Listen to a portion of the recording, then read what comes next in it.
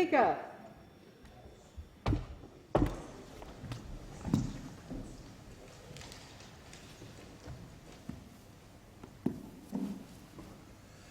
I acknowledge the Ngunnawal and Ngambri peoples who are the traditional custodians of the Canberra area and pay respect to the elders, past and present, of all Australia's Indigenous peoples.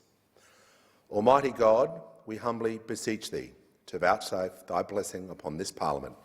Direct and prosper our deliberations to the advancement of Thy glory and the true welfare of the people of Australia. Our Father, which art in heaven, hallowed be Thy name. Thy kingdom come. Thy will be done in earth as it is in heaven. Give us this day our daily bread, and forgive us our trespasses, as we forgive them that trespass against us. And lead us not into temptation, but deliver us from evil. For Thine is the kingdom, and the power, and the glory, forever and ever. Amen. And I give the call. Before I give the call, I have a message. I've received a message from the Senate returning the Crimes Amendment Penalty Unit Bill 2022 without amendment. Now I give the call to the Leader of the House. Thanks, Speaker. I declare that the following bills are referred to the Federation Chamber for further consideration. The Ozone Protection and Synthetic Greenhouse Gas Management Reform, Closing the Hole in the Ozone Layer Bill 2022, Ozone Protection and Synthetic Greenhouse Gas Import Levy Amendment Bill 2022 and Ozone Protection and Synthetic Greenhouse Gas Manufacture Levy Amendment Bill 2022.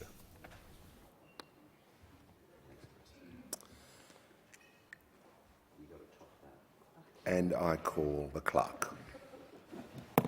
Government business. Notice number 1. Approval of Health Insurance Extended Medicare Safety Net Amendment Indexation Determination 2022. And I give the call to the Assistant Minister. Thank you, Speaker. On behalf of the Minister for Health and Aged Care, I move that in accordance with Section 10B of the Health Insurance Act 1973, the House approve the Health Insurance Extended Medicare Safety Net Amendment Indexation Determination 2022, made on 7 November 2022 and presented to the House on 21 November 2022. Mr Speaker, the Labor Party has no prouder legacy than our contribution to universal health coverage in Australia. Most importantly, Labor established the two key pillars of Australia's world-class health system, Medicare and the PBS. It was also a Labor government that established the original Medicare safety net in 1984 to support individuals with out-of-hospital expenses. In 1991, we reformed the Medicare safety net to create a specific threshold for families impacted by out-of-hospital expenses.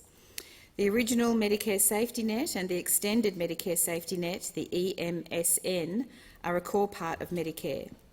The Albanese government is committed to protecting and strengthening our world-class Medicare system. This includes ensuring that payments made to Australians under Medicare safety nets, and specifically the EMSN, align with economic indicators and the cost of accessing health services in Australia. The cost of living pressures on Australians are real, and this government is committed to responsibly and sustainably relieving the pressure on Australians accessing out-of-hospital services. The EMSN provides an additional rebate for Australian families and singles who incur out-of-pocket costs for Medicare-eligible out-of-hospital services. It is relied upon by approximately 1 million people annually to support them through difficult health situations.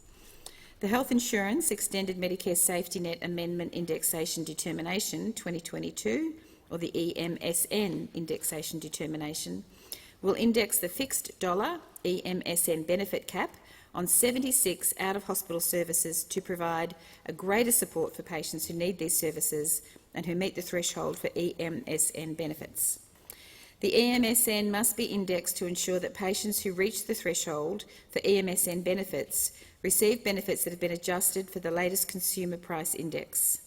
This is important for easing cost of living pressures for people dealing with already high out-of-pocket costs. The EMSN indexation determination will also apply EMSN benefit caps to recently listed attendance items consistent with the general capping arrangements for attendance services, and apply fixed EMSN benefit caps to recently listed obstetric telehealth services and obstetric ultrasound services. These adjustments to the EMSN are critical for protecting the integrity and the financial viability of Medicare.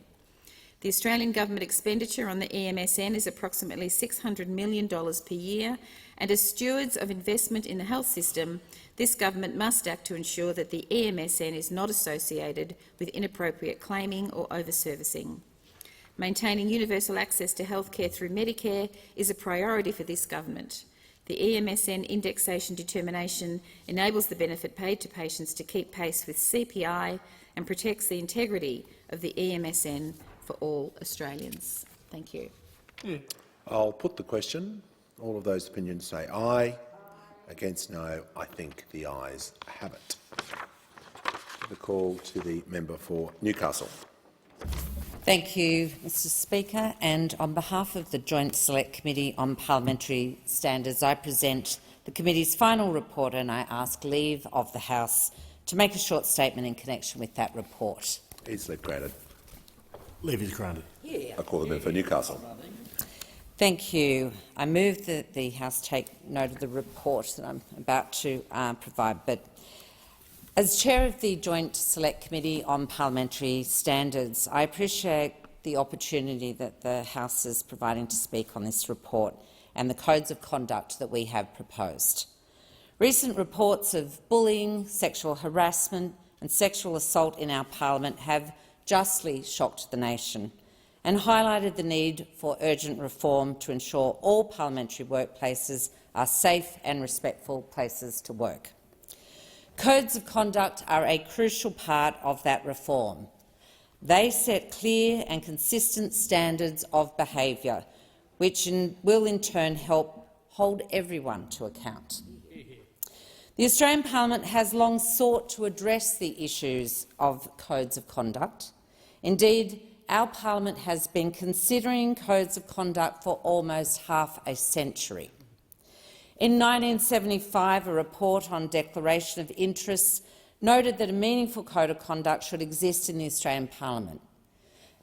In 1993, 2008, 2011 and in 2012, the Australian Parliament again tried and again failed to introduce codes of conduct. The need and the public expectation for codes of conduct has grown over the years, and now the 47th Parliament has a unique opportunity to make good on past mistakes and to leave a legacy for future generations of people who work in Commonwealth parliamentary workplaces. With over 4,000 people working in this place, Parliament House, on any given sitting day, and thousands more working across the country in our electorate offices, supporting us as parliamentarians and our constituents, all Commonwealth parliamentary workplaces must be safe and respectful places to work. We owe it to the Australian people, and importantly, we owe it to everyone who has shared their story of not feeling safe in a parliamentary workplace. We owe it to them to get this done. We cannot waste this opportunity. As the Sex Discrimination Commissioner Kate Jenkins said in her Set the Standard report, this is an opportunity for leaders of our country to transform Commonwealth parliamentary workplaces to become what they should already be. Workplaces where expected standards of behaviour are modelled, championed and enforced, where respectful behaviour is rewarded and in which any Australian, no matter their gender, race, sexual orientation, disability status or age, feels safe and welcome to contribute. These codes are just part of the work that this 47th Parliament is doing to deliver safe and respectful workplaces. And I do want to note that this week we also celebrate the passage of the first report that Kate Jenkins as Sex Discrimination delivered to this Australian Parliament, and we have now passed the Anti-Discrimination and Human Rights legislation Respect at Work bill through this parliament. And that is good news, because everyone has a right to a safe and respectful workplaces, and the fact that workplaces have not been safe and respectful for many Australians is unacceptable. But these codes of conduct now are our opportunity to ensure that our workplaces are also safe and respectful places for everyone to work.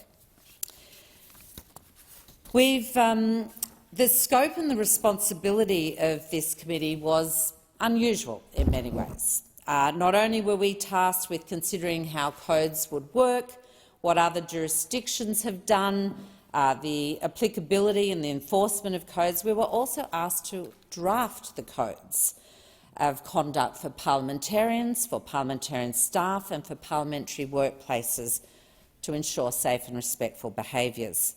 The behaviour code for Commonwealth parliamentary workplaces has been drafted to apply and be available to everyone who works in and visits our workplaces. This includes parliamentarians, their staff, departmental staff, the press gallery, our contractors, lobbyists and visitors. It is an all-encompassing code, and the committee considered the sensitive nature of the issues under discussion and acknowledged that the implementation of proposed behaviour codes would impact on stakeholders in our workplaces. We also knew that broad support for the codes across the parliament was necessary to ensure that our proposed codes of conduct would help drive the long-term cultural change that we all seek to find. For this reason, we ensured a wide range of consultation was available to everyone. The committee received 45 public submissions. The submissions were comprehensive and detailed, and we're indebted to the people and organisations who took the time to provide such high-quality evidence and advice to the inquiry.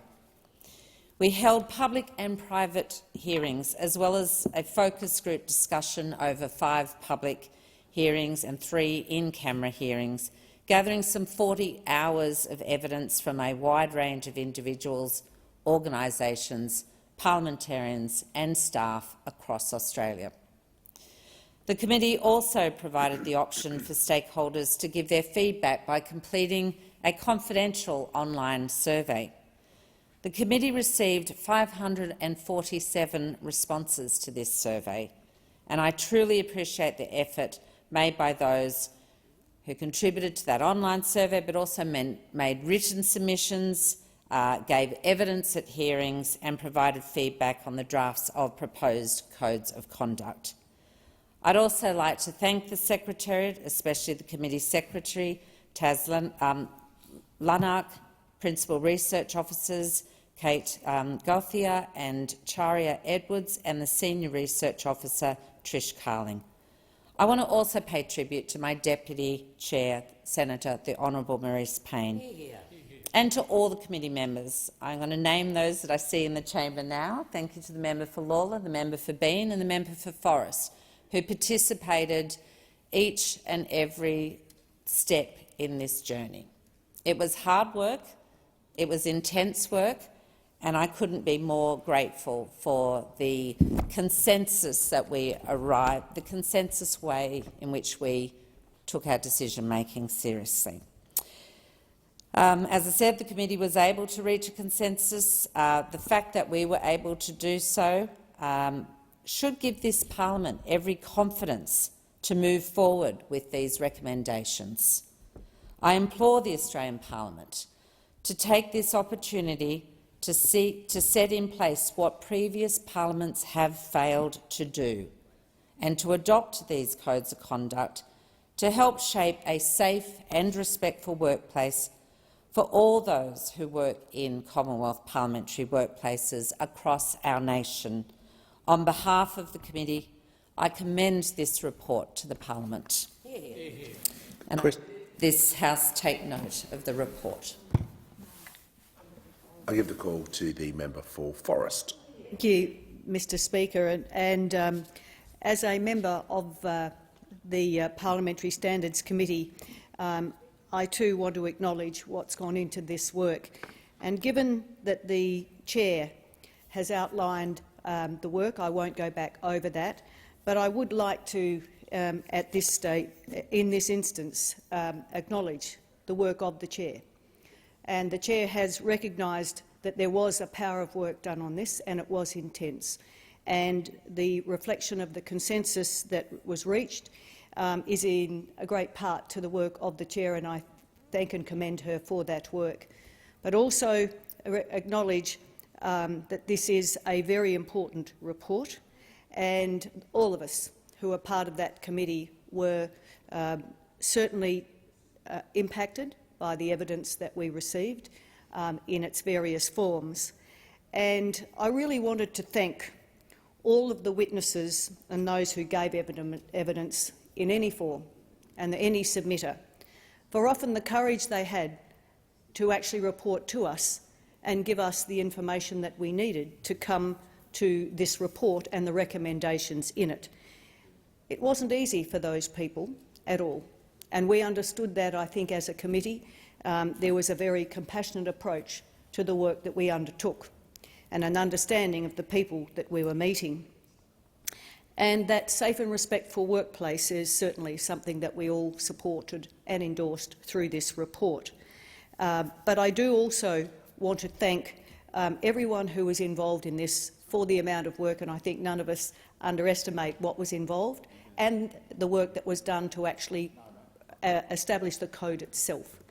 So I want to thank everyone who was part of this, not just the Chair but the Deputy Chair as well, Maurice Payne, did an extraordinary amount of work. None of us would underestimate the amount of work done by the Deputy Chair.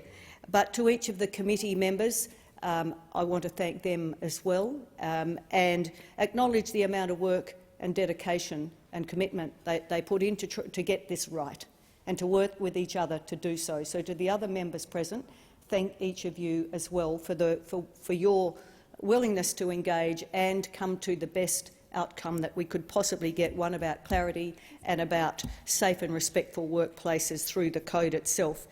The witnesses I've thanked and the submitters and the Secretariat also had a very intense process to deal with as well, and much was required of them, particularly in the latter parts as we were bringing this together. And I also really appreciated, as other members did, the advice that we received from other jurisdictions who've sought to introduce codes themselves. I found that invaluable in my deliberations and considerations of this work. But, Mr Speaker, this is a significant piece of work, and I really wanted to acknowledge and thank all of my colleagues and everyone who's been part of this from the beginning until this point. And I thank the Chair in particular for the work that she's done in this process. The debate is adjourned and the resumption of the debate will be made. I'll call the member for Newcastle. I believe she moved their motion, but I'll give her the call. And I move that the order of the day be referred to the Federation Chamber for debate.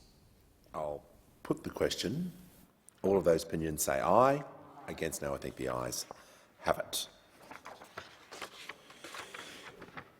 Give the call to the clerk. Government business. Order of the day number 1. Biosecurity Amendment, Strengthening Biosecurity Bill 2022. And I give the call to the Minister. Thank you very much. I present the explanatory memorandum to this bill, and I move that this bill now be read a second time. Thank you. Australia's biosecurity system is facing unprecedented and ever-increasing threats, and we know all too well the threats of foot and mouth disease and lumpy skin disease in Indonesia. In response to these threats, the Albanese government has implemented the strongest ever response to a biosecurity threat in our nation's history. While the system has performed well to date, we cannot afford to be complacent. These biosecurity threats are increasing due to a rise in the volume and complexity of trade, the effects of climate change and the ever-increasing worldwide spread of pests and disease. Australia's biosecurity system must be able to adapt and respond to these evolving risks. It must be fit to meet the challenges of the next decade. And this bill will help make that happen. The measures in this bill will help strengthen Australia's biosecurity system, helping to protect our $70.3 billion agricultural export industries, protect 1.6 million jobs across the agricultural supply chain and protect our way of life. Biosecurity risks can present in many ways at our seaports, mail centres, airports and northern coastline. In the case of foot and mouth disease, risks can even include the clothing and footwear of travellers. Early identification and assessment of such risks remains fundamental to a responsive and effective biosecurity system. This bill will provide new mechanisms for assessing risk and determining interventions for travellers entering Australia. This may include requirements for people to provide information about whether they've been in a high biosecurity risk location. This would allow for triaging and better informed decisions about targeted assessment for the treatment of goods to manage and contain any potential risk. It will also provide a mechanism for implementing certain preventative biosecurity measures where biosecurity officers assess diseases or pests pose an unacceptable risk. This bill shows the government is serious. People who jeopardise Australia's biosecurity system by failing to comply with these requirements will face civil penalties of up to 120 penalty points, or currently $26,640. And in a new measure, those who attempt to evade biosecurity controls, for example those who deliberately conceal goods when travelling through our airports, will face even stiffer penalties, including an infringement of up to $4,440. That is the largest infringement ever for a biosecurity threat and ensures the penalty fits the seriousness of the crime. These measures will provide a vital tool in managing the current risk posed by outbreaks of foot and mouth disease in our neighbouring regions. These tools will be able to be adapted to target and respond to future threats, which could potentially include lumpy skin disease, African swine fever or Xiala. The bill will implement important lessons we have learned from the COVID-19 pandemic. It will expand pre-arrival reporting requirements to ensure our biosecurity officers have accurate and up-to-date information available to assess the biosecurity risk associated with the arrival of vessels and aircraft. Operators and persons in charge of these aircraft and vessels who do not comply with these requirements will be subject to tougher sanctions. Biosecurity is everyone's responsibility and everybody needs to do the right thing. If they don't, the Australian public would rightfully expect that the punishment would fit the crime. This bill will step up a range of civil and criminal penalties under the Biosecurity Act. These penalties must remain an effective deterrent against non-compliance and enable a proportionate response to contraventions. These stronger penalties, in some cases up to $220,000 for an individual or $1.1 million for corporate bodies, better reflect the seriousness of any contraventions. And compared with the current penalty regime, they better reflect the consequences that non-compliance may have on Australia's biosecurity status, market access and economy. If we wish to keep Australia free from pests and diseases such as foot and mouth disease, the Biosecurity Act must remain fit for purpose and future-proofed. This bill will help achieve this by improving the operation of the information and confidentiality provisions. It will also provide specific authorisations for the use and disclosure of relevant information while ensuring that sensitive information is afforded appropriate protection. This bill will increase the transparency and effectiveness of administrative processes in the Biosecurity Act, such as those involved in conducting a risk assessment for the purposes of making determinations or granting an import permit. It will also introduce a framework under the Biosecurity Act to provide legislative authority to the Agriculture and Health Ministers, enabling the ability to make, vary and administer arrangements or grants for expenditure relating to biosecurity-related programs, which are key in facilitating a strong biosecurity system. Another important aspect of the biosecurity framework involves the work of biosecurity industry participants, who are authorised to carry out certain activities under approved arrangements to manage biosecurity risks associated with specific goods, premises or other things. This bill would streamline and improve the operation of a number of provisions relating to approved arrangements and compensation under the Biosecurity Act, reducing administrative costs while strengthening audit powers. Our work in strengthening Australia's biosecurity system does not end with this bill. This is the first stage of amendments the government will make to ensure our regulatory framework remains fit for purpose and ready to take on future biosecurity challenges. Having a strong and efficient biosecurity system is more important than ever as we respond to foot and mouth disease and other emerging diseases on our doorstep. The Albanese government will not rest while those biosecurity threats are there.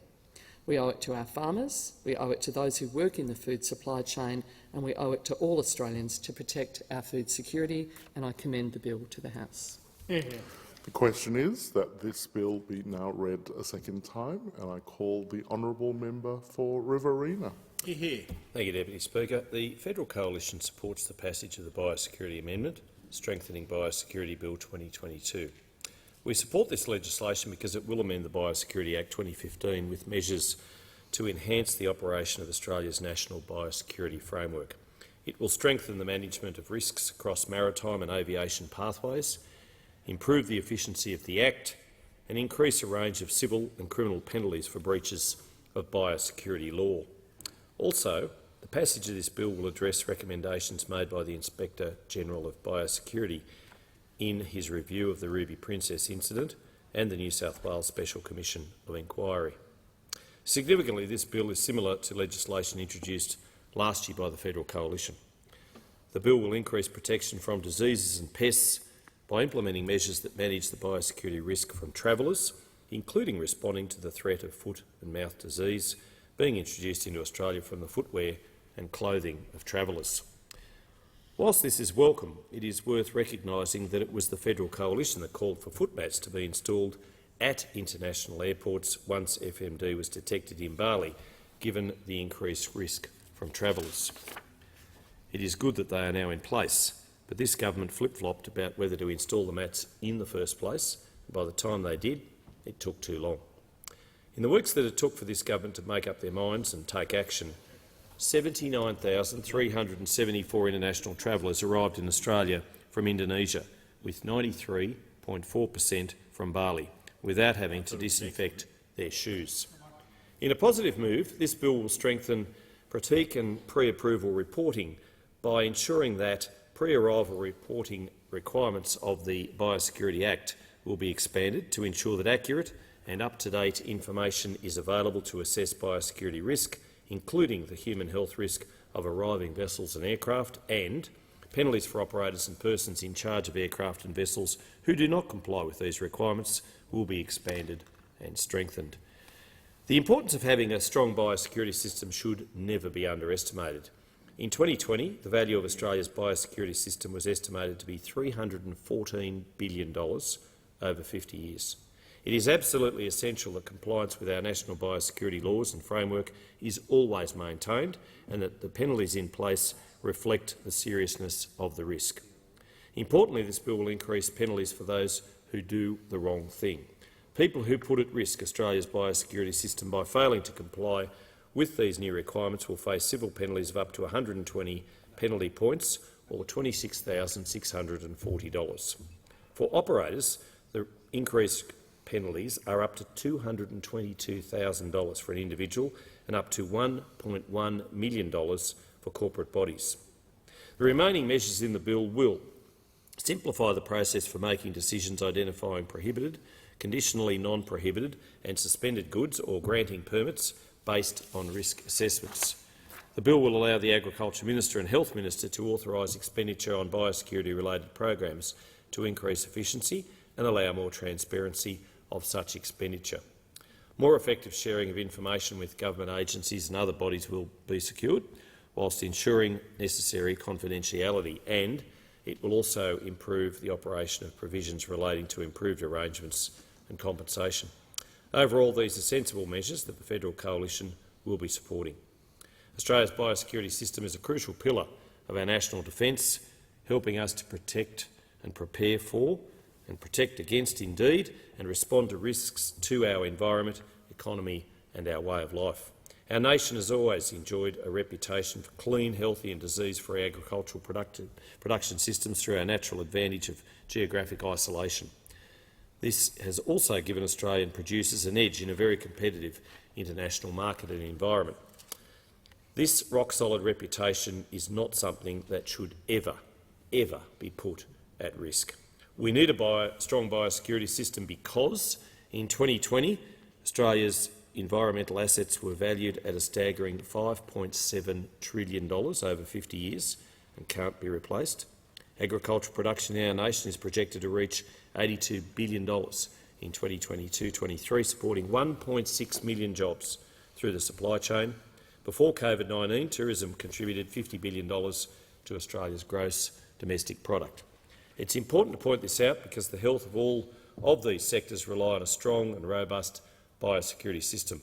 The Coalition is proud of our track record on biosecurity because we made it a priority while in government. Indeed, and I note that the member for McEwen is about to speak, constructing a very important biosecurity facility in his electorate, which has made such a difference from bees right through to larger animals and plants. Indeed, that was a good investment, and making sure that that facility coordinated and consolidated other similar facilities or smaller facilities around the nation, and close to Tullamarine Airport as well.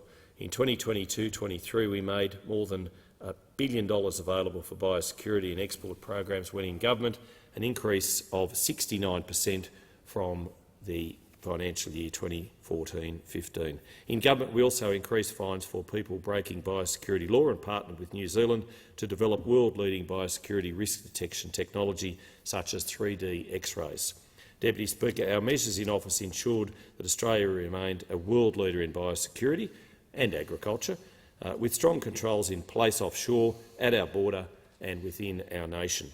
Given the increased risks at Australia's borders with a major foot and mouth disease outbreak in Indonesia and the threats of varroa mite and lumpy skin disease, the Federal Coalition will always lend our support to outcomes that will strengthen our biosecurity system. We commend this bill to the House.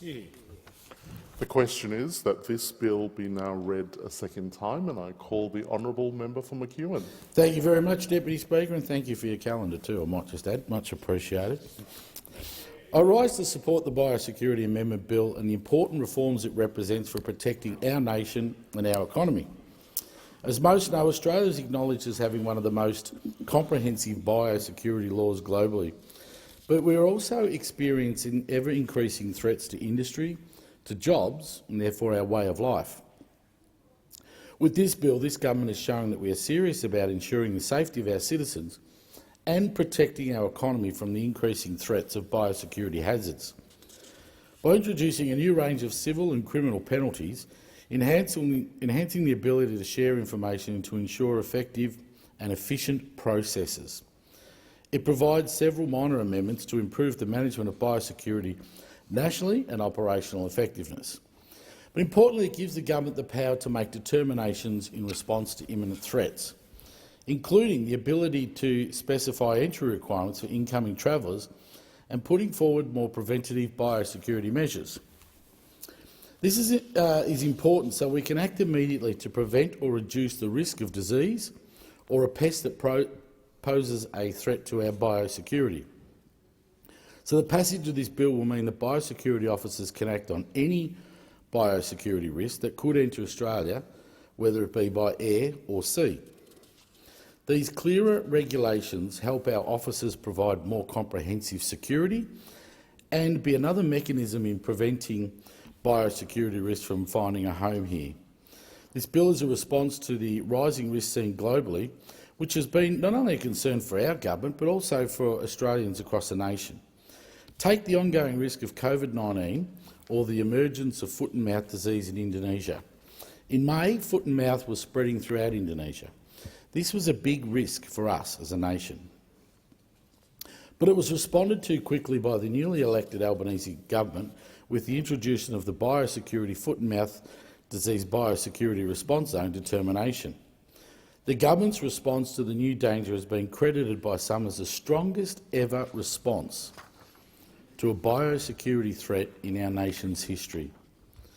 While the system has performed very well to date, Australia cannot afford to become complacent. And this is a bill that is going to tackle and remove any room for complacency. It provides Australians with a future-proof system against biosecurity threats that could hurt the livelihoods of millions of Australians. And let's not forget, here we are creating a safeguard around our $70.3 billion agricultural export industries, protecting some 1.6 million jobs across the agricultural supply chain and, frankly, protecting our way of life. Because if we protect our local industries, we're also protecting the average Australian consumer from additional costs that would come from the disruption of that supply chain. And we have recently seen the importance of this. As the Whittlesea Review reported earlier this year, the City of Whittlesea, in our electorate of McEwen, heard from the Victorian APRES Association, Melbourne Section Secretary Rob Kerr, on the cruciality of bees for human survival. He talked about the alarm of the Australian honey industry due to the emergence of varroamite in Australia. Varroamite is one of the main threats to the beekeeping industry globally and has previously not been detected in Australia until early this year. The impact of this breach of biosecurity has not only had a devastating impact on New South Wales beekeeping industry, but that in turn has flow-on effects to the beekeeping industries in Victoria. The mine's entrance to Australia could affect an industry that's worth some $14.2 billion, according to the SMH, driving Australian beekeepers out of the industry, and could once again put pressure on grocery prices and even bring down the quality of groceries that we have.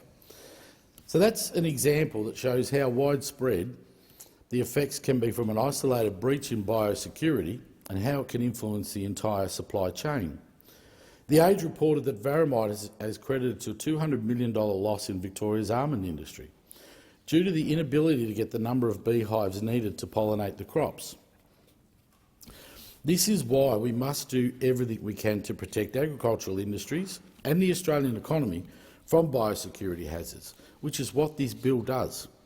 We're not afraid to act and keep the Australian industry safe, and we're acting to enshrine the security of industry and our consumers.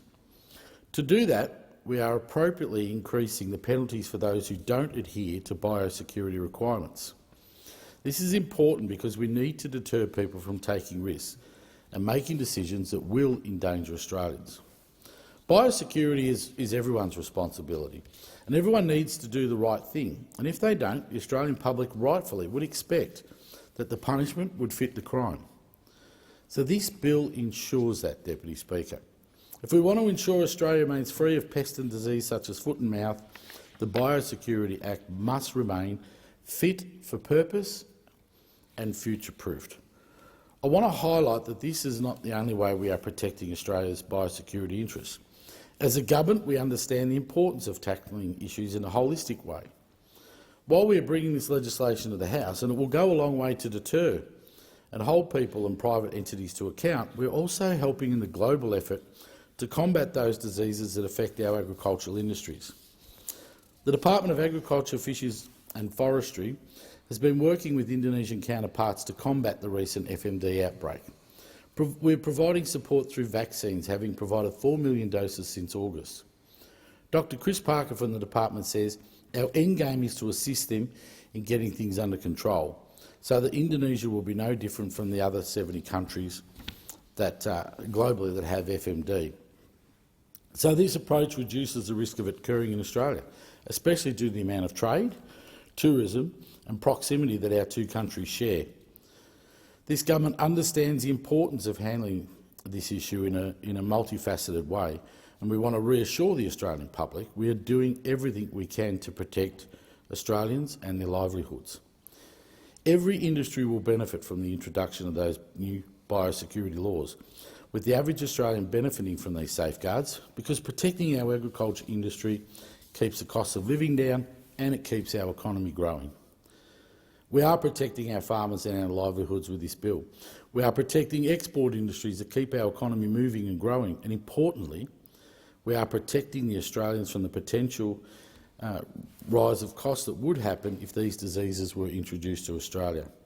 We have seen the impact that an introduced biosecurity threat has had on the Australian industry through the introduction of the varroamite, with more hives being destroyed every day as it spreads across New South Wales. We have seen the chain impact this has had on other agricultural industries and the economic flow and effect that a biosecurity breach can induce. We know these threats are ever-changing and ever-growing. The Albanese Labor government wants to ensure Australians we will not rest while these threats are on our doorstep, and that we are moving to ensure our nation and our economy is protected, which, as the member for Riverina pointed out, under the Gillard government, where we built a $750 million quarantine centre, the most modern, up-to-date facility in an area for plants and animals that actually delivers safety across the nation. And it was something that I think often gets overlooked, at just how important these things are. But as I mentioned with Varamite, if we don't have bees, we don't have food. And that's a really big issue facing Australians, and with climate change also impacting dramatically on what's going on with our bee industries and bees across the globe, it's something that we have to fight harder and harder and get more and more on top of it. So we should act quickly to pass this legislation so that Australia can face the biosecurity challenges stronger than ever. So I proudly stand for this bill because the Albanese Labor government stands to protect our biosecurity integrity, and we are acting quickly to do all that we can to tackle this issue effectively. The question is that this bill be now read a second time, and I call the honourable member for Nichols. Thank you, Mr Deputy Speaker. Very pleased to support this bill, the Biosecurity Amendment Strengthening Biosecurity Bill 2022. This bill will amend the Biosecurity Act 2015 and insert some new measures to provide for some increased protection for diseases and pests that pose an unacceptably high biosecurity risk for coming into this country and spreading through our states and territories. So this provides a regulatory framework for managing the risk and outlines Australia's international rights and obligations, and contains a number of measures which has similarities with a biosecurity bill that the Coalition introduced into the Parliament last year, so we're supporting this legislation. And specifically, there are some key things in this legislation that allow for new measures to manage biosecurity risk coming from travellers from anywhere, but particularly with the risk that we've seen from Indonesia.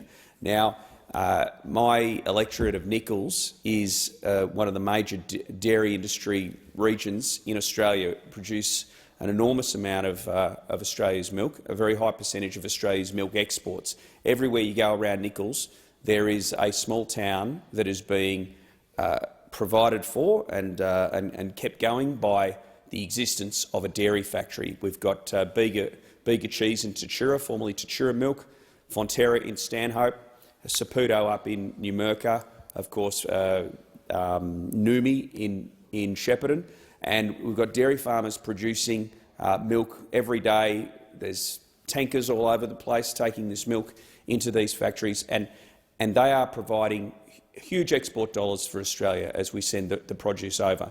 And when you go into many supermarkets in Southeast Asia, you can see that the Australian brand and the Australian flag on those dairy products is extremely prominent. That's how valued our products are. So we've got to protect this industry, and we've got to make sure that the risk of FMD is kept as low as possible. And so this bill does some good work around that. It expands the pre-arrival reporting requirements for aircraft and vessels, and making the owner of the aircraft or vessel also responsible, not just the operator. And as the member for McEwen rightly pointed out, Varamite is a very concerning development and concerning risk for our almond industry, which has traditionally been in Griffith and in the Riverina, but is also up in the Riverland, but also expanding into my electorate of Nichols up in the northern part. So I think sometimes that the Australian population don't understand the importance of the bee and bees. You drive around my electorate at the moment, or probably a month ago, as the orchards are flowering, and they're what's called cross-pollination varieties. So they need bees to take pollen from one variety to another, to fruit. So we've got to protect those bees. I have had much involvement in this in my previous career, Mr Speaker. I was an agronomist, and my job was to go around orchards of the Golden Valley, and I try and identify pests and diseases, particularly in fruit, apples, pears and peaches. There are exotic diseases that exist in other parts of the world that, if they got into Australia, would be in real trouble. One of those that I want to mention is fire blight, and fire blight affects apples badly in terms of crop damage and tree damage, but also pears. And where there is significant fire blight in places like the United States and New Zealand, there is not a viable pear industry. Now, I know those opposite had their party room meeting this morning, and I provided some apples and pears some goodwill to all sides from the people of Nichols. Apples and pears. I even had the member for Bean come over to me and said it was a great initiative because everyone's looking for a pear this week. Ho ho. Boom boom. Well done, member for Bean. But it's the pear industry. So Nichols produces 95% of Australia's pears. They used to, the majority of those used to go into the canneries, SPC and Ardmona, and we still produce pears that go there. But with new technologies of storage and being able to what's called control atmosphere pears, we can keep the fresh product and use the logistics chain to provide the fresh product to the table, not only in Australia but around the world. That industry would be at serious threat if fire blight were to come in to this country. Now, many years ago, when it was being debated whether Australia should allow New Zealand apples, the people of my electorate were extremely concerned about that development because they felt that if New Zealand apples came to Australia and brought with them fire blight, and that got into our orchards, we'd be in huge trouble. So there were fruit bins being burnt in protest. It was quite a big deal.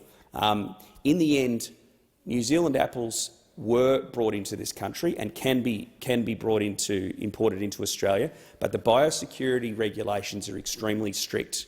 So, we would have probably preferred that they weren't allowed in, but the fact that there are strong biosecurity measures in place, such as which would be enhanced in this bill, I believe, means that we haven't had an outbreak of fire blight. We continue to have a strong apple and pear industry. Now, I think we're going to have some challenges in that the United States is going to want to import fruit into Australia as well. The United States has significant fire blight as well in many of its areas. So again, we've got to assess the risk, and if we do let them in, and I'm not saying that I'll be supporting that, Mr. Deputy Speaker, but if apples are allowed to be brought in from the United States, the biosecurity measures need to be extremely strong. And it's not just the orchards. You can see through the orchards the result of when biosecurity hasn't worked in previous times. Many years ago, we've had incursions of diseases like Oriental fruit moth, codling moth, and light brown apple moth, all of which I used to try and identify and then try and provide a solution for the local orchardists.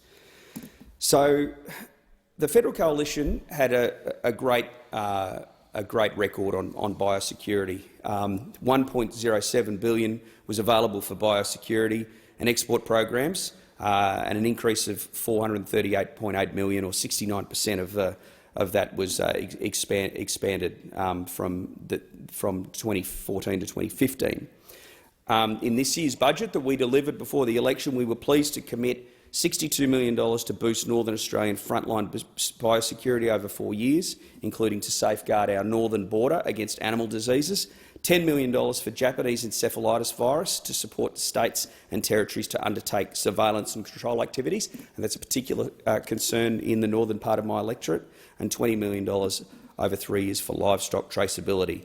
And I just want to mention livestock traceability. Not only do we need to guard against foot-in-mouth coming into this country with everything we can, but God forbid that there was an incursion of foot-in-mouth or something else similar to affect our livestock industries, we need that traceability, those traceability initiatives, so that we can find it, isolate it, nip it in the bud, and have something, a system and a program that's ready to go.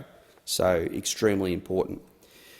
Last year in government, the federal coalition launched Biosecurity 2030, and that was a strategic roadmap for protecting Australia's environment, economy and way of life. And biosecurity, it was great work by the former Agricultural Minister, the member for Maranoa, and it had 5 key enablers in it. Governance, so a strong commitment by governments, industry and the community working together. And you can see that in my electorate around the fruit fly issue, Mr Deputy Speaker, where there's a real community buy-in, because everybody knows that if these pests affect our export markets, then it's not just the orchardist that loses out, it's all of the service industries around the orchards and indeed the towns themselves. So the community gets involved, cuts down fruit trees in the backyard where they're not being sprayed. And the government helps enable that. So that's really good. People, we need a workforce that has the capacity, skills and flexibility to prepare for and respond to emerging biosecurity risks, challenges and opportunities. And as a graduate of agricultural science at the wonderful Dookie College, Melbourne University Agricultural Campus in Northern Victoria, we need more people who have the skills in this pest identification and biosecurity measures, and who understand the technology and the ways to keep our agricultural industries safe. We need the technology itself, and with the way that data is being used more and more, we can harness that data and we can use that to further enhance our ability to manage these risks.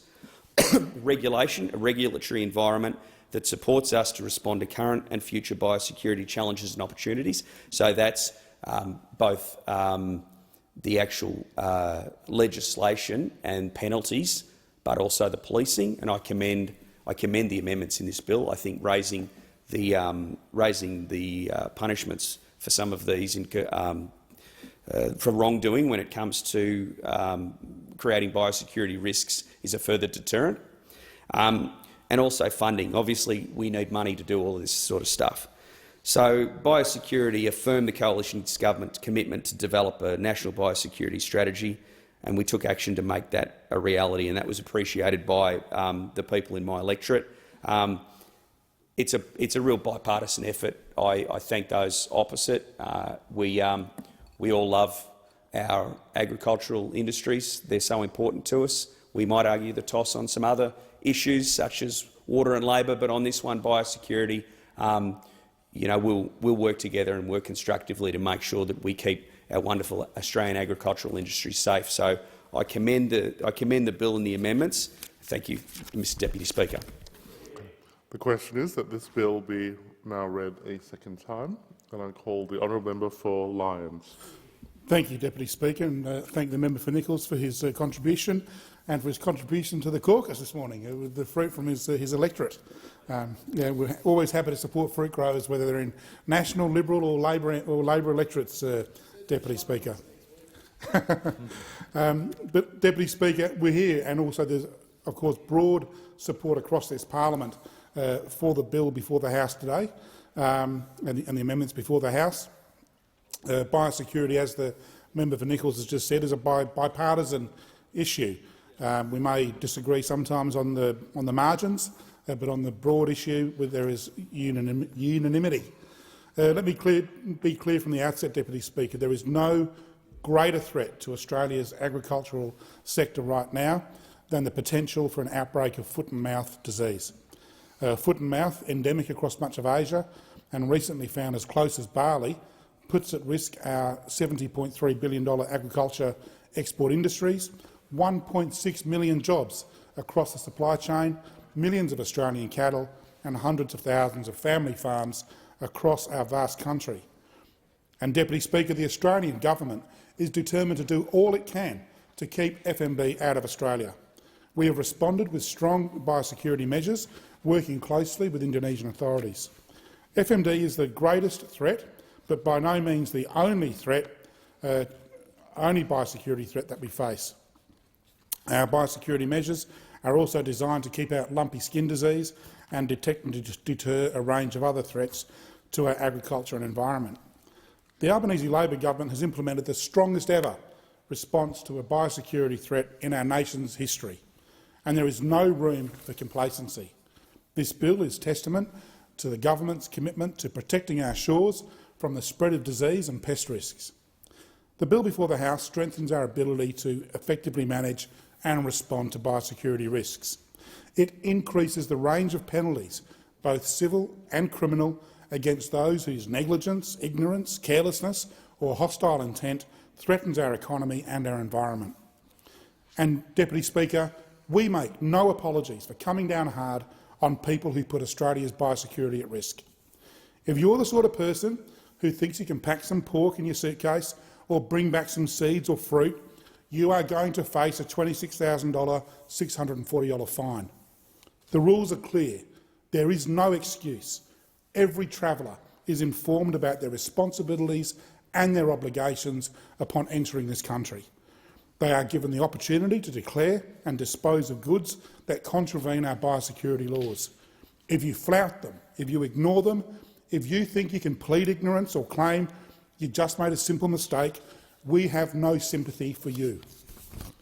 Provisions in this bill will also ensure responsibility is imposed on operators of aircraft and ships arriving in Australian territory. Stronger penalties will be implemented, in some cases up to $222,000 for an individual and $1.1 million for corporate bodies. The message needs to get through. Take biosecurity more seriously if you're coming to this country. Do more to keep Australia safe from threats, because if you don't, we will come down on you like a ton of bricks. Importantly, this bill gives the Minister for Agriculture the ability to respond quickly and implement preventative biosecurity measures to prevent the incursion of FMD and other threats. It gives the Australian government the ability to respond adequately to the risk of FMD. We know that when biosecurity risks reach Australia, the danger they present grow and subside depending on the response and spread that is occurring internationally. To this end, it is important that Australia can respond in the same way to any risk. This bill allows that to happen swiftly. This bill will ensure that biosecurity officers will also be equipped with a strengthened legislative framework which will allow them to respond to and manage biosecurity risk entering Australia through maritime and aviation pathways. We are doing this by ensuring that pre-arrival reporting requirements are expanded and access to up-to-date information is provided to inform the management of biosecurity risks. No matter which travel path biosecurity risks try to enter Australia, our biosecurity system will be in place to act as a strong wall and push back against the threat of disease. At an administrative level, this bill will improve the sharing and confidentiality provisions in the Biosecurity Act, which will give authorisation for the use and disclosure of relevant information, together with appropriate protections for sensitive information. The bill also improves the processes for managing approved importation of goods or granting import permits based on scientific risk assessments. It improves transparency and streamlines administration, ensuring that the focus of all people is on directly protecting Australia, not negotiating bureaucracy. The bill also provides authority for the Agriculture and Health Ministers to make, vary and administer arrangements or grants for expenditure in relation to biosecurity-related programs and activities. Deputy Speaker, this is a significant amendment that the government is putting forward. It ensures that our biosecurity framework remains the best it can be to protect Australia, including our plant life, animal and human health, our environment and the economy. But let me also be clear, our work in strengthening Australia's biosecurity system does not end with this bill. This is just a beginning. This is the first stage of amendments that the Australian government will make to ensure that our regulatory framework remains fit for purpose and ready to take on future biosecurity challenges, whatever they may be. Farmers have told us that they want more security of Australia's territory. They want to be certain that the Australian government is doing everything in its power to protect them from pest and disease, especially from FMD. And I say to those farmers, Deputy Speaker, this government is listening, and this government is working to keep this country safe and this country's agricultural sector safe. Having a strong and efficient biosecurity system is more important than ever at the moment, as we continue to respond to the international spread of FMD and other emerging diseases that sit on our doorstep and try to breach our biosecurity measures. This amendment, this response from the Albanese government is strong, but let's be clear, it is proportionate to the risk that is posed by FMD and other diseases and pests that may threaten Australia's biosecurity, the consequences of which would be catastrophic if we failed to provide such a strong response. My electorate is a farming electorate. Lyons spans 52% of mainland Tasmania and encapsulates the best of Tasmania's farming lands. From north to south and everywhere in between, Lyons is renowned for its high-quality livestock and crops. The products we grow and produce are shipped across Australia and the world, because our agricultural quality in Tasmania is better than all and world-leading. We supply to the rest of Australia and the world incredible beef, dairy, lamb, wool and so much more. Tasmanian agriculture keeps people fed, housed, it puts kids in school and it keeps the Tasmanian economy rolling along at a successful rate. But it is susceptible to the threats from outside Australia. Biosecurity threats such as foot and mouth, lumpy skin, African swine fever, Xylella and other biosecurity hazards posed to agricultural industries. Wherever I go in Lyons, farmers share their concerns with me. They talk to me about the droughts, about the floods, bumper crops and the hard times. Importantly, they talk to me about what they see is needed in agriculture and what government can and should be doing, and just as importantly, what government shouldn't be doing to improve the sector and then safeguard it in terms of great uncertainty. I'm proud to stand by my farmers and work with them to ensure that our biosecurity network is as strong as it possibly can be. I've always backed them and the sector, and I'll continue to do so, especially now when the stakes are so high. Farmers called for increased biosecurity, and the Albanese government is delivering it. Make no mistake, the Australian government is alive to the issue of FMD and other biosecurity risks, and nobody can say that our response has not been one that is thorough and of great strength. And I'm heartened by the rhetoric of those opposite, because they recognise that this is a shared challenge. We offered them support when they were in government for biosecurity, and they're offering us their support today. Deputy Speaker, I recall speaking to a farmer from Cressy in the north of my electorate not too long ago. He was deeply concerned about the threat of FMD, as we all are in Lyons, and asked me what would happen should FMD enter Australia. He was worried that the presence of FMD in one state, but not others, would lead to a blanket export ban to countries where farmers currently hold strong business and trade. And you can imagine, Deputy Speaker, why this is of particular interest to Tasmanian farmers, because if FMD was to make an incursion onto mainland Australia, there's a view in Tasmania that perhaps we can have our water border around our state could lead to some level of protection for us in international markets. But of course, it's up to those international markets. If they decide that there is an incursion of FMD in Australia, it's up to them to decide whether Tasmania should be included in any bans that they introduce. But of course, it's a big concern in Tasmania, and the number one issue is not to talk about what happens if there is an incursion onto mainland Australia, but to keep it off mainland Australia. And that's the purpose of the bill before the House today, and that's the focus of this government, is to keep FMD out of Australia. And that's what we're determined to do. We want a biosecurity system that's highly secure, that keeps our farmers safe and our export economy alive and healthy, so that we can ensure that farmers like the one I spoke to in Cressy are protected and their livestock and livelihoods are protected. It's what farmers deserve in Australia, and it's what the Albanese government is delivering for them. Deputy Speaker, this bill will strengthen and improve Australia's biosecurity capabilities for the better. It will give power to authorities to act swiftly when required to ensure that diseases such as FMD are kept far away from our livestock and our farms. It will protect Australia's human life, animal life, plant life, the environment and the economy. Importantly, it puts our best foot forward in the fight against the spread of risks into and around Australia, and it increases penalties for those who would flout or ignore our biosecurity measures. This is one of the most uncertain times in decades, Deputy Speaker, that we're living through, and the agricultural sector has on its side a government that is willing and ready to do all it can to protect agriculture. I thank Minister Murray Watt and the Department of Agriculture for their work in this area to ensure our biosecurity is kept secure. It's not an easy task, given the international climate and the experience the sector is having, but Minister Watt's commitment to the portfolio is second to none and truly shows a high level of dedication to biosecurity and the Australian people. This is what happens, Deputy Speaker, when you elect a Labor government. You get a government that works day and night to protect its people, its farms and its economy. We will continue to protect and fight ardently against the spread of foot and mouth disease and any other biosecurity risks that are on the minds of so many in Australia today, and I commend the bill to the House.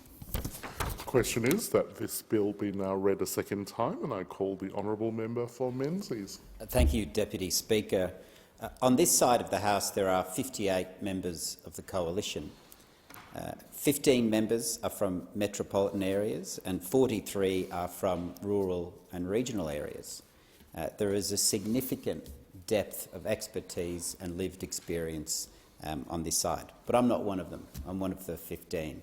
So I rise here grateful for the input and advice that have been given from my side, but also having sat through the contributions that have been given, I acknowledge there is depth and interest and expertise on the other side, clearly. So thank you for your contributions. When I first came with my family as a migrant to Australia, I was struck by all of the videos and forms that you had to fill in to make sure you weren't carrying things, and I'm reminded of that every time you get the chance to go overseas, which hasn't been for a while, Deputy Speaker. But when we do that, we realise that we are so blessed here as a country to have the geography that we do, that we get to protect our biosecurity in this country. And of course it is about our agriculture sector, but it is also about our natural environment. And that is a wonderful thing, but it doesn't happen by accident. In the age of globalisation, and there's enormous risks for what we have to be threatened. And it's only because of our laws and regulations and our wonderful departments and public servants who enforce those that we have the gifts that we have in this nation. Now, the Biosecurity Act was probably an act that very few Australians could name a few years ago. But during COVID, it became one of the acts, I would say, probably in the top 3 that Australians now know exists, because it loomed large over their lives, the economy and where we were going as a country. And for many Australians, including me, I wasn't quite aware of the extraordinary powers, the emergency powers that it contained within this Act. And I know that's not what this bill is about, but we have just come out of that period. COVID's not gone, but where the Act was doing its work. And it was only in March this year that those powers, their term ended. They weren't renewed. And there is a time and a place for us to review those. When we look back at the history of this Act, it's an Act that had a long history that started with the Department of Health forming after the Spanish flu in 1918. Prior to 1918, all health and biosecurity resided with the states. But I think we could quickly realise when there are global threats at our borders to our health and our biodiversity, there needed to be a national approach. And the Spanish flu was the great catalyst for that to happen.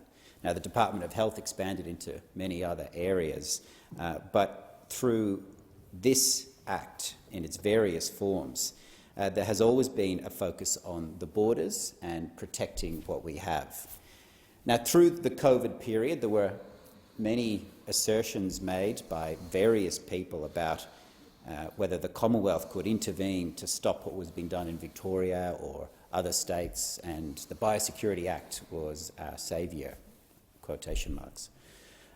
And some would even quote certain sections of the Biosecurity Act as the silver bullet to get what they want from a policy perspective. And it's important, hasn't been raised much, but I remember at the time looking at the Biosecurity Act, and it's almost 700 pages. But quite early on in the Biosecurity Act, after the objects, it is quite clear that this is an act that has its foundation in the quarantine power in section 51(9) of the Commonwealth Constitution.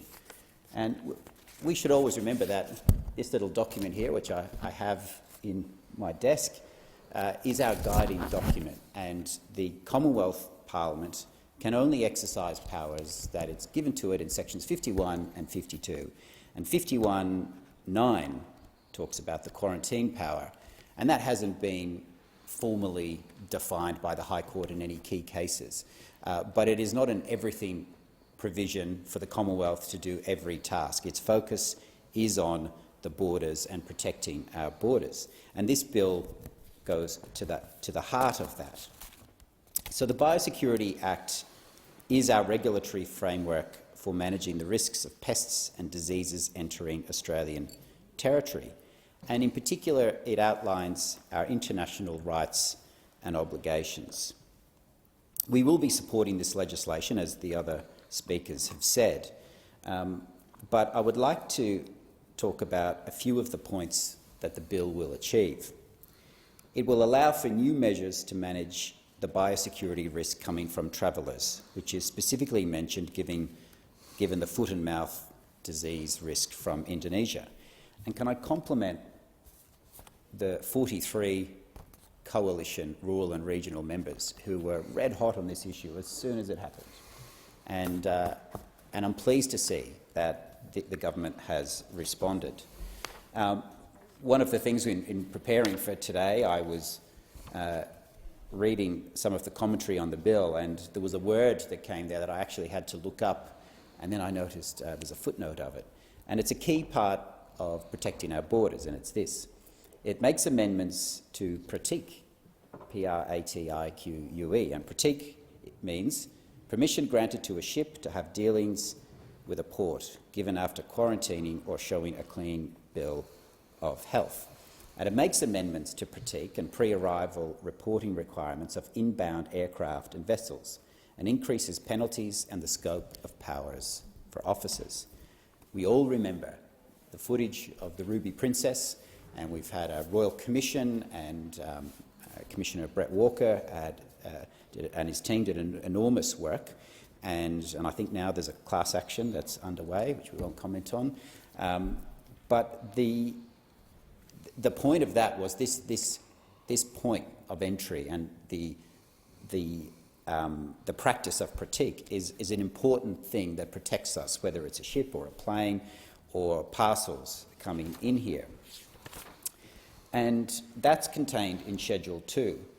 And the reports for pratique provisions were about making it easier for human biosecurity officers to withhold pratique, that is the gift, in circumstances where they suspected that a vessel had been exposed to a listed human disease. And there was a number of recommendations, and I won't go through each of those. But this bill addresses that, and it's an important one. It also allows for better information sharing with government agencies and other bodies. And again, I remember watching movies in the 1980s where you'd see different departments argue with each other and say it was their turf or our turf.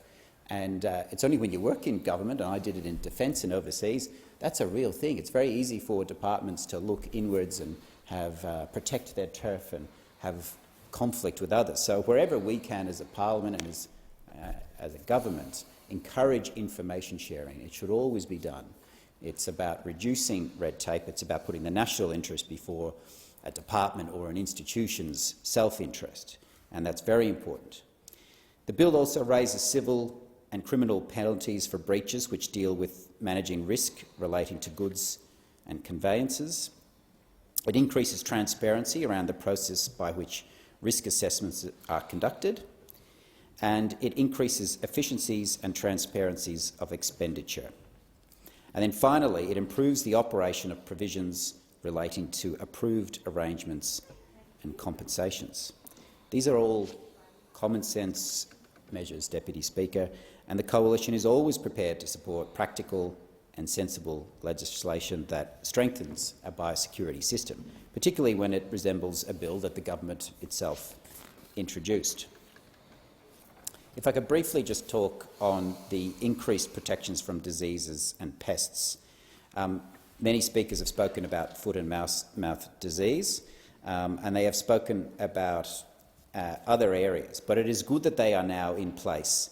And we do note that the government flip-flopped about whether to put the MATs in place, and that was a practical measure that was suggested from Coalition, rural and regional members from the Nationals and the Liberal Party, again from lived experience. That's something that many farmers know exists. It's an option that's available to protect our agriculture sector. And in the weeks that it took for Labor to make up their mind and take action, 79,374 international travellers arrived from Indonesia without having to disinfect their shoes. And the point here is that when a risk is developed and it is identified, we have to move quickly because time is not on our side. And the more we delay, the more we dilly-dally, the greater risk that we put our country and our economy at. Our biosecurity system is a crucial pillar of our national defence. It helps us to prepare for, mitigate against and respond to risks to our environment, economy and indeed our way of life. Australia has enjoyed a reputation for clean, healthy and disease-free agriculture through our natural advantage of geographic isolation. This has also given Australian producers an edge in a very competitive international environment.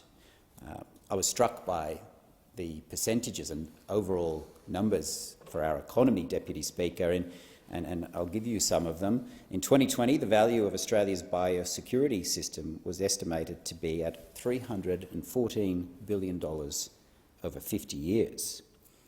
And many of the things that we take for granted as a constant in our life are at greater risk than ever before. And again, we've got recent risks, but there will be others that we don't know, and we must be prepared to act quickly.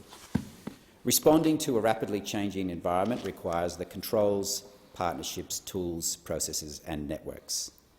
And we do need a strong biosecurity system. I spoke about the estimated value over 50 years, but there's some other interesting numbers. Australia's environmental assets were valued at a staggering $5.7 trillion over 50 years and are irreplaceable. Whatever side of your politics, we can all agree on that.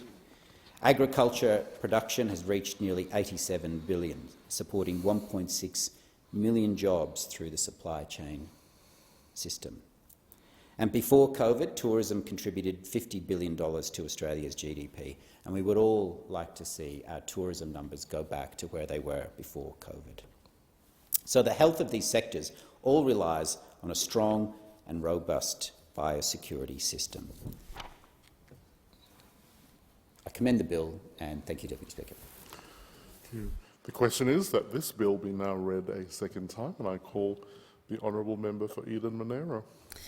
Thank you very much. And as the Minister for Regional Development and as the local member for Eden-Monaro, I have two very strong reasons to support the Biosecurity Amendment Strengthening Biosecurity Bill 2022, which will amend the Biosecurity Act 2015. We have long had the security of being an island nation, a natural advantage when preventing the entry of biosecurity hazards. But our world is rapidly changing and we need a modern biosecurity system to keep up with the modern problems of increased movement of people and of goods. We need to ensure that we can respond quickly to threats posed by exotic pests and diseases such as foot and mouth disease, lumpy skin disease or Capra beetle. When I visit farms in my electorate of Eden-Monaro, I see how hard our farmers are working to develop strong businesses, healthy crops and well-cared-for animals. And for those farmers, they are the ones who will be hit the hardest if an exotic animal disease was to enter our country. We all recall the devastating footage of foot and mouth disease on English farms in 2001, and we know that our close neighbours in Indonesia are battling this right now. We've lived through COVID-19 and understand the concept of viruses moving beyond borders. Our healthy crops and valuable products rely on us preventing entry of exotic viruses, diseases and pests.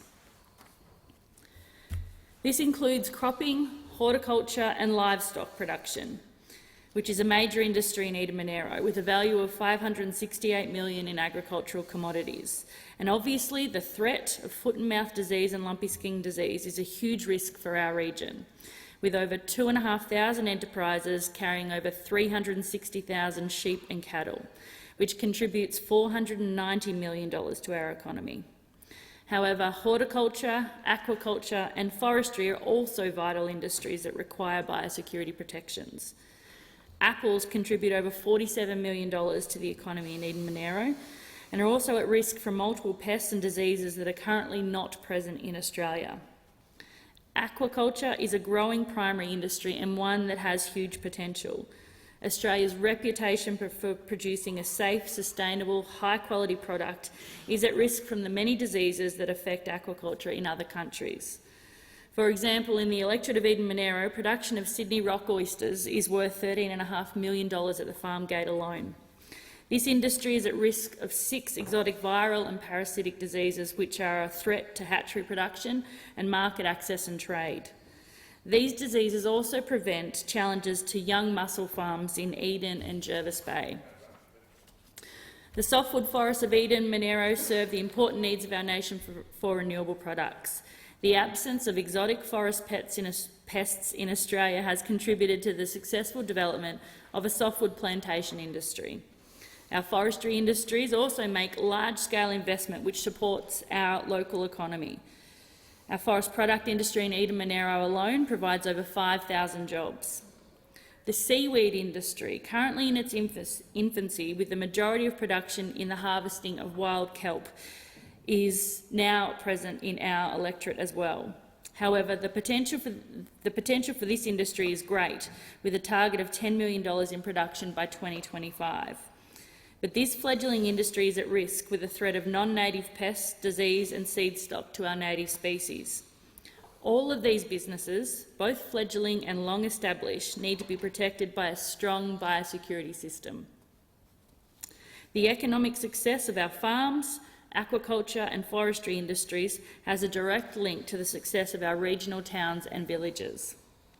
Our hardware shops, our produce stores, cafes and small businesses rely on a strong regional economy. When our agricultural economy was decimated by drought, it rippled through towns and villages. And we need to protect our regional communities from the potential devastating impacts of crops and industry loss due to pests and diseases. On a national scale, there is a strong economic imperative to halt any exotic disease in its track.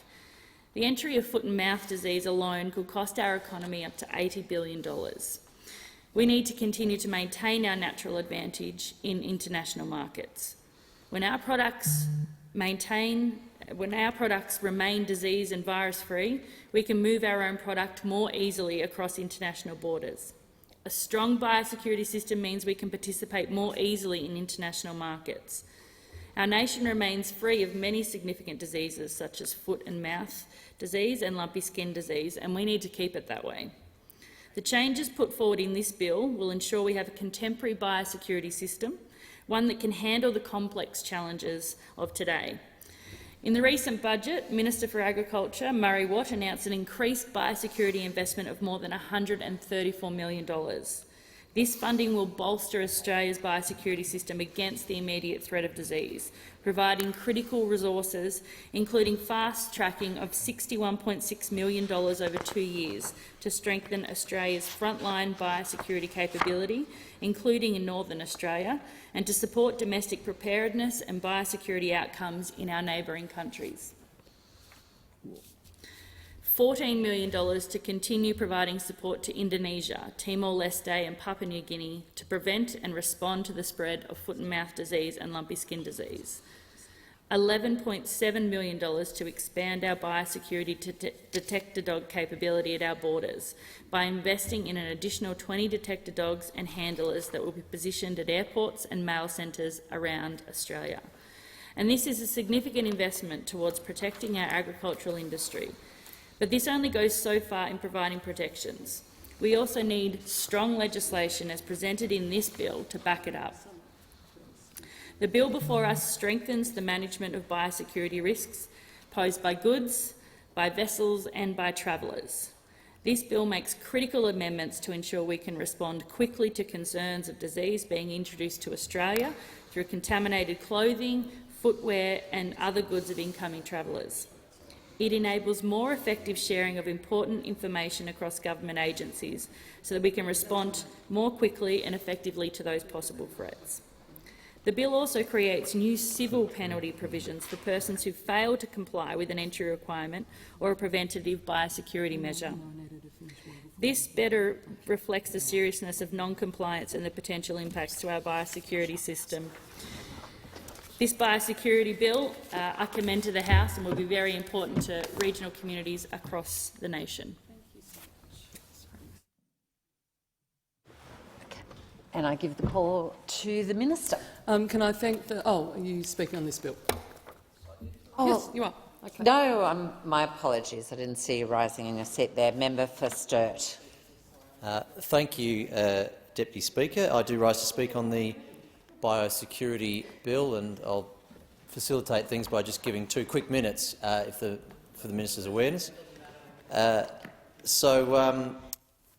I'd firstly like to acknowledge that I've had a significant outbreak of fruit fly in my electorate recently in South Australia, and I really thank the people from Primary Industries Resources SA for the work that they're doing to support the control of that and, of course, to keep the fruit growers in my home state of South Australia well protected. And I make that point because we want to acknowledge all the people that are working on the front lines in biosecurity to keep our agricultural production safe and secure. And in South Australia, we're very proudly fruit fly free at times, or we intend to be all the time, particularly in the Riverland. And so it's been vitally important that PIRSA have done that work throughout the state, and particularly in South Australia. And the residents of my electorate have been extremely supportive of the need to have their fruit removed from fruit trees and to be in a position where they're losing the productiveness for their kitchens, etc., and their cooking needs, because we need to remove that fruit and do all we can to combat fruit fly. Similarly, of course, our Border Force officials and all the other elements of the federal government agencies that work to keep our border secure from the risk of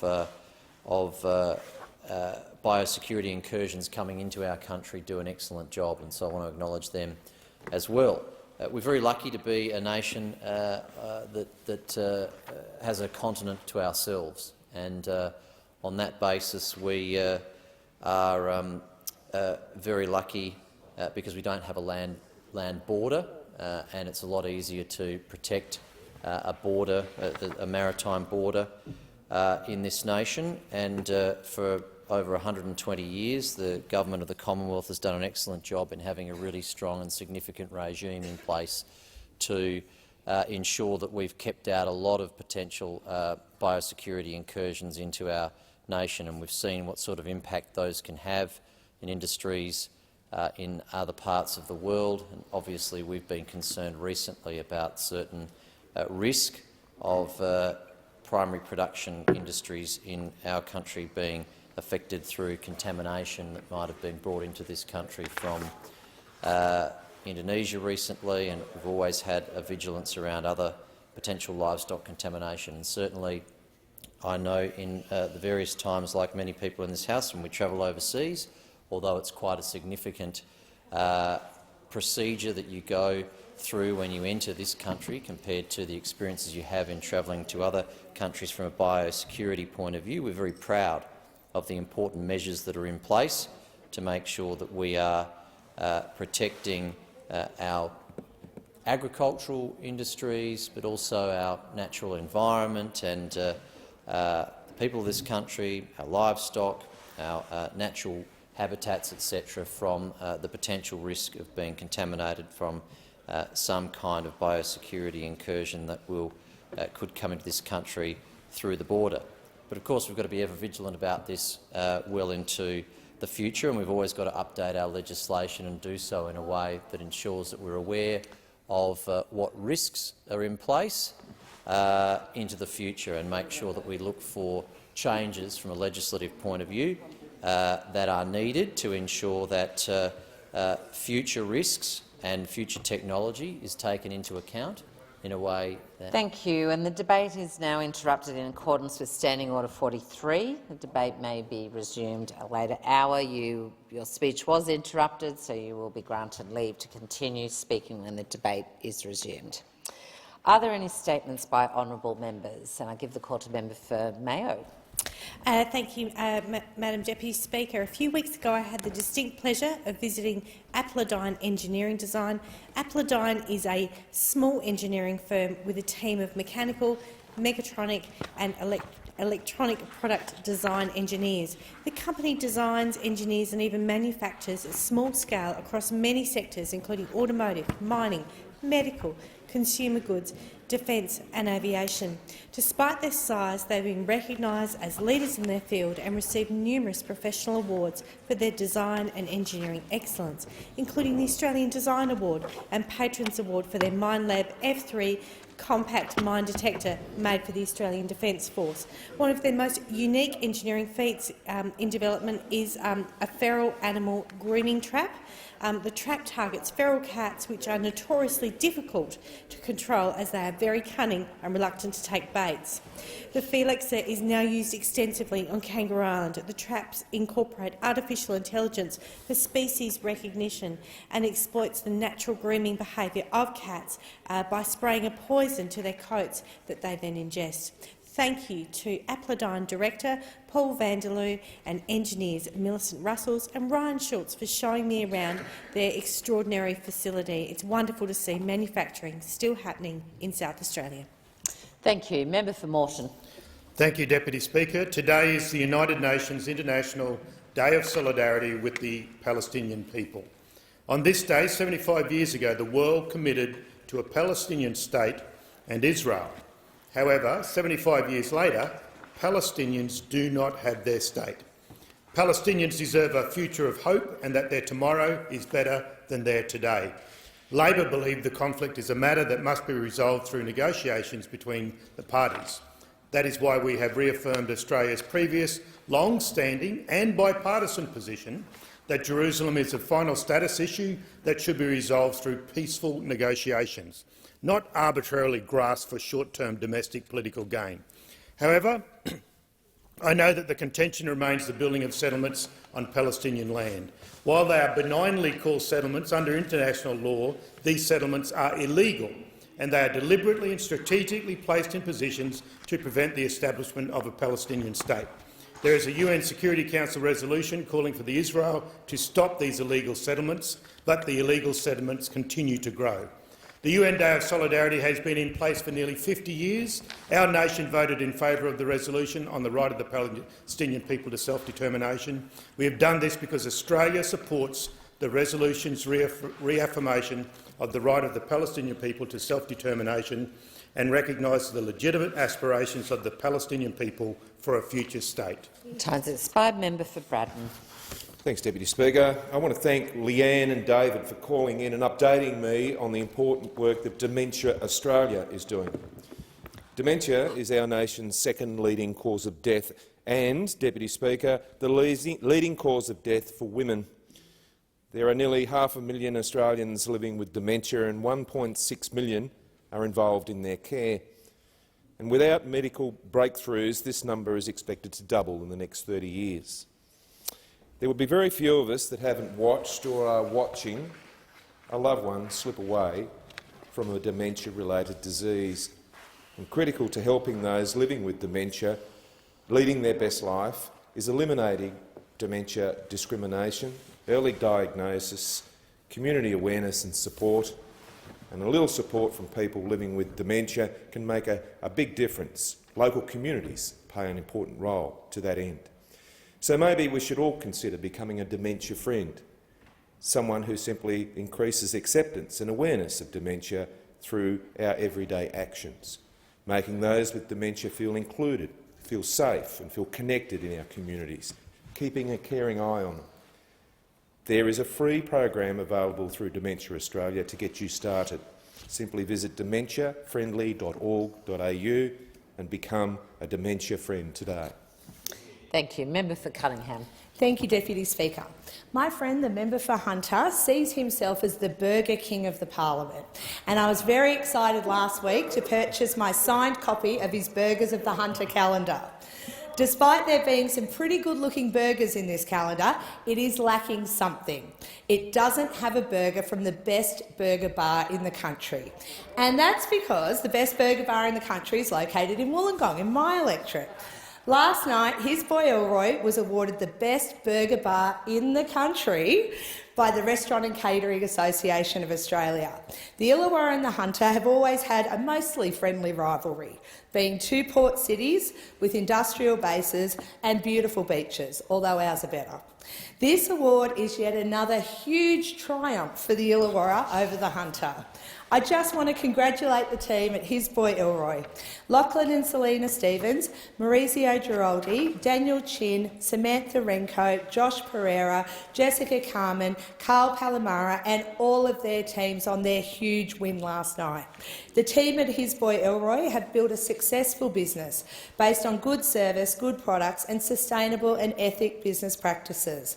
They always give back to our community through programs like the Barstool Brothers, and they are part of our broader community in Wollongong and they give back all the time. Congratulations on your success and thank you for so much that you do for us there in Wollongong.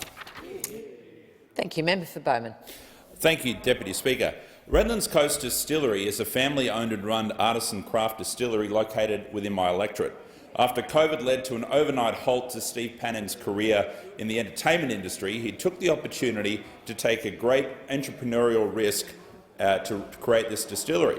It is the sort of risk that Australian government should be immensely proud of. People with passion and a vision putting up their capital and their commitment to create new value for our economy. Whether it is their signature dry gin or other varieties made using local Redland botanicals and fruits, this distillery produces some wonderful product. But they also recently won the People's Choice Award Trades, Manufacturing and Construction section at the Redlands Business Excellence Awards. The Commonwealth Government should be rewarding this hard work and entrepreneurialism, but regrettably it is the punitive nature of Australia's spirits tax regime that is holding back this emerging business and this emerging industry. Australia's oppressively high spirits tax is the third highest in the world and acts as a disincentive to investment and job creation. While small distillers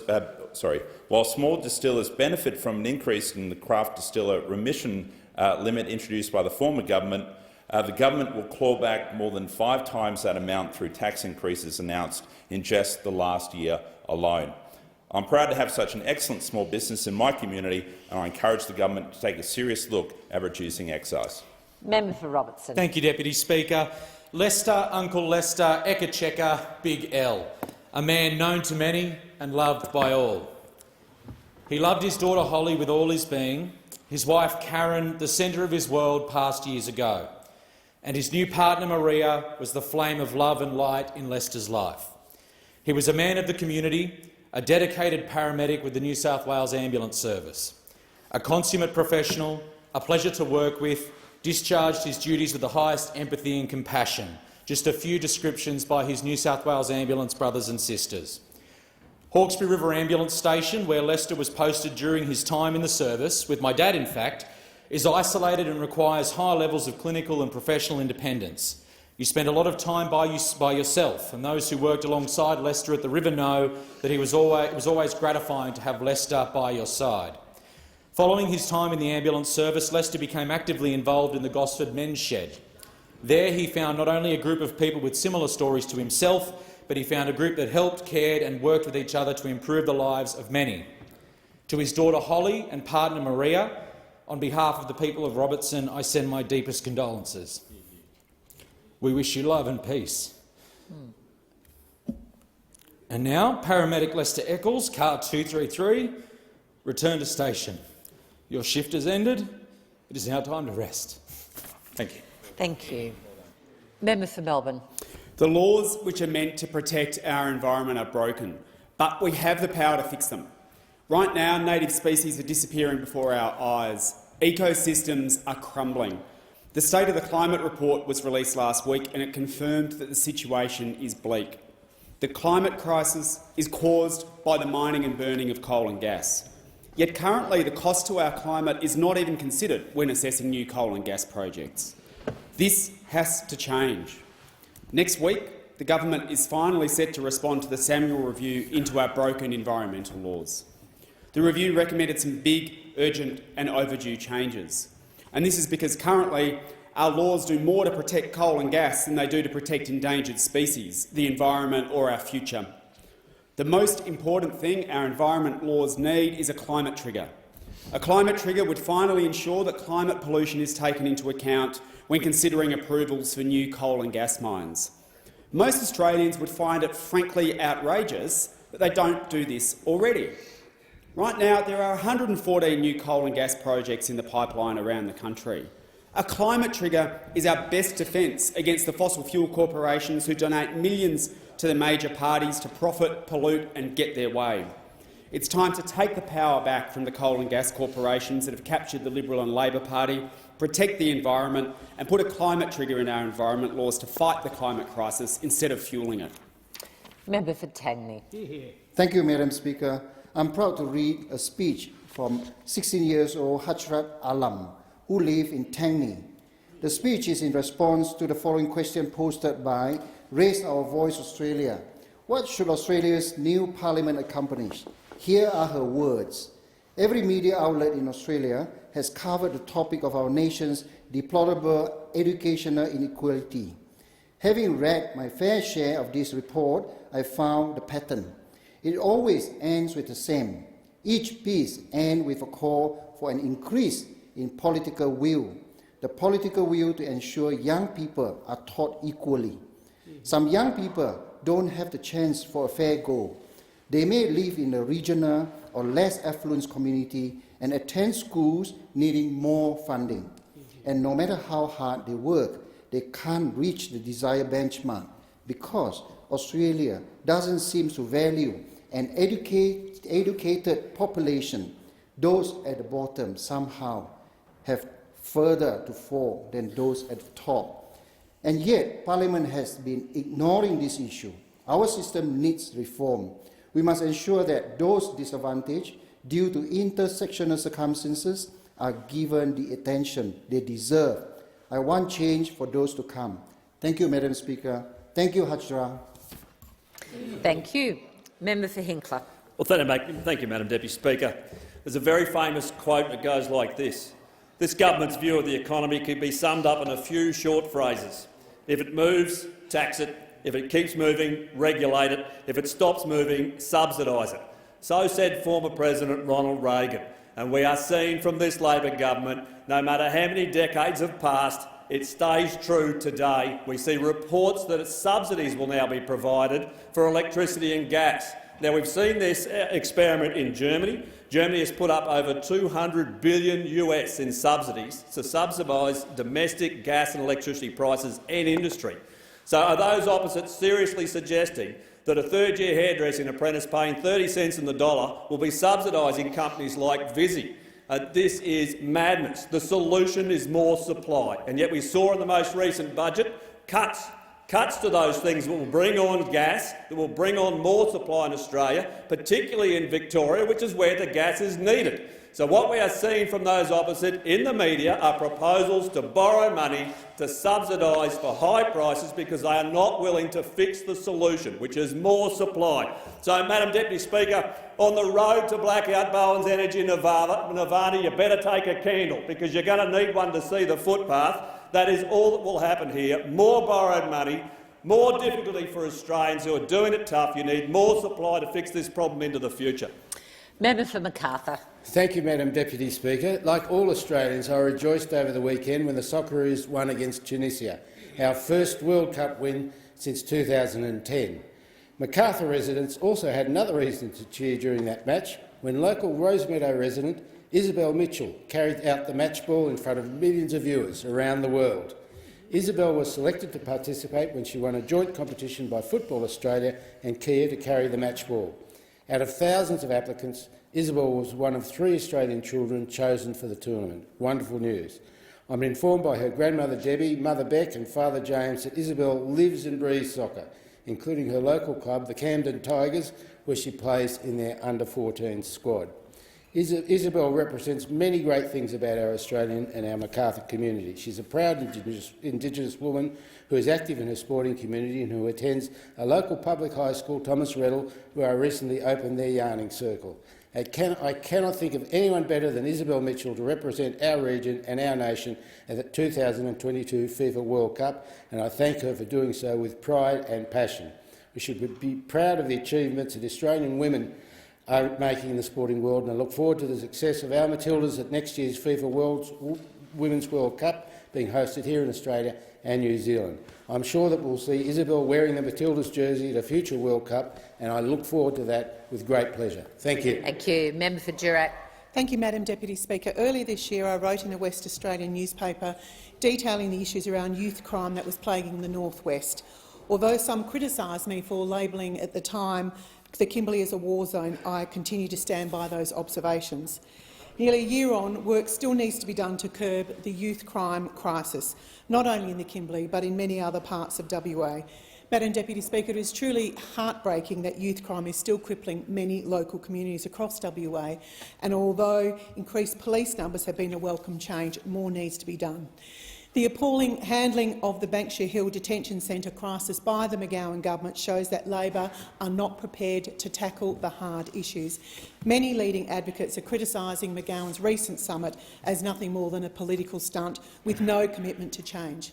Now, the quality of care in detention is one thing, but we must take action to prevent the offending in the first place. We must urgently support these families who are in crisis. We must ensure that state and federal governments' youth diversionary programs are fit for purpose, and we must start to make our communities feel safe. So, whether it's youth crime or a failing health system in Western Australia or a lack of public housing, our families, our communities in regional Western Australia deserve so much better from the McGowan government. Thank you. And Member for Fraser. Thank you, Deputy Speaker. We are in the middle of Black Friday sales. This is an exciting time for consumers, but we should never forget the workers that make it possible for us to seek out bargain basement prices. From the day that Amazon opened their first site in Australia, the SDA and TWU have fought for workers' rights. These are highly casualised environments in which workers are under constant pressure to meet targets. "I don't drink water when I go to work, so I don't have to go to the toilet," said one worker. "I feel like they resent the fact that I'm not a robot and that I'm made of flesh and bone," said another worker. We must listen to these people. Amazon's highly casualised workplace makes it difficult for workers to unionise, but we know that a strong union presence is a key condition of job security and a living wage. Amazon all too often resists unionisation efforts. It actually advertised a job undertaking global surveillance of the union activity of the company's workers. Unions and workers around the world, including here in Australia, are fighting for fair, decent conditions. Last Friday, Amazon workers from more than 40 countries took part in Make Amazon Pay Day of action, demanding higher wages and better conditions. I support the continued actions of the SDA and the TWU in representing Amazon workers at all points of the supply chain. It's time to make Amazon pay what's fair. Thank you. Member for Grey. Thank you very much, Madam Deputy Speaker. Last Friday, I visited the Teaports transshipping at Lucky Bay on Eyre Peninsula with a couple of parliamentary colleagues.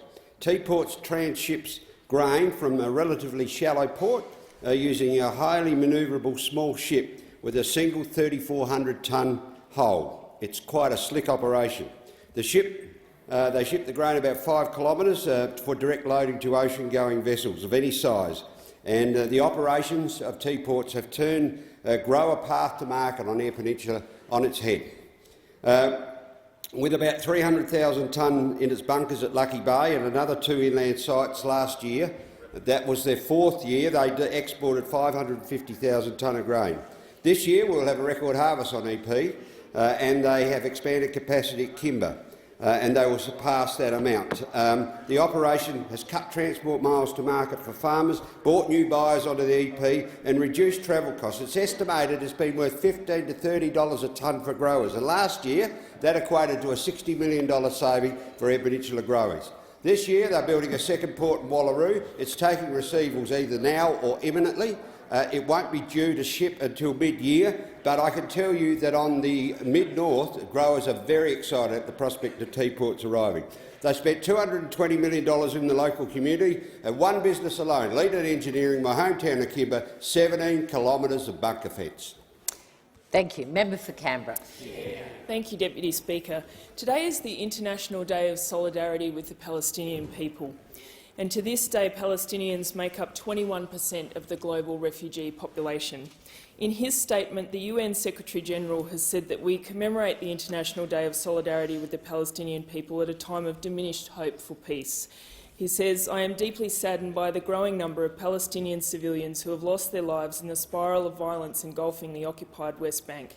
Each casualty fuels fear and yet more violence. I urge all parties to take immediate steps to reduce tensions and break this deadly cycle. We must continue to work for a two-state solution where both Palestinians and Israelis can live in peace and security." Mohammed El Halabi was the Gaza manager for World Vision. He played a crucial role in delivering vital aid to the people of Gaza. In 2014, he was named a humanitarian hero by the UN, but 2 years later he was charged with directing more than $50 million in aid money to Hamas. He has spent 6 years in prison, and he now faces another 6 years in prison after a largely secret trial. Independent investigations by World Vision, Deloitte and even the Australian government found no evidence of wrongdoing, and in fact World Vision has said that its entire Gaza budget during the timeframe was less than the amount supposedly taken. The humanitarian crisis in Gaza has now lasted over 15 years. We should celebrate the people delivering assistance. We must not forget the plight of the Palestinian people. Member for Fadden. Thank you, Madam Deputy Speaker. Facing certain defeat in the Senate, the Albanese Labor government's weakest link, the Assistant Treasurer, has sensationally been forced to amend his own legislation to avoid an embarrassing loss on the floor of the Senate. Indeed, the government moved an amendment which was an exact copy of the opposition's amendment this government opposed on the floor, an amendment the Assistant Treasurer said he would fight to his last breath. Well, his last breath didn't last very long. In fact, the Albanese Labor government, through the Assistant Treasurer, has sought to allow some funds to be excluded from performance tests based on faith, which would have delivered lower returns on savings for Australians, upwards of $100,000 lower. This comes after an embarrassed Labor government pulled their Treasury bills out of the Senate last week, and further humiliation for the Assistant Treasurer ensured when the Prime Minister and indeed the Treasurer opposite had to intervene and override a deal he'd done with the Greens that would have rammed through changes to banking legislation without consultation with the industry. And thank goodness the Treasurer did intervene on his hapless Assistant Treasurer. The Assistant Treasurer is Labor's weakest link. He is focused on delivering for everyone except the Australian people, and he must lift his game. Member for Hunter. Thank you, Deputy Speaker. I rise to congratulate local Hunter resident William Crichton on winning an ARIA award. On Tuesday night, William took out the ARIA for Best Blues and Roots album for his third record, Water and Dust. This was the first nomination. He was blown away when his name was read out. William is an outstanding performer who literally is taking Australian music to a new level. It's been a big couple of years for this talented musician who spent much of the year touring with Midnight Oil across Australia and Europe in their farewell tour. And embarking on his tour, played sold-out concerts and festivals all around Europe. Speaker, William is an incredibly talented musician in his own right, but he credits his success to the most important person in his life, his wife Julianne, who is also an accomplished musician. Not content with writing and performing, William and his wife Julianne also run the music program at the Cessnock Correctional Centre. Congratulations on this award, buddy. It's well deserved for all the hard work you've put in over the last couple of decades. I hope that you get to have a bit of rest, a few tins and start the renovation on your house. And I would just like to respond to the member for Illawarra earlier saying about the Burger King. I congratulate the burgers, the restaurant just there, but they've got to come up to the Hunter and see what the Hunter's about with the burgers in the area. Thank you, Deputy Speaker. Thank you. Member for Sturt.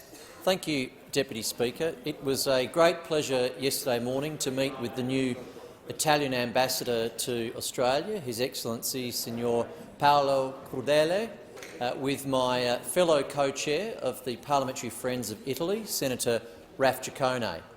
My electorate of Sturt has a little over 27,000 people of Italian ancestry, which makes that the largest of any electorate in the House. I'm very proud of the Italian community that I represent and also the excellent links between Italy and Australia.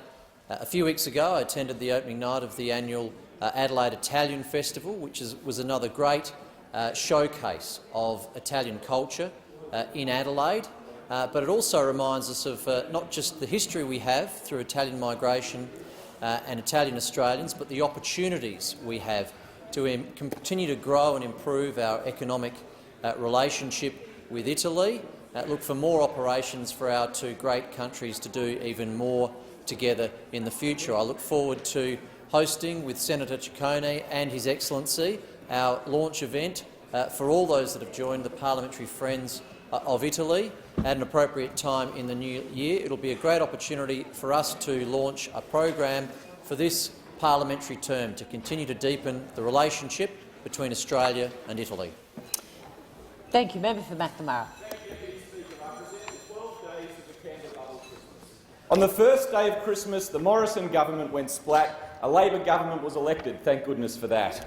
On the second day of Christmas, they were in complete outrage, but just as we said we would, we lifted the minimum wage. On the third day of Christmas, we did what was only fair. We passed our first bill to fix up aged care. On the fourth day of Christmas, in case you aren't aware, we passed another bill, this time for cheaper childcare. On the fifth day of Christmas, it was time to right a wrong. We let a beautiful family go home to Billow, just where they belong. On the sixth day of Christmas, after 10 years of dither and delay, we passed a climate change bill after young Australians had their say. On the seventh day of Christmas, we finally made a start, advancing a referendum to answer the Uluru Statement from the heart. On the eighth day of Christmas, as the Governor-General had a sing, we learnt the former PM had appointed himself the Minister for Everything. On the ninth day of Christmas, after a decade where they fudged it, the Treasurer finally delivered a strong progressive Labor budget. On the 10th day of Christmas, after all the things we saw, the Anti-Corruption Commission won't sit on a website, we're making it the law. On the 11th day of Christmas, the Liberals met their worst fears as Victorians gave the Andrews Labor government another 4 years. And on the 12th day of Christmas, under Morrison it wasn't easy, but we can now all rejoice it's Christmas with Albanese. Order. The House will come. It's a hard act to follow. I give the call to the member for Deakin. Well, thank you very much, Mr Speaker. I want to draw attention to the House, as I do each and every year, to the remarkable students in Deakin. Each year we highlight the high achievers and those going above and beyond for their school community through the Deakin Shield. Our school students suffered a 2-year pandemic, and as a result it's left many of them more self-sufficient and independent than ever. The Deakin Shield recognises the valuable contribution of students from schools throughout the electorate of Deakin, and students are recognised by their schools and their teachers for a high standard in attitude and achievement, participation in all school activities with a good attitude, full commitment to the ethos of the school, an awareness of others and their needs, and a positive contribution to the school community. Nearly all the schools within the Deakin electorate have participated in the Deakin Shield over the past 10 years, with staff selecting the successful students. The categories of winners are diverse, including academic achievement, community service, school spirit, sporting achievement and musical achievement, just to name a few. As we commence awarding the 2022 Deakin Shield Award to students, can I congratulate in advance all of the winners, their families and their schools for this exceptional achievement, and wish all of our schools and the students the best of luck in the run-up to Christmas. I give the call to the member for Boothby. Thank you, Mr Speaker. Today we welcome Microx, an innovative high-tech business operating out of the Tonsley Innovation Precinct, to Parliament House as part of the inaugural Australian Sovereign Capability Showcase.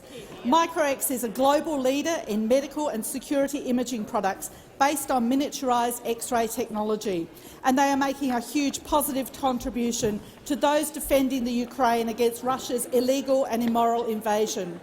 Microx have supplied 11 of their rover mobile X-ray imaging systems designed and built in Boothby to the Ukraine.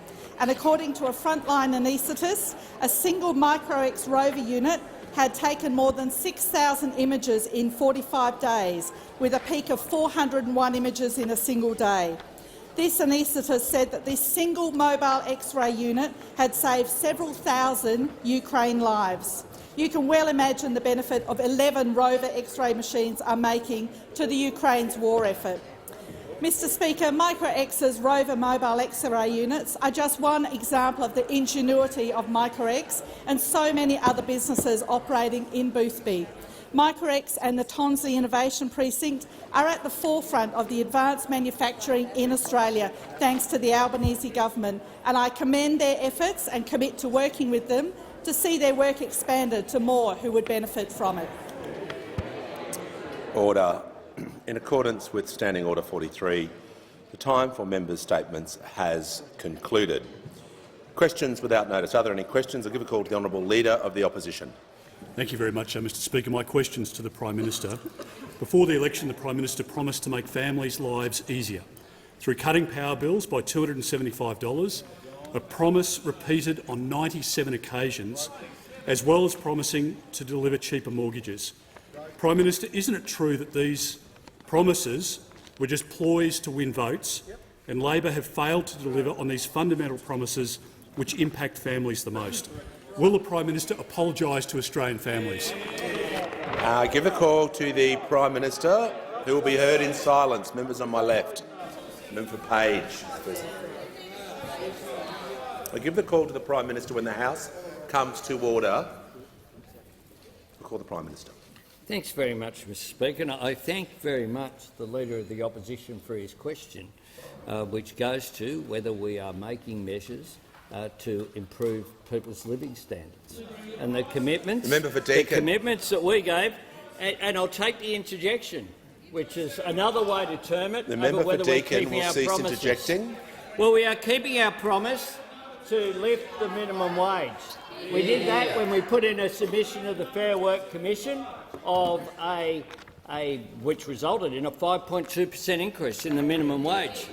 This week we will pass our secure work, better pay legislation aimed at lifting wages, aimed at making sure that we look after working people. That Secure Jobs Better Pay bill will have a number of measures in it which will make a difference to people's living standards, putting gender equity and job security at the heart of the Fair Work Commission's decision-making, banning pay secrecy clauses, giving the Commission the expertise and powers to end the historic inequality between the pay and conditions in female-dominated care industries. That will make an enormous difference. Expanding access to flexible work arrangements, particularly for women and others with caring and educational responsibilities. If you combine that with cheaper childcare and you combine that with increased paid parental leave, then that will make an enormous difference, especially prohibiting sexual harassment in the Fair Work Act. You don't think that improves people's living standards? Order. The Prime Minister will pause and I'll hear from the Manager of Opposition Business. Well, Mr Speaker, on relevance, on question time, you've previously upheld a point of order because the minister's answer. Resume your seat. The question included, isn't it true you made promises? The Prime Minister is talking about his commitments. It was a very broad question and a very political question. And I give the call to the Prime Minister. It was indeed, Mr Speaker. I can see why they're embarrassed, because they voted against all of this. They voted against bolstering the ability of workers to recover unpaid entitlements. They voted against it being against the law to advertise a job that pays below the minimum wage. They voted against that. They voted against it and they said it's all wrong, it's all bad. We're going to reform the Better Off Overall test as well to make enterprise bargaining more attractive. We've delivered on our commitment to establish a Royal Commission into RoboNet. And don't those over there like that? What's coming out of that? Don't they enjoy that? We're repairing our international relations, which we said we would do. They're still trashing them. They're still busy trashing the relationships, particularly in the Pacific. We've delivered already the regional first home buyers guarantee, and that's coming in with more than 1,000 people have signed up already. We've already expanded the Commonwealth Seniors Health Card. We've abolished the cashless debit card. We are delivering on our promises. We have spent 6 months delivering on our promises. Those opposite the member for Groom is just warned. stood still for a decade, and ever since then they've been coming to terms with it. There's far too much noise in the chamber. The member for Groom is warned. It's only the first question. I want the House to be quiet so I can hear from the member for Hasluck. Thank you, Speaker. My question is to the Treasurer. Why is it important to support Australians with responsible cost of living relief and to get wages moving again? Great question. Give the call to the order. The member for Deakin has been continually interjecting. So is the member for Aston as well. When the House comes to order, we will hear from the Treasurer, and I give him the call. Thanks, Mr Speaker, and thanks to the member for Hasluck for her question and for her contribution to this place as part of a much bigger and much better contingent from WA. Mr Speaker, when government changed hands in May, Australia had skills shortages, an aged care crisis, energy policy chaos, $1 trillion in debt, stagnant wages, and ordinary working people weren't getting a look in. Since then, the global economy has deteriorated and the impacts of the war in Ukraine have become more serious and longer-lasting. And that's why around the world we are seeing higher energy prices, higher inflation, higher interest rates and the risk of a hard landing in other economies. And developments in China will weigh on global growth as well. Now, these economic pressures come at us from around the world, but we know that they are felt around the kitchen table. Australians are paying a hefty price for Russian aggression and a decade of economic mismanagement here at home. Let me give you 4 facts, Mr Speaker. A decade-long policy of deliberate wage suppression delivered nominal wage growth at an average annual rate 40% lower than the last Labor government before it. Average weekly disposable household income grew by just $25 between 2014 and 2020. Between 2007 until the pandemic, almost 2/3 of the increase in household income per person, a key indicator of living standards, occurred under the last Labor government. And real wages are lower now than they were 10 years ago as a consequence of all this. Now, we know that we can't fix every single aspect of this overnight, but we can make a difference. And that's why our economic plan is focused on responsible cost of living relief and getting wages moving again in our economy. We've got a policy for cheaper medicines, for cheaper childcare and early childhood education. We've got a policy to train more people for higher wage opportunities. We're taking steps in the energy market, soon in the near term, but also in the longer term. We supported a minimum wage for the lowest paid workers. We support a pay rise for aged care workers as well. And we are fixing a broken bargaining system. Now, all the argy-bargy in this place about industrial relations comes down to a simple difference. Those opposite think that there is never a good time for decent wages growth. We want to make it easier for people who work hard to get ahead and to provide for their loved ones, and that's the difference. That's why the election did more than put an end to a wasted decade of missed opportunities and warped priorities. It did more than end the waste and rorts in our budget. It did more than end a policy of deliberate wage suppression from the national government. It began a new and better approach to managing our economy and leading our country in the interests of our people. Give the call to the Honourable Deputy Leader of the Opposition. My question is to the Prime Minister. I refer to the Prime Minister's broken promise to reduce power prices for small businesses and families by $275, a promise he made 97 times before the election. I also refer to the Prime Minister's broken promise to deliver cheaper mortgages made at Labor's campaign launch. Can the Prime Minister identify a single electricity company which has reduced its charges, or a single mortgage holder who is paying less than on the day the Prime Minister made these promises? Give the call to the Prime Minister. Yes, thanks, Mr. Speaker. Of course, the whole premise of the question is wrong. But when you look at the energy crisis, members on my left, they've given up on the IR. No more talk about small businesses and IR. Order. No more false examples coming through. They're now back onto another falsehood. Now onto another one. Well, this is what Kane Thornton has had to say, the Chief Executive of the Clean Energy Council. He said this: it's abundantly clear that Australia's clean energy transition has been throttled by years of policy uncertainty, with the amount of quarterly commissioned generation capacity continuing the downward trend of the last few years and now at its lowest level on record.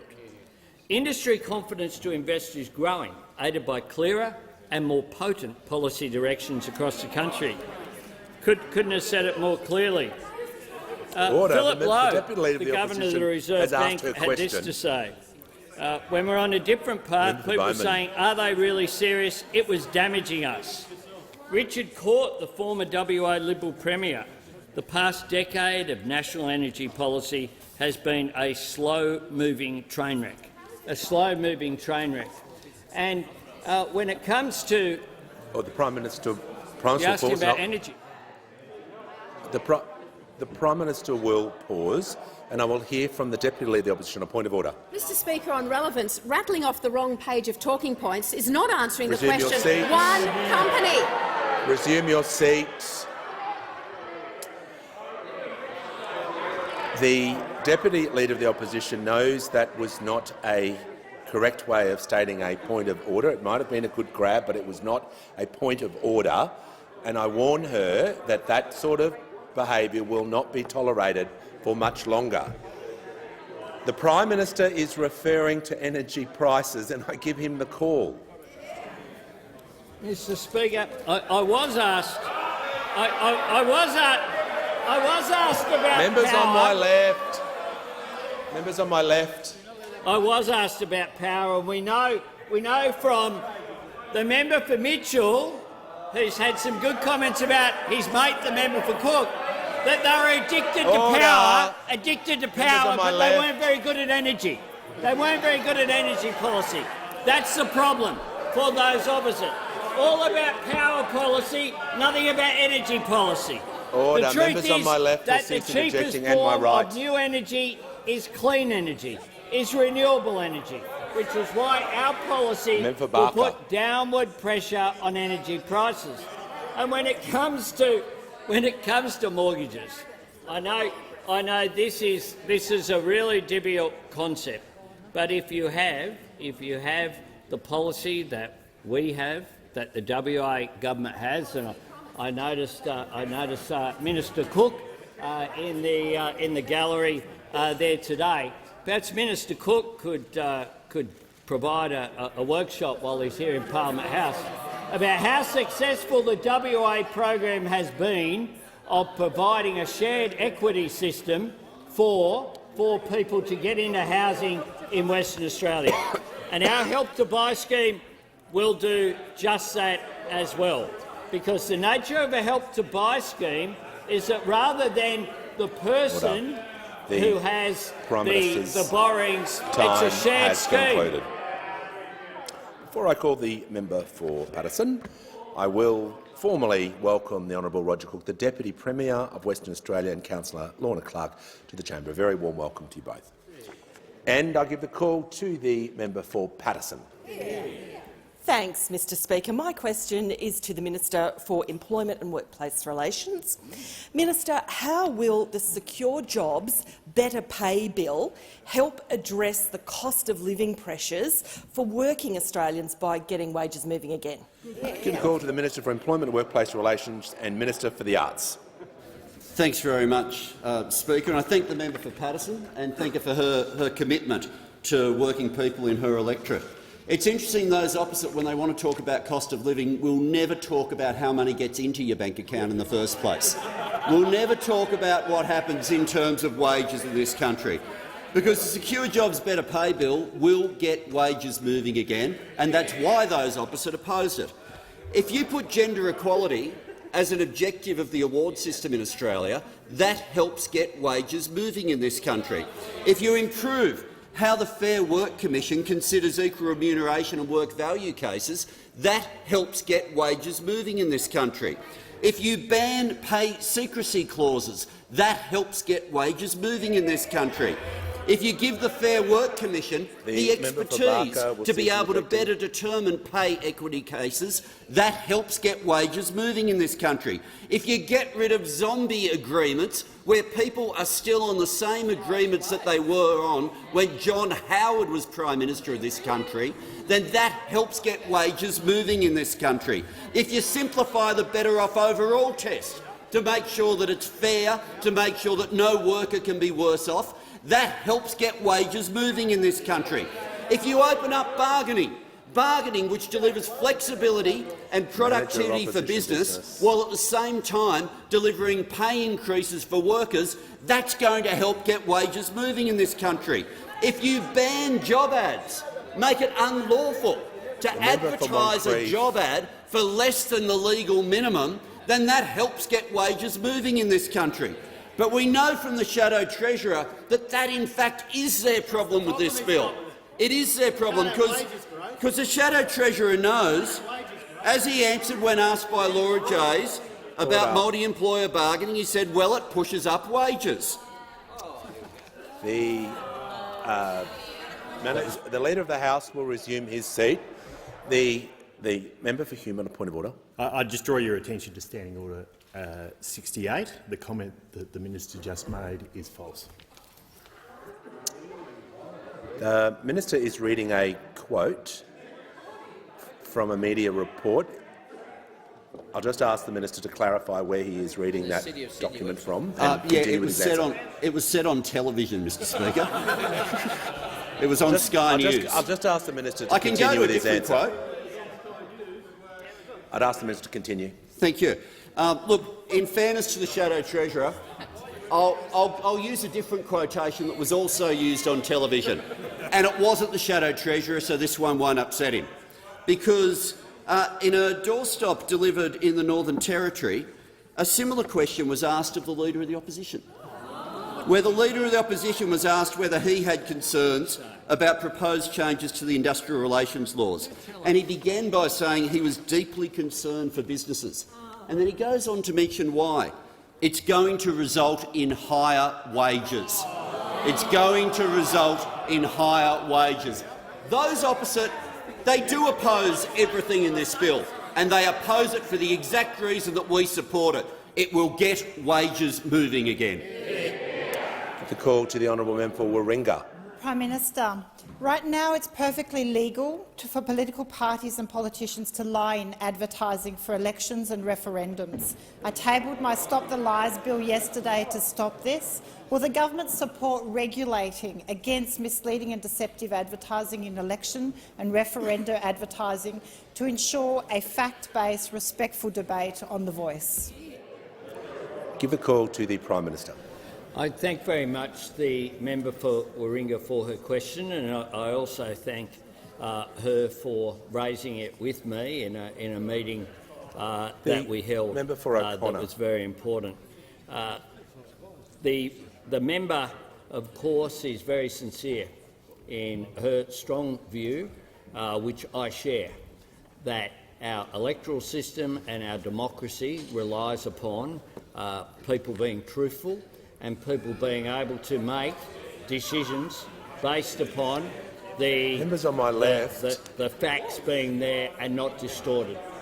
And in particular, the member has raised concern about the referendum on the constitutional recognition of First Nations people in our nation's birth certificate, our constitution. And that is important because there's been a lot of misinformation already out there, including that somehow it would usurp the role of this parliament, even though it is very clear from the discussions and the drafts that have been put forward Order. Members on my left will cease interjecting. The member for Groom will is not on his be last the warning. case. Now, to do a change to our electoral system, though, is a complex and difficult task. We have the usual Joint Standing Committee on Electoral Reform inquiry at the moment into the 2022 election. One of the issues that they will examine is the potential for truth in political advertising laws to enhance the integrity and transparency of the electoral system. And I think that is certainly something that is worthy of examination. We await that report. I had a discussion with the Minister, the Special Minister of State responsible for the AEC after our discussion earlier today. He indicated to me that the AEC had expressed some concern to him about the capacity that they have to make judgments and what mechanism you would have to put in place in order to achieve the outcome that the member for Warringah seeks, which, as I say, is a very worthy one. I do note the member for Warringah and other crossbench members raised with me the South Australian laws in the state, and that's certainly something worth examining. That's something that I have only had drawn to my attention this morning. It certainly is worth examining. Our democracy is precious, and it is important that in the referendum in particular, but all elections and all deliberations in which the Australian people have a say, that there be truth in what is put forward, and we'll examine the members' propositions. But we thank her for her constructive engagement with the government. Time has concluded. Give the call to the member for Bennelong. Thank you, Mr Speaker. My question is to the Minister for Social Services. How does the Albanese Labor government's investment in paid parental leave help families balance work and care and provide cost of living assistance? Give a call to the Minister for Social Services. Thank you, Speaker. And I'd like to thank the member for Bennelong for his question. And I congratulate the member for Bennelong for being a strong voice for families and communities across his electorate. The Albanese government knows that improving paid parental leave is an incredibly important reform. It's important for families, it's important for women, and will deliver crucial benefits for our economy. It's why paid parental leave reform was front and centre of our first budget. Families are front and centre of this budget and of this government's agenda, and we do want to help ease the burden of juggling care and work, and we're moving ahead on our commitment to reform paid parental leave. This week I'll be introducing legislation into the parliament that implements our first tranche of paid parental leave changes that we announced in the budget. Crucially, when passed from the 1st of July 2023, it will give more families access to government payments, provide parents more flexibility on how they take leave and encourage them to share care to support gender equality. Then, from July 2024, we will progressively increase the scheme to 6 weeks, which will finish in 2026, which will give families a full 6 months. This is the largest expansion since Labor established the scheme in 2011. Since our budget announcement, I've had the privilege of talking to many families about what these changes mean. Kiri is a working mum with 2 young kids who said that the promotion of shared care in the government's paid parental leave measures would have been an enormous benefit when she and her partner were having children. She said, "I wish that this was in when I had my 2 kids. I'm the main breadwinner in our family, and my husband didn't have any paid parental leave through his job. So when we had our children, he only took a few days off." Daniel and Amy in Mackay call the government's announcement fantastic, saying additional time to help couples and single parents is very welcome. They agree that the key feature to help families is the flexibility and the ability to share entitlements, as opposed to when they first welcomed their children. The government has been very clear that our paid parental leave scheme is designed to complement employer-paid workplace leave schemes and will not replace them. We will never accuse parents of being double dippers if they take both entitlements. I am proud to be part of a government who has spent every day of their first 6 months in government delivering for families, delivering significant reforms and meaningful policies to improve the lives of families and communities right around Australia.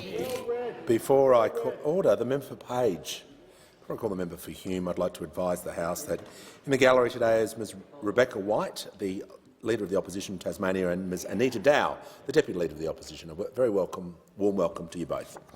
And I'll give the call to the member for Hume. Thank you, Mr Speaker. My question is to the Minister for the NDIS.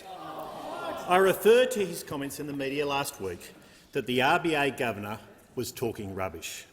Will the Minister apologise for these comments?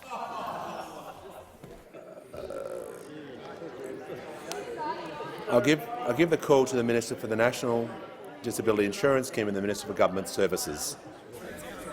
The member for Hume knows he's misquoting me, but he's got form on misquoting people. I was asked about wages policy, and it was put to me that the Reserve Bank Governor had said that if wages increase too much, that's bad for the economy. The point that I made is the problem in Australia isn't that wages are increasing too fast, is that they haven't increased enough over the last 10 years. They've been frozen. And furthermore, the laws which Labor's just passed, with the support of the Senate, will for the first time in 10 years give feminised industries, low-paid workers, a chance of getting wage rises. What amazes me is that when people are doing it hard in this country, as so many industries have for so long, the opposition is not only not repentant for their poor wages policy in the last 10 years, they haven't learnt the lesson of the last election. Has the minister concluded his answer? Has the minister concluded his answer? Has the minister concluded his answer? I give the call to the member for Gilmore. Order. My question is to the Minister for Health. How is the Albanese Labor government making life-changing drugs accessible and affordable for Australians with high cholesterol and chronic heart failure? Give the call to the Minister for Health and Aged Care. Mr Speaker, and I thank the member for Gilmore for her question, because I know just how hard she campaigned on our promise to cut the price of medicines. And already, Mr Speaker, we are delivering on the promise that the member for Gilmore made to her community. In July, we slashed the maximum amount that millions of pensioners and concession card holders would pay for all of their medicine needs by 25%. So now, across a year, pensioners will pay no more than $4.70 per week for all of their medicines needs. In September, we cut the price of more than 2,000 brands of medicines, putting $130 million back in the pockets of hard-working Australians. And, Mr Speaker, on the 1st of January, we will deliver the largest cut to the price of medicines in the 75-year history of the Pharmaceutical Benefits Scheme, putting $200 million back into the pockets every year of hard-working Australians. And, Mr Speaker, we're also adding more and more medicines onto the PBS. Since the 1st of July, already we've made 54 new or amended listings to the PBS, giving patients, hundreds of thousands of patients, access to life-saving, life-changing medicines that would otherwise be way outside the reach of ordinary Australian families. And this week, Mr Speaker, we've added 3 more new and extended listings. On Thursday, we're extending the listing for Repatha, a medicine for stubbornly high cholesterol, to allow it to be prescribed for the first time by GPs. 10,000 patients every year will now get access to this life-changing medicine more quickly and without having to travel to the city to see a specialist to do it. And instead of paying almost $4,000 for this life-changing treatment, they'll pay just $42.50, or from the 1st of January, just $30. On Sunday, I met Terry at the New Calvary Hospital in Adelaide. Terry is just 41 and incredibly fit, but needed an urgent double bypass last year. He's recovered really well, but he now needs to go on this drug, Repatha. And now he'll be able to do that, allow him to run in the Sydney Marathon, which he's planning to do next year, and he'll pay just $30 for the script. Vukuvo will also be listed for the first time to treat symptomatic chronic heart failure, a condition that hospitalises about 180 Australians every single day. Andrew was also with us on Sunday. He's had this condition for years and recently got much worse, to the point where he couldn't even lie down to sleep. Well, he's now on Vukuvo and will pay $6.80 instead of $1,900 for this treatment. He told me, "We're hopeful it will boost my heart function and add years to my life." And, Mr Speaker, that's what this is all about. Cheaper medicines aren't just great for a hip pocket at a time of burgeoning cost of living pressures, it also changes people's lives. The call to the member for Lyne. Thank you, Mr Speaker. My question is to the Minister for Climate Change and Energy. How many private properties will be impacted with the construction of poles and wires across New South Wales as part of Labor's energy policy to build 28,000 kilometres of new transmission lines? Give a call to the Minister for Climate Change and Energy. Well, thanks, Mr Speaker. I think by poles and wires across New South Wales, the honourable member must be referring to HumeLink. HumeLink is the link necessary to connect Snowy 2.0, Mr Speaker, which the previous government forgot to plug into the grid, Mr Speaker. They forgot to connect to the grid. When you have a project, a good project, admittedly it's running 18 months late, but it could be running on time or later. It wouldn't really matter if it's not connected to the grid, which is what the previous government failed to do. But credit's where I always try to be fair about such matters.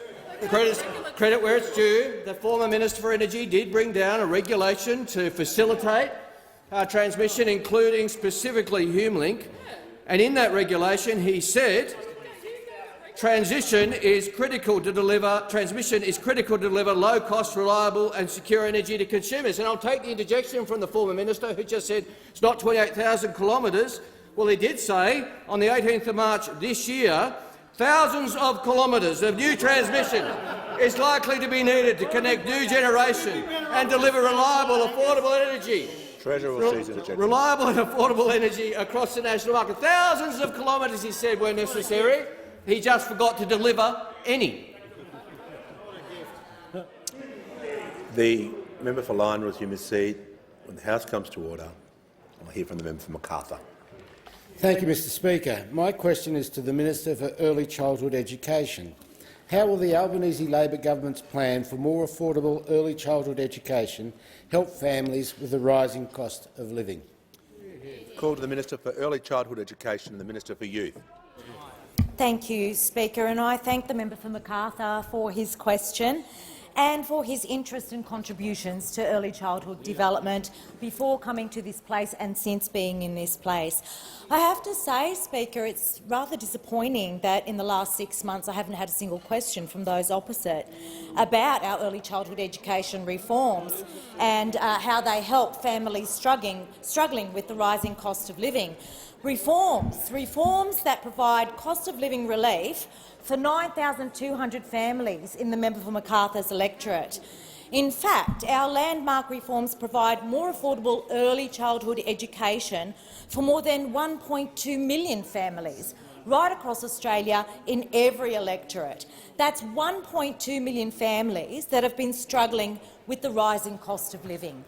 1.2 million families that have had to deal with a 41% rise in the cost of early childhood education and care over the last 8 years, all while working under the previous government's policies deliberately designed to keep their wages low.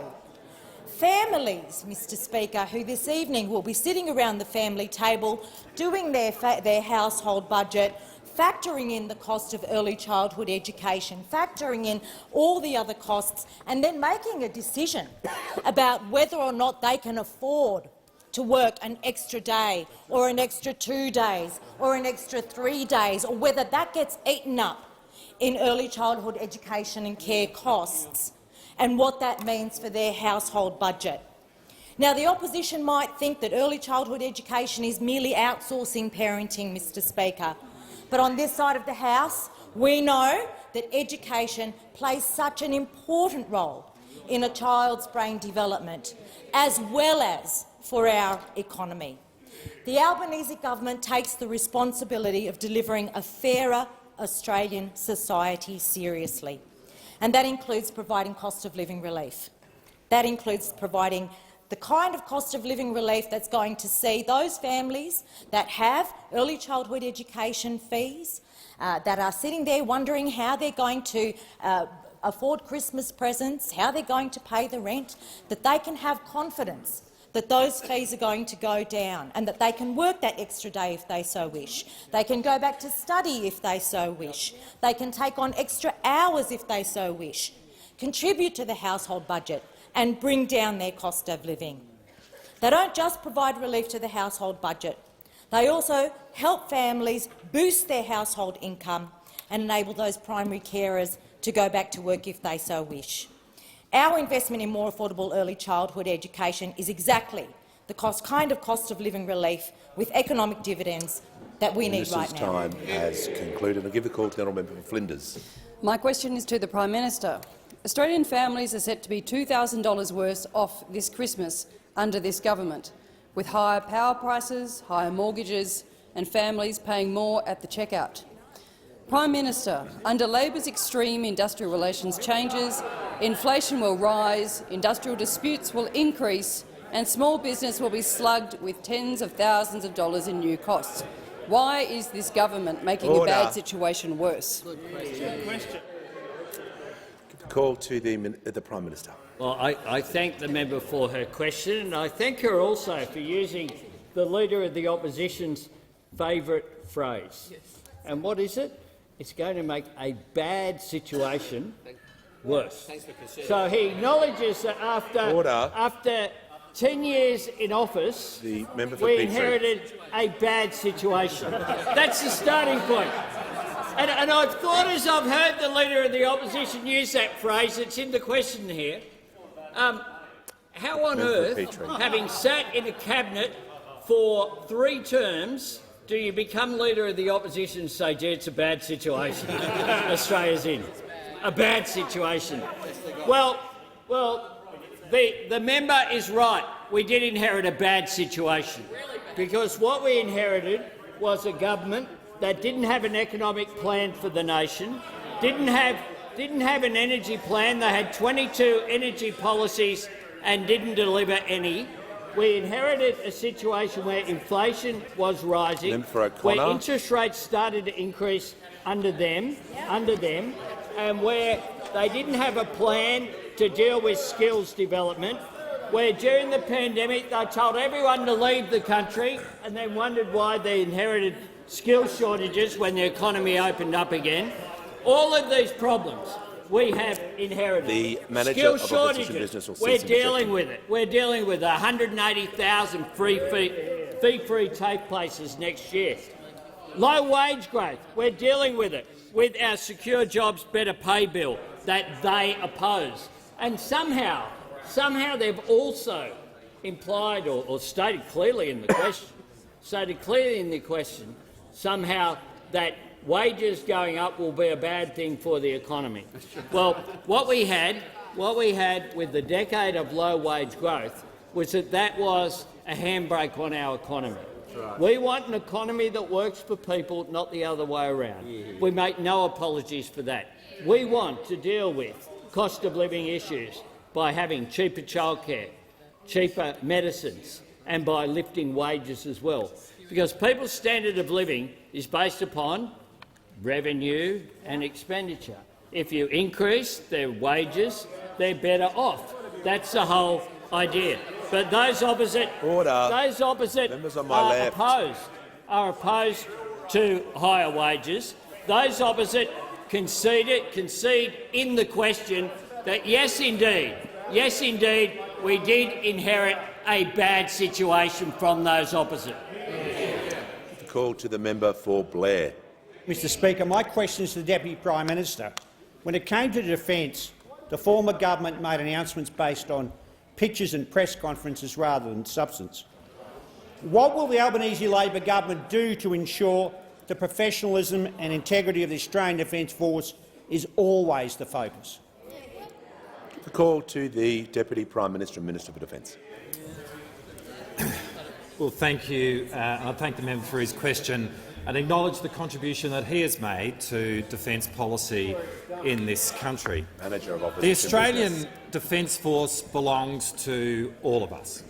We seek diversity in the Australian Defence Force so that it looks like Australia, so that at the same time that we can say the ADF is of us, it is also all of us, which is why it's so important that the Defence Force is above partisan politics.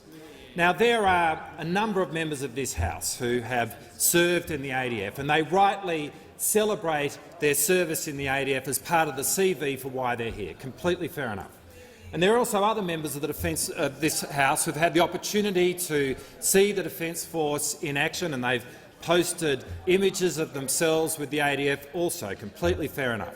But when it comes to doing press releases or press conferences, as the Minister for Defence, as the Prime Minister, it is so important that we do not cast a political overlay over an institution which should be sacred in this nation. And that is the standard that the Albanese government will set. But that is not what we saw over the last 10 years, because those opposite never avoided a press conference where they used the Australian Defence Force as a backdrop.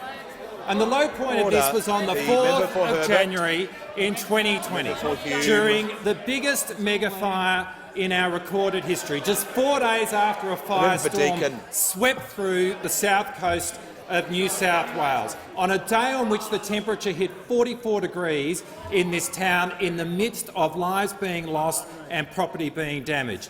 And those opposite made a decision to call out the Defence Force to help with the bushfires, and then they produced a video which had images of the ADF, and the tagline was "How to donate to the Liberal Party." That was a disgrace. That was a moment which showed deep disrespect for our nation's uniform, but it made it clear that the Liberals love the politics of defence. They just have no interest in defence policy. Well, the Albanese government will be very, very different. No press conferences on this side using Top Gun music. No press conferences using the ADF as a prop. No press conferences with party political banners, and no press conferences with a tag inviting people to donate to a political party. When we do press conferences with the ADF, there will be a separation, so that the messages that we have as politicians stand apart from the service that our brave men and women in uniform give to this nation. Order. The House will come to order. Before I call the member for Indi, I'd like to inform the House and the gallery we have a delegation from the Australian Political Exchange Council from New Zealand. On behalf of the House, I'd like to welcome you all, and also a delegation from the member for Wannon. The member for Wannon. I'm addressing the House and acknowledging guests to this House. Show them some respect. And I'd also like to acknowledge a delegation from the Armenian Australian Youth Advocates. Give the call to the honourable member for Indi. Thank you, Mr Speaker. My question is to the Prime Minister. The Senate is considering an amendment to the National Anti-Corruption Commission Bill to require a simple majority of the NAC Oversight Committee to approve the appointment of the NAC Commissioner. Prime Minister, this is a good faith and sensible amendment that will protect the independence of the NAC in the decades to come, while preventing any opposition vetoing appointments. Why is this government afraid of us supporting this amendment, which would guarantee that the NAC is a truly independent body? Give the call to the Prime Minister. I thank the member for her question. I thank her for her work in ensuring that Australia will have a National Anti-Corruption Commission. The member, of course, introduced a private member's bill in the last term of parliament. We tried to get it debated because the government said it had a bill, but it never introduced it. What we've done is introduce a bill. We had an inquiry that the member for Indi chaired. We adopted the recommendations of that inquiry, all of them. We adopted the recommendations of the inquiry. What you do is you have legislation, you then have an inquiry. If you adopt all the recommendations in which the member for Indi was the chair, with respect, I think we've done exactly what you should expect a government to do. You were the deputy chair, of that committee. So we've done exactly what came through the process of that committee inquiry, which the Deputy Chair of the inquiry would be very conscious of. What we haven't done is support amendments that have flowed from various quarters in this chamber after we've had a bill, after we had extensive consultation beforehand, after we had a committee process, after we had recommendations and after we adopted all of them. I stand by our position. I sincerely hope the Senate adopts our position that has been put forward. We'll consider amendments on their merits. I've had discussions with the Attorney-General and with some crossbench senators about amendments that we will support. Give the Prime Minister a pause. I'll just call the member for Indi. Thank you, Mr. Speaker. Yes, on relevance, Mr. Speaker, I'm asking the Prime Minister to go to the actual point of the amendment in the Senate around oversight and the simple majority question. I'm just seeking an explanation. The Prime Minister is in order, and I'll give him the call. He's being relevant. A simple explanation, as the Deputy Chair of the committee would recognise, is that this is something that isn't a recommendation of the committee that was put forward, unanimous recommendations to this House and to the Senate. So I think, with respect to the member for Indi, given you were supported for the high office of being the Deputy Chair of that committee in recognition of your genuine support members for on that, my left. it did not come through as a recommendation. Order. Members on my left. The House will come to order. It did not come through as a recommendation from the process. Order. We have on my left will cease supported interjecting. proper processes in order to get a National Anti-Corruption Commission, which the Parliament should be proud of. I look forward to it being adopted. Give the call. Order. Members on my left. I'd like to hear the member for Robertson. Thank you, Mr. Speaker. My question is to the Minister for Indigenous Australians. How will an Aboriginal and Torres Strait Islander voice improve the lives of Indigenous Australians? Give the call to the Minister for Indigenous Australians. Thank you, Mr. Speaker, and I thank the member for Robertson for his question. He, like every person on this side of the House, understands the issue of equity. Life outcomes for Aboriginal and Torres Strait Islander people can and should be better.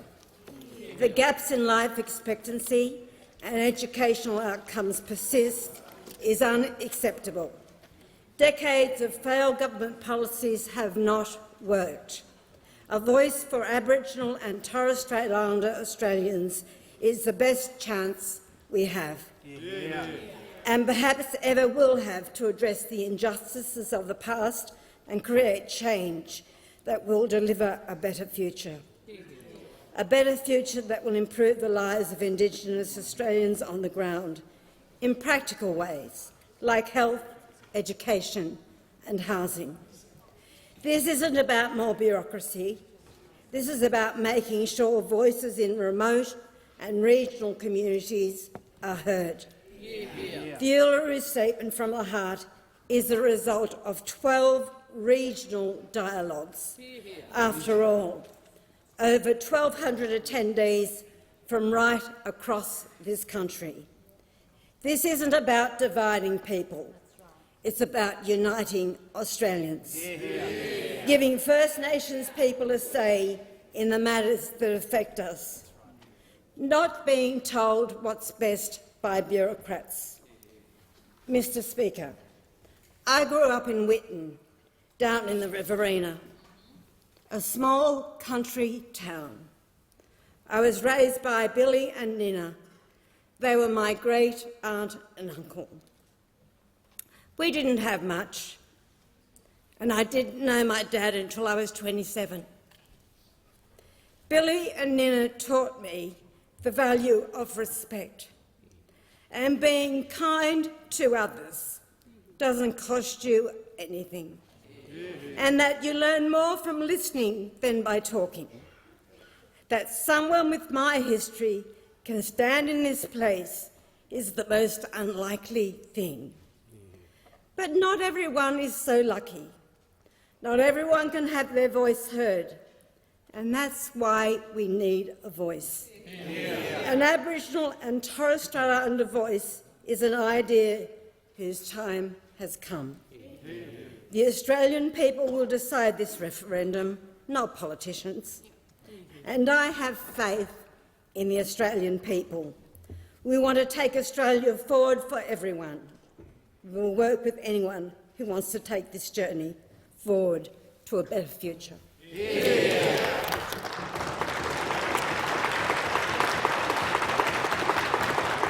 Order.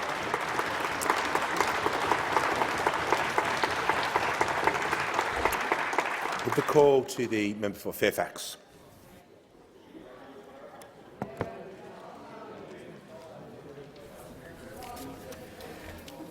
Mr Speaker, my question is to the Assistant Treasurer.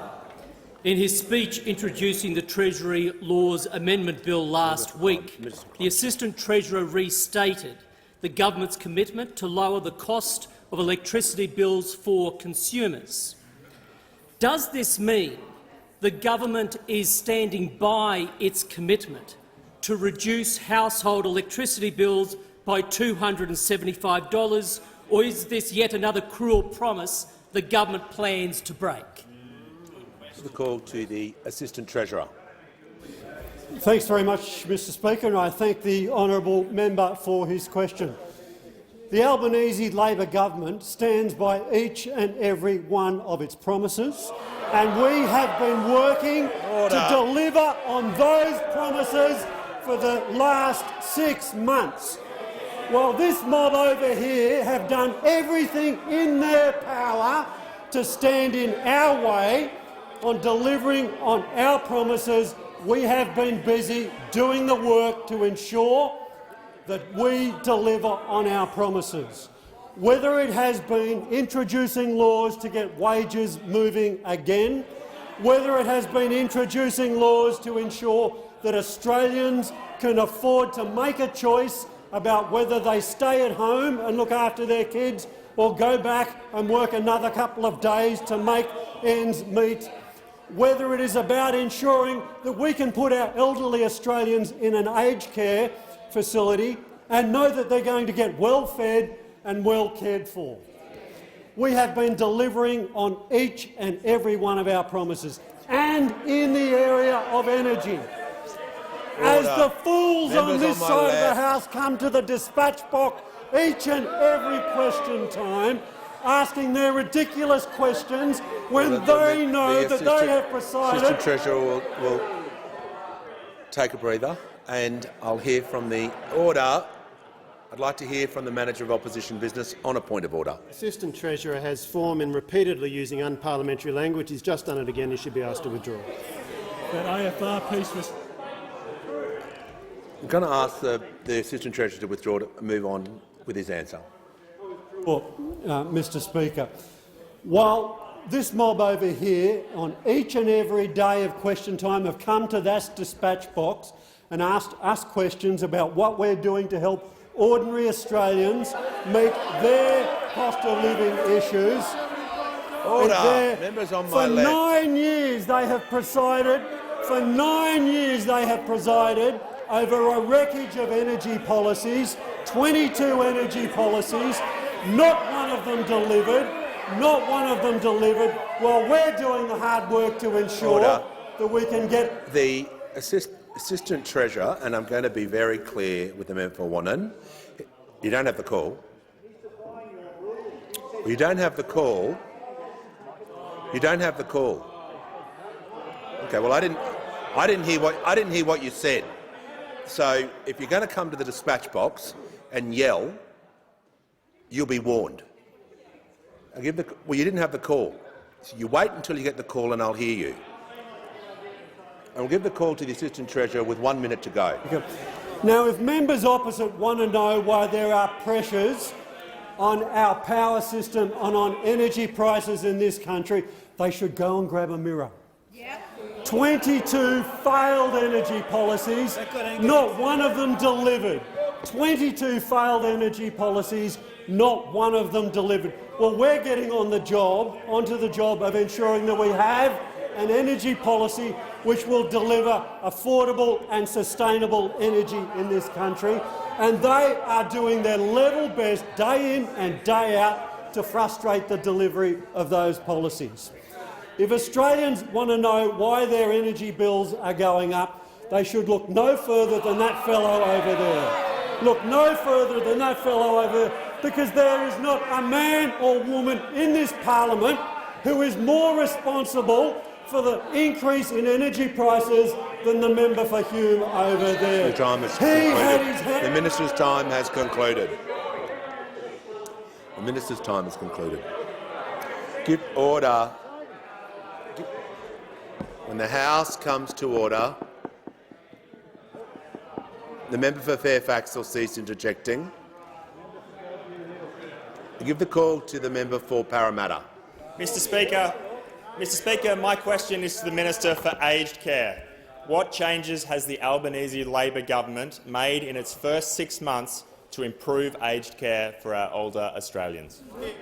Give the call to the Minister for Aged Care and Sport. Thank you, and I thank the member for his question because I know how hard he campaigned to see aged care reform in this country. And as he knows well, we inherited an aged care system in complete crisis, one that was so bad that it needed a Royal Commission. And this crisis is best articulated by a line from that Royal Commission final report that describes the attitudes of those now opposite.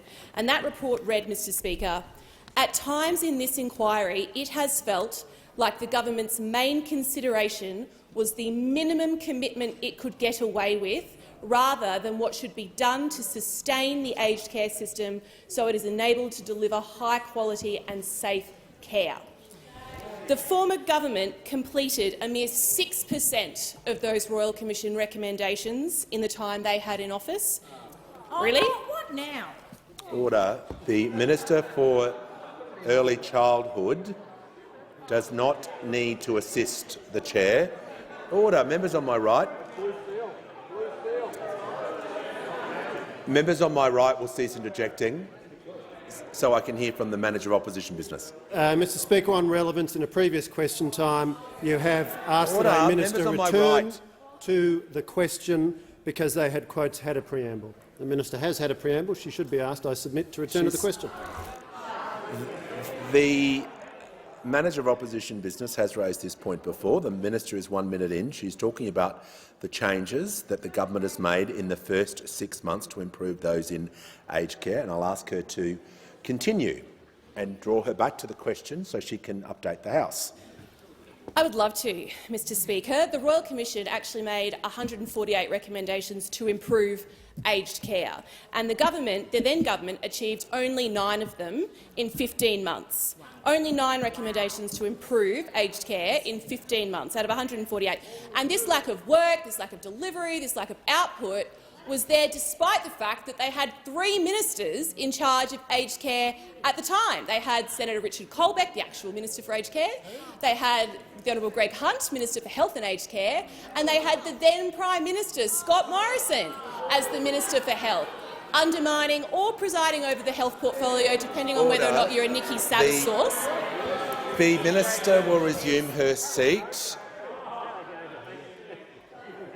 Order. And I'll give the call, reluctantly, to the member for Petrie on a point of order. A couple of points of order, Mr. Speaker. One will do. Yeah. Order. One will do. No. Well, there's 2. There's one on correct title in relation to the member for Cook. Resume your seat. Well, resume your seat. The minister, resume your seat. Resume your seat. The minister was clear. I was listening carefully to her answer, where she said the former Prime Minister, Scott Morrison. That is his title. And I'll give her the call to continue her answer in silence. So many titles to choose from, Mr. Speaker. I can see how it's confusing. You may continue with your answer. In just 6 months, The Albanese government has directly addressed 37 of 148 recommendations. 37 recommendations to improve aged care in 6 months compared to 9 in 15 months. We have passed 2 pieces of reform legislation. We have delivered a much-needed funding boost for residential aged care homes. We have increased funding by around $1 billion this financial year to fund workers to spend more time with their residents and to ensure a registered nurse on-site 24/7. In just 6 months, Mr Speaker, the Albanese government has strengthened provider and governance reporting requirements, bringing in greater transparency and accountability. In just 6 months, Mr Speaker, we've made it mandatory for providers to report how much money they are spending on food for each resident, with providers spending less than $10 a day referred to the Commission. And one of our first acts in government was to make a submission to the Fair Work Commission to get aged care workers a pay rise. And on 4th of November, just 2 weeks shy of our 6-month anniversary, the Fair Work Commission made a welcome interim decision for an increase to wages of 15% for aged care workers involved in direct care. Older Australians, our parents, grandparents, friends, relatives deserve an aged care system that delivers high-quality and safe care. And on this side of this House, we've been working very hard in 6 months to achieve it. The minister's time has concluded. Give the call to the honourable member for Brisbane. Thank you, Speaker. My question is to the Prime Minister. 55% of my electorate of Brisbane are renters. It is getting harder for people to find a home to rent. Individuals are forced to couch surf and entire families are living out of their cars. We've heard about real estate agents in Brisbane advising landlords to increase rents by over 20%, and the annual rental affordability report out today has revealed that 58% of private renters are in housing stress. Prime Minister, will you commit to putting national rental standards that include an end to no-grounds evictions and a 2-year rent freeze on rent increases on the agenda at National Cabinet meeting next week? Give the call to the Prime Minister. I thank the member for his question. And yes, indeed, there are challenges of housing affordability in Australia. We accept that. And what we've done is to accept responsibility for making changes that the national government can do.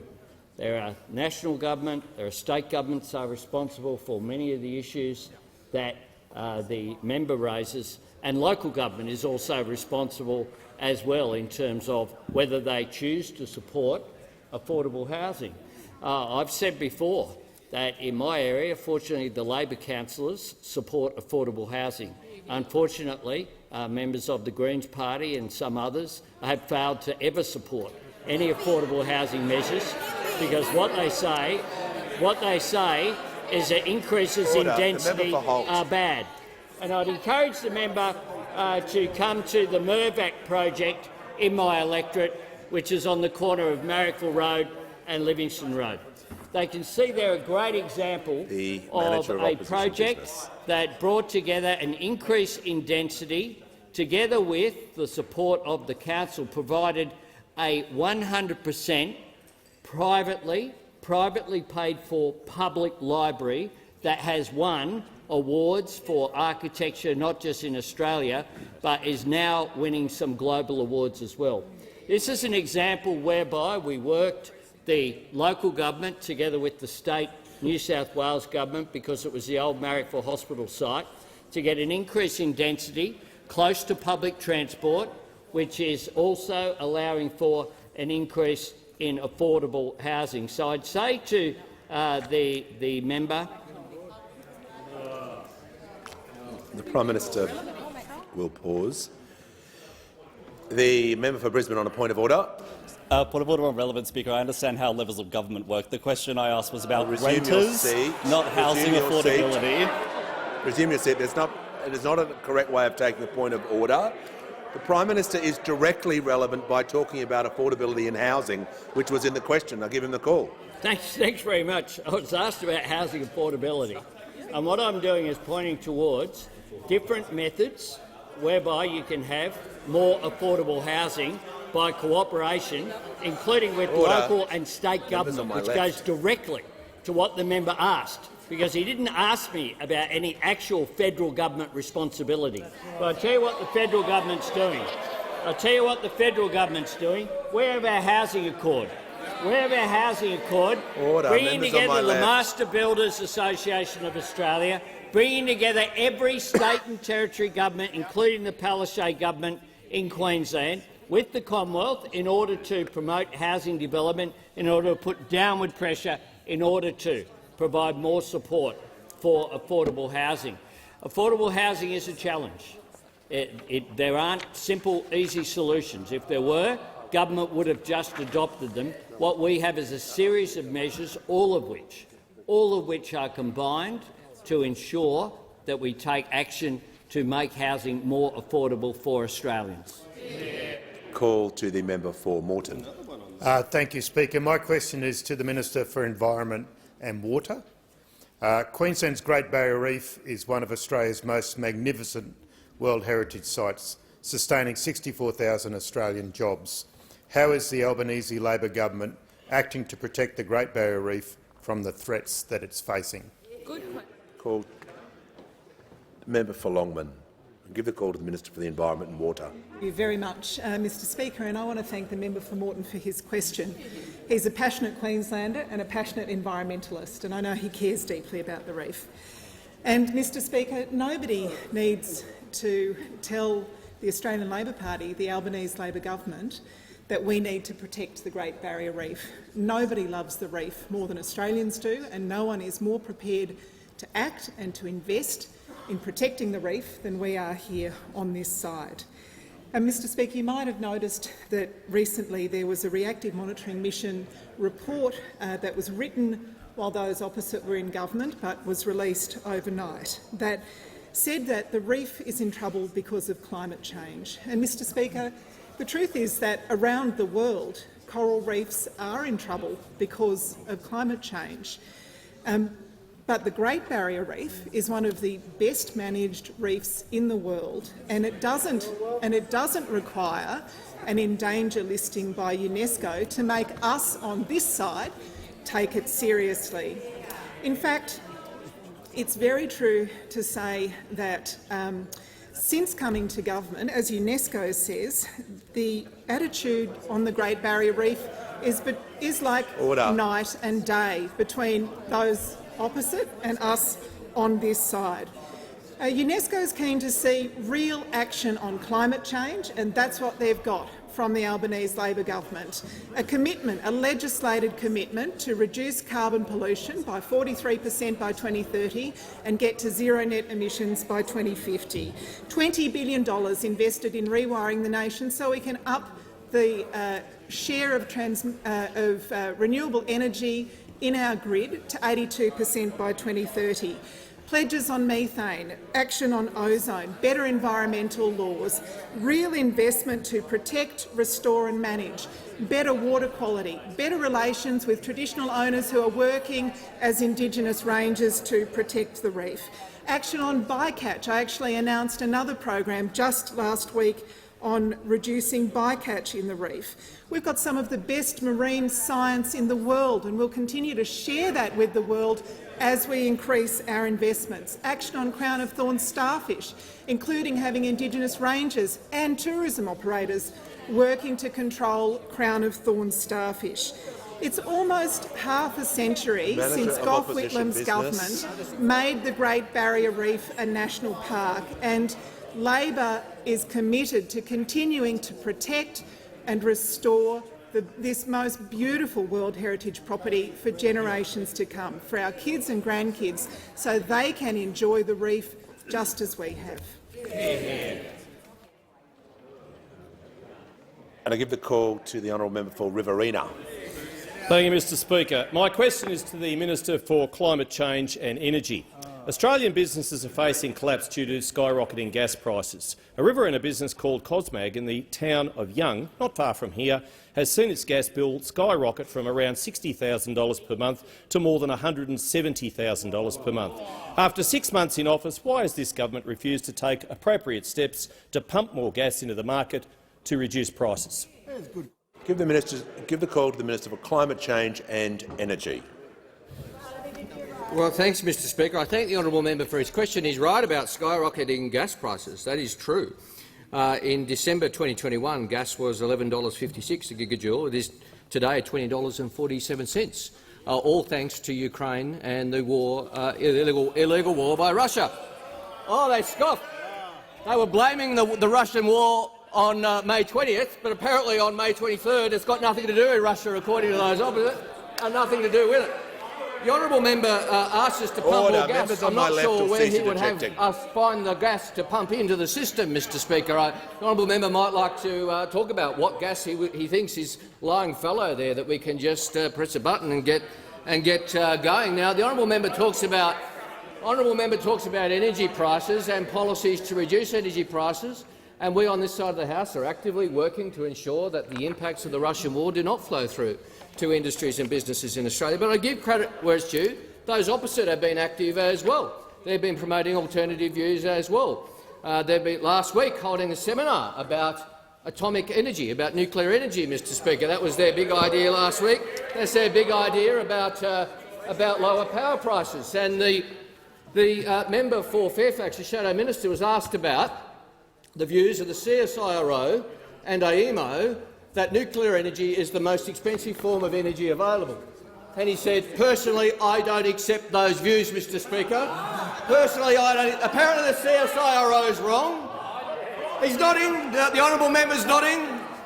Down at the CSIRO, all those PhDs are handing back their degrees, Mr Speaker. The member for Fairfax says they're wrong. What would they know? What would they know? Now, Mr Speaker, the AEMO CSIRO report found that nuclear, the cost of small modular reactors, which those opposite are so in love with, would cost $16,773 a kilowatt, Mr Speaker, in capital cost. The member for now New that England.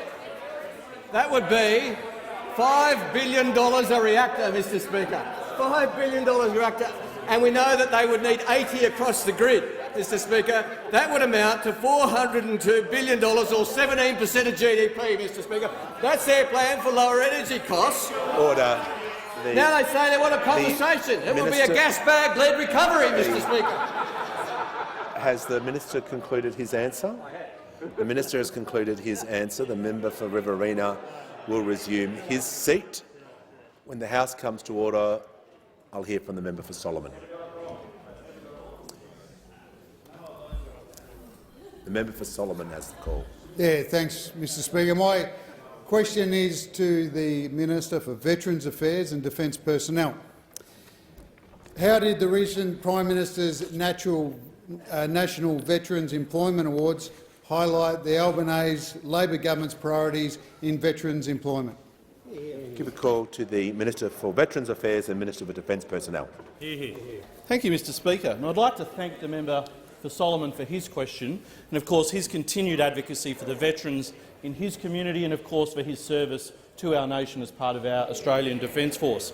Last Thursday night, the member for Solomon joined me, along with the Assistant Minister for Defence and Veterans Affairs and, importantly, with the Prime Minister as well, to celebrate the Prime Minister's National Veterans Employment Awards here in Canberra. These awards are particularly special because they not only recognise the awesome work that veteran employees and businesses are doing around the country, but they also recognised for the first time the contributions that veterans' families, specifically veteran partners, can make to the civilian workforce. And I'd like to give congratulations to the Veteran Employee of the Year, Nick Elston of GSA Management, Veteran Entrepreneur of the Year, Garth Chester of Valenhold, Partner Employee of the Year, Katie Vidal of She Maps, Partner Entrepreneur of the Year, Kelly Wilmot of Green Fox Training Studios, Large Employer of the Year, Cubic Defence Australia, Small Employer of the Year, Videm Consulting Group, Excellence in Supporting Veteran Employment category winner, Vertical Scope Group, Outstanding Contribution to Veteran and Partner Employment winner, Amanda McHugh of Career Swag, and finally, winner of the Medium Employer of the Year and Outstanding Employer of the Year, Blue Ridge. The awards highlight the importance that this government places upon giving veterans the support they need in order to successfully transition out of military and into civilian life. And it highlights to all employers the benefits of employing a veteran. Veterans bring to the civilian workspace so many of the skills that they've learnt in their time in the ADF: leadership, teamwork, loyalty, agility, discipline and the ability to work under pressure. Veterans' families bring not only their professionalism, planning and management skills to the workforce, they also bring the ability to work autonomously and in highly variable environments. All critical skills in the modern economy, all in demand by employers today. The Albanese government knows just how important a good transition is for a veteran to ensure good outcomes following their military service, which is a big part of that is getting into meaningful work. That's why at the election we committed to a $24 million Veterans Employment Program looking to improve veteran and defence family employment prospects, improving education and backing veteran-owned businesses. I want to acknowledge some of our excellent veteran-led Aussie defence industry businesses that join us in the gallery today. The Whiskey Project, J37, 3ME Technology, Nova, Omni Executive and Xtech. Veterans make an amazing contribution to defence industry. They know what defence personnel need in the field. Your skills mean you continue to contribute to our sovereign capability. It's all part of how the Albanese government is delivering a better future for veterans and families. On indulgence, I'll call the member for New England. Speaker, on indulgence, I'd like to associate the coalition with the majority of your remarks. And also note in a serious form the passing of Ernie Walker, the last of the Rats of Tobruk, at 106 years old today, who served not only in Tobruk but also was served on the Kokoda Trail. May he rest in peace. Call the Prime Minister.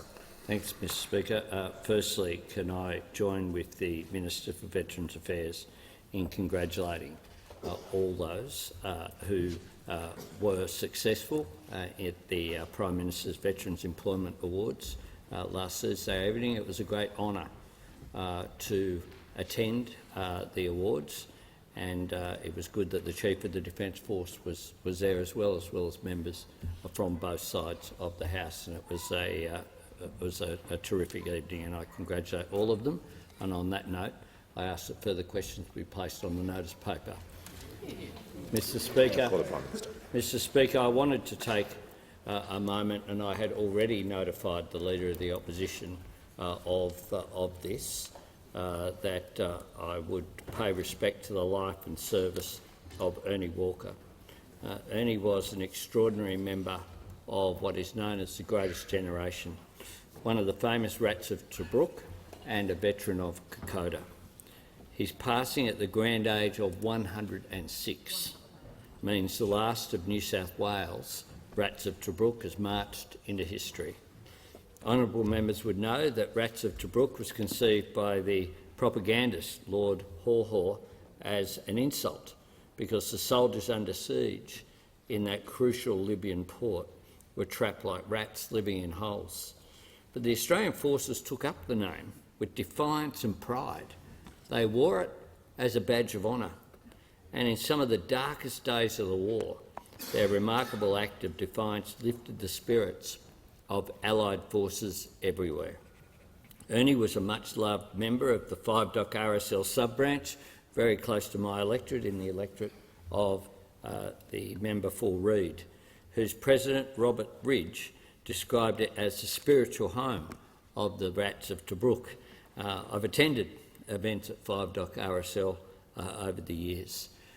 Today in Parliament, on behalf of the Parliament, we honour Ernie's memory, we salute his service, and we reflect on the bravery of all those Australians who have risked and lost their lives to defend our nation's freedom, lest we forget. And I call the Honourable Leader of the Opposition. Thank you very much, Mr Speaker. Well, I want to join with the Prime Minister, congratulate him on his fine words in honouring an incredible Australian, Ernie Walker. Anybody who achieves 106 years has a remarkable story to tell, but he died peacefully with his wife by his side, but that, of course, is a long, long way from where he spent many formative years and years alongside those who suffered at the hands of the Germans and those adversaries in the Second World War.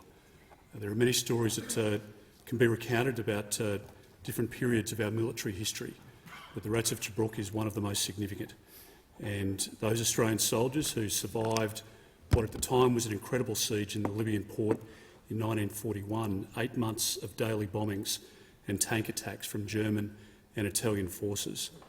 But, as we know, they dug in, they fought in a way that would make our country and the Commonwealth and the Allied forces incredibly proud of what they'd been able to achieve. And to stop the Germans from recapturing that port was a very significant point of military history. I want to offer, on behalf of the Coalition, our condolences to Mr Walker's family and, of course, as the Prime Minister points out, to the members of the 5-Dock RSL who will be feeling his loss acutely today. The camaraderie that exists, as we know, at RSLs around the country is sincere and genuine and born of the camaraderie that's developed over generations. And Australia, as has been pointed out even in question time today, is well served in times of peace and war by the wonderful men and women of the Australian Defence Force, and we pay tribute again, not just to Mr Walker today, but all of those who have and who currently wear the uniform of the Australian Defence Force. May he rest in peace. As a mark of respect to the passing of Mr Ernie Walker, I ask all those present to rise in their place.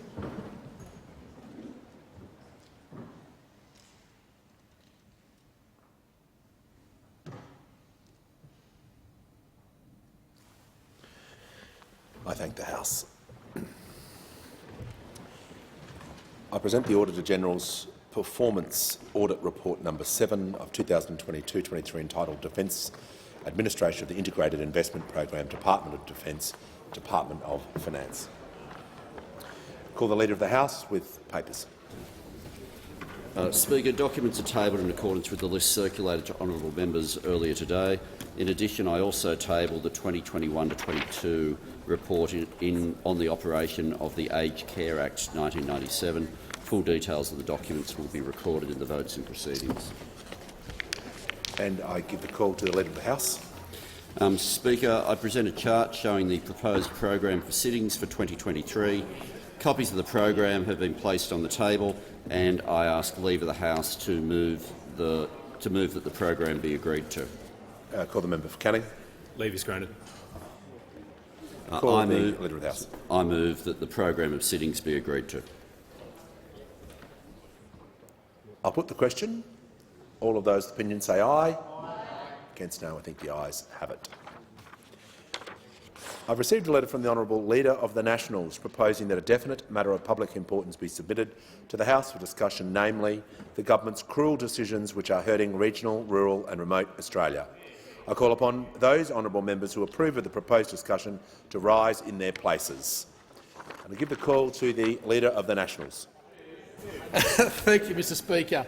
And can I say that on the 21st of May, the Prime Minister made the statement that no one would be left behind. Well, it took less than 6 months to see that the cruel decisions of this government has left 30% of Australians who live outside a capital city behind. In fact, it actually started before the election, when they made a commitment to end the live export of sheep. And unfortunately, what this means for the people of Western Australia, the 3,000 men and women who work in the live sheep export industry, they have no future. They have no future when this new government says that they predicated this decision on science. The new Agriculture Minister says that we are shutting this industry down because the science tells us so. Well, explain the science and actually table the science, because the science actually says Australia does it better than anyone else. We've moved from a mortality methodology to an animal welfare methodology, the best in the world in an industry that's continuing to increase. So why take away the livelihoods of 3,000 Western Australians at a stroke of a pen? For what? To export our animal welfare standards to another country that don't do it as well as us? That's not common sense. But then they go further. They went further with taking away the opportunity for Australian farmers to produce. The NFF at the Job Summit identified 172,000 workers are required to get food from a paddock to your plate. The best that those opposite are prepared to provide is all through the PALM scheme, and that equates to 42,000. So you don't need a maths degree to understand the sheer shortage that is out there across regional rural Australia. No solution, just another working group with the AWU, just another talk fest without the action of an ag visa in which we signed up, Vietnam. and in fact the opportunity to sign other countries up, to give them the pathway to permanent residency to move in what was the biggest structural adjustment in agricultural workforce in our nation's history that we provide under the Ag Visa. We as a nation were prepared to also provide the greatest gift this country can provide to anyone around the world, a pathway to permanent residency, to bring the next generation of migrants to regional rural Australia, to agriculture, to grow regional Australia and to grow agriculture, ripped away with the stroke of one pen. That now means that farmers right across this country and even processors are working at around 60% capacity. You don't go and invest and plant a crop if you can't pick it. I met a farmer in Carnarvon in Western Australia. He walked away from his property because it was all too hard. He didn't have the trust and faith in putting his capital out to plant a crop. He handed over his property to someone that could afford to do it but could only do it at 60%. A property he was born on, property that he had a connection to, was lost in that moment because we didn't provide our farmers with the tools. That's not common sense. And when every time you go to the supermarket, it's not just the natural disasters that have caused the cost of living pressures at the grocery store. It's man-made. It's Labor-made because of their cruel decision to rip away the Ag Visa, to rip away the opportunity for our farmers to have the tools to be able to produce the food and fibre they want. But it gets worse. We've got a new water minister, and she's decided to reopen up their plan, the plan that they put through this parliament. We're 80% of the way through the first stage of that plan, the 2,750 gigs. The last 20% of that plan can be achieved through infrastructure, so that farmers and communities don't have to go through buybacks. Because buybacks don't necessarily hurt farmers, they hurt the small communities that support them, the machinery dealer, the pump shop, the agronomist, the hairdresser, the cafe, the schools. The farmer gets his money. And so we're on a pathway to complete that. But what this government has done is when they created the plan, they added an additional 450 gigalitres to that. But with that 450 gigalitres, they had a safety net. They themselves even put that safety net on to protect those communities, that not a megalitre of water could be taken out of those communities if it did not pass the neutrality test of social and economic benefit. And so that was the safety net that now this heartless government is trying to rip away from regional rural Australia, that will see 450 gigalitres bought back, taking away the future of the basin community, taking away our food security.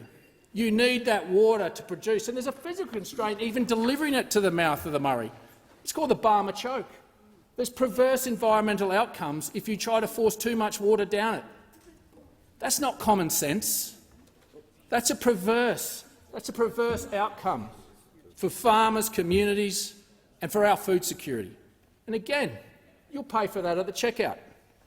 But to do this and to buy back that $450,000, they're robbing all of regional Australia's future, because they took away the money to build the water infrastructure.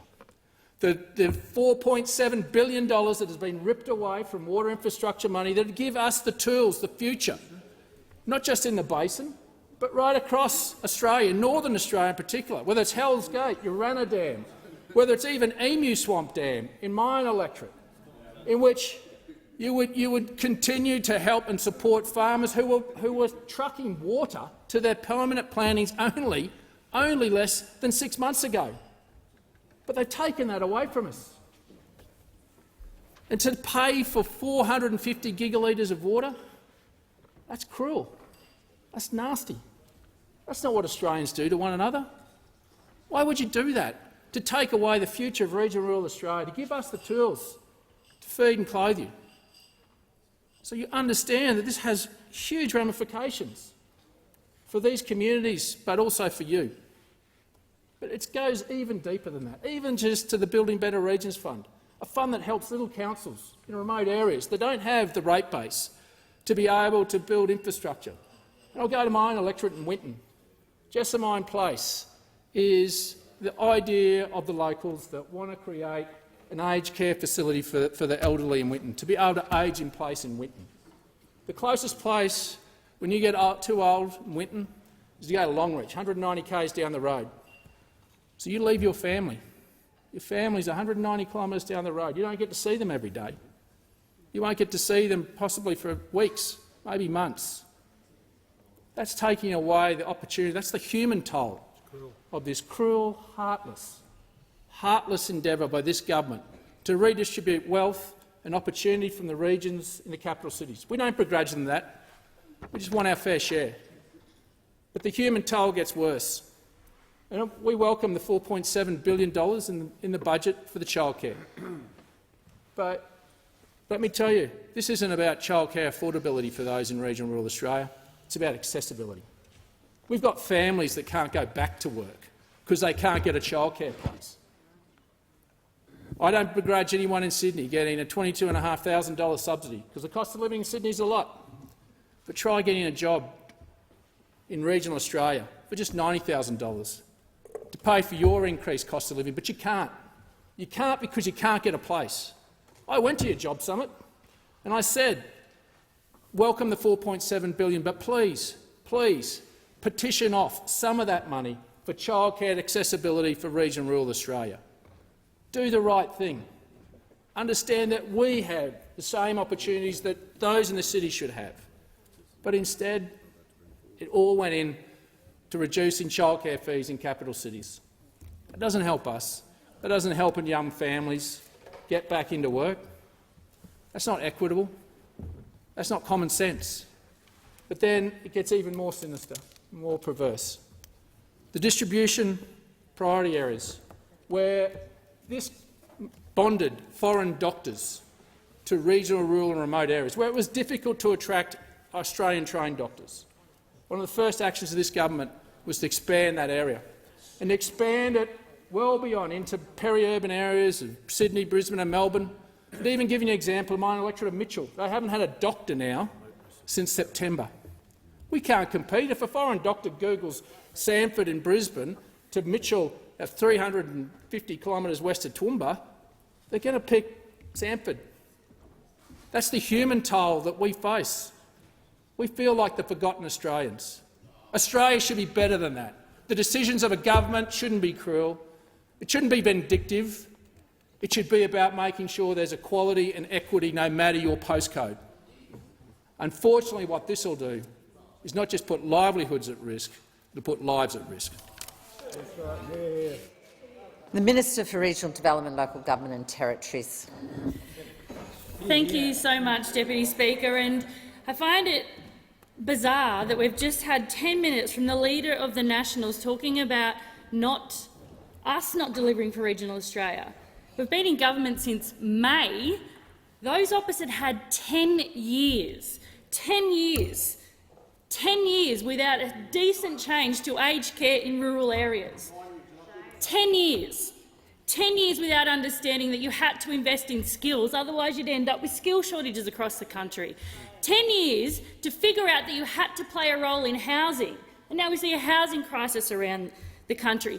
10 years to make sure that we had GPs in regional areas.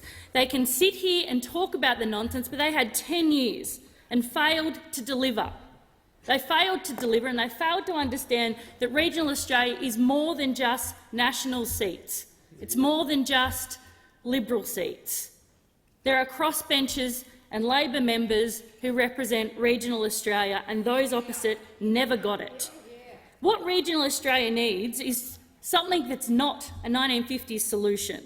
Regional Australia needs modern technology. Those opposite failed to deliver that in a modern society we had to deal with connectivity. They failed to build the NBN.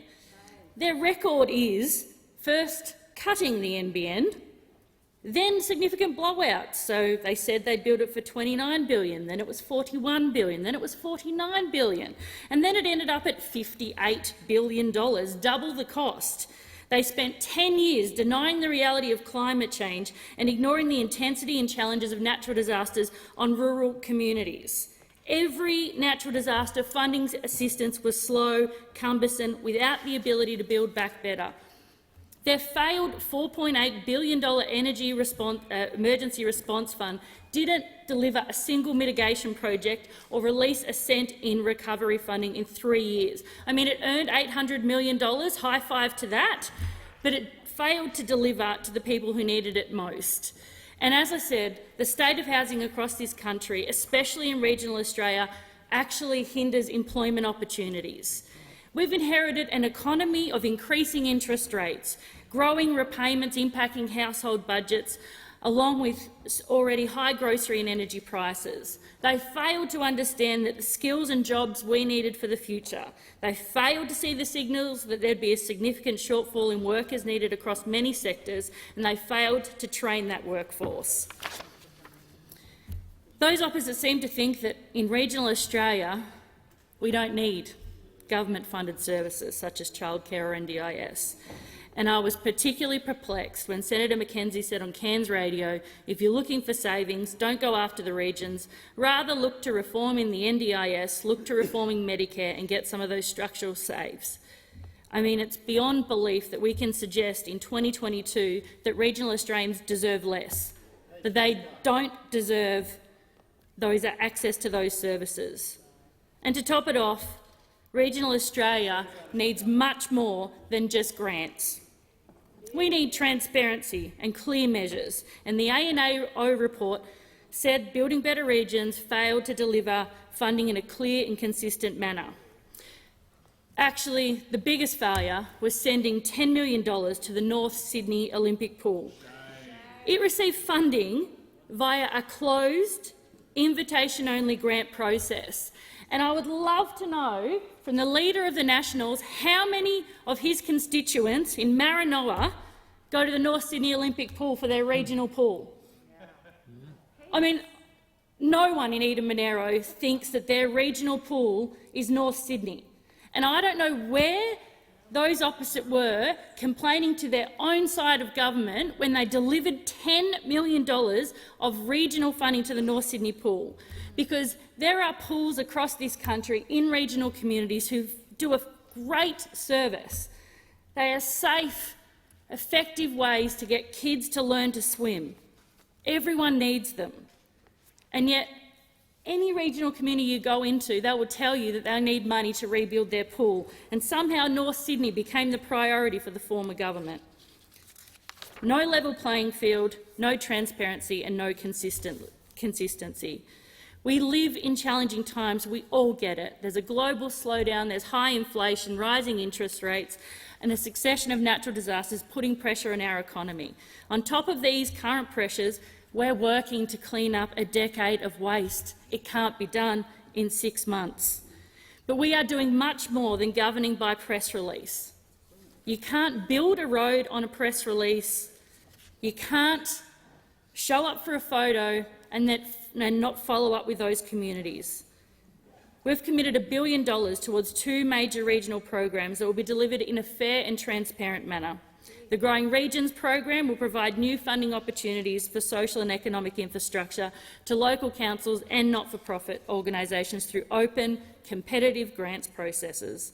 The Precincts and Partnerships program will provide a strategic, nationally consistent mechanism for funding and coordinating large-scale projects that transform our places, benefit communities in our regional cities and wider regional and rural Australia. And unlike those opposite, we know regional Australia will be the driving force behind our economy, particularly on renewables economy. Those opposite thought all a regional Australia needed was a cash splash. There was no vision on how to build, how to support, how to harness the value of regional Australia. But regional Australians deserve so much more than that. Broad, sweeping policy that delivers and meets their needs. Investment in regional Australia is much bigger than a simple grants program. Much bigger. That's why there are 760 initiatives in the regional ministerial budget statement for regional Australia and over 220 new packages and individual measures. And I thank the member for Page for his interjections, because Senate estimates provided a few weeks ago, this government, the Albanese Labor government, is delivering $4 billion more for regional Australia. $4 billion more. That's why we're investing $2.4 billion in funding to the NBN and delivering $656 million to improve mobile connectivity in regional and remote communities. Because they always talk to us about mobile funding. They always talk to us about not getting the services that those in the city get. We know the chef, the childcare worker, the fruit pickers, all these people need a roof over their head before they can accept a job in our regions, which is why this government took up the challenge abandoned by those opposite. We have a $10 billion future housing fund, and we've implemented the regional first home buyers scheme. Already 1,000 people have taken advantage of that scheme, and couples like Abby and Coraine near Townsville will be in their first home before Christmas. But there is so much more that needs to be done. We need stronger educational opportunities across the regions, and that is why we have prioritised access to 20,000 additional Commonwealth-supported places at regional universities. That's why we've invested $158.5 million worth of measures to address teacher shortages. But good regional development isn't just about investing in roads or industries, it's about investing in our people through skills and training. It's investing in our services like Medicare, the NDIS and childcare. And we know that regional Australia bears the brunt of natural disasters, which is why we have prioritised the Disaster Ready Fund, investing up to $200 million per year on disaster risk reduction and resilience, because our regional communities tell us they want to be better prepared for next time. They don't want to continue to build back the infrastructure that gets washed away or is reburnt, or have a community continue to be cut off. They want to know that we give credence to their lived experience, which is why we prioritise that. Regional Australia is at the centre of our nation's growth and at the forefront of the Albanese Labor government's agenda. Investment in regional Australia includes powering the Regions Fund, investment in schools and universities, investment in housing, investment in healthcare. It's about investing in people and taking seriously place-based solutions. This government, the Labor government, is saying to people, we will deliver for you no matter where you live, no matter what your postcode, no matter whom represents you in government, because there has to be a clear and transparent process. The Labor government will deliver regional Australia that can thrive in the modern world, and I am so proud to be part of this government delivering for all of Australia. Thank you. Member for Page. Deputy Speaker.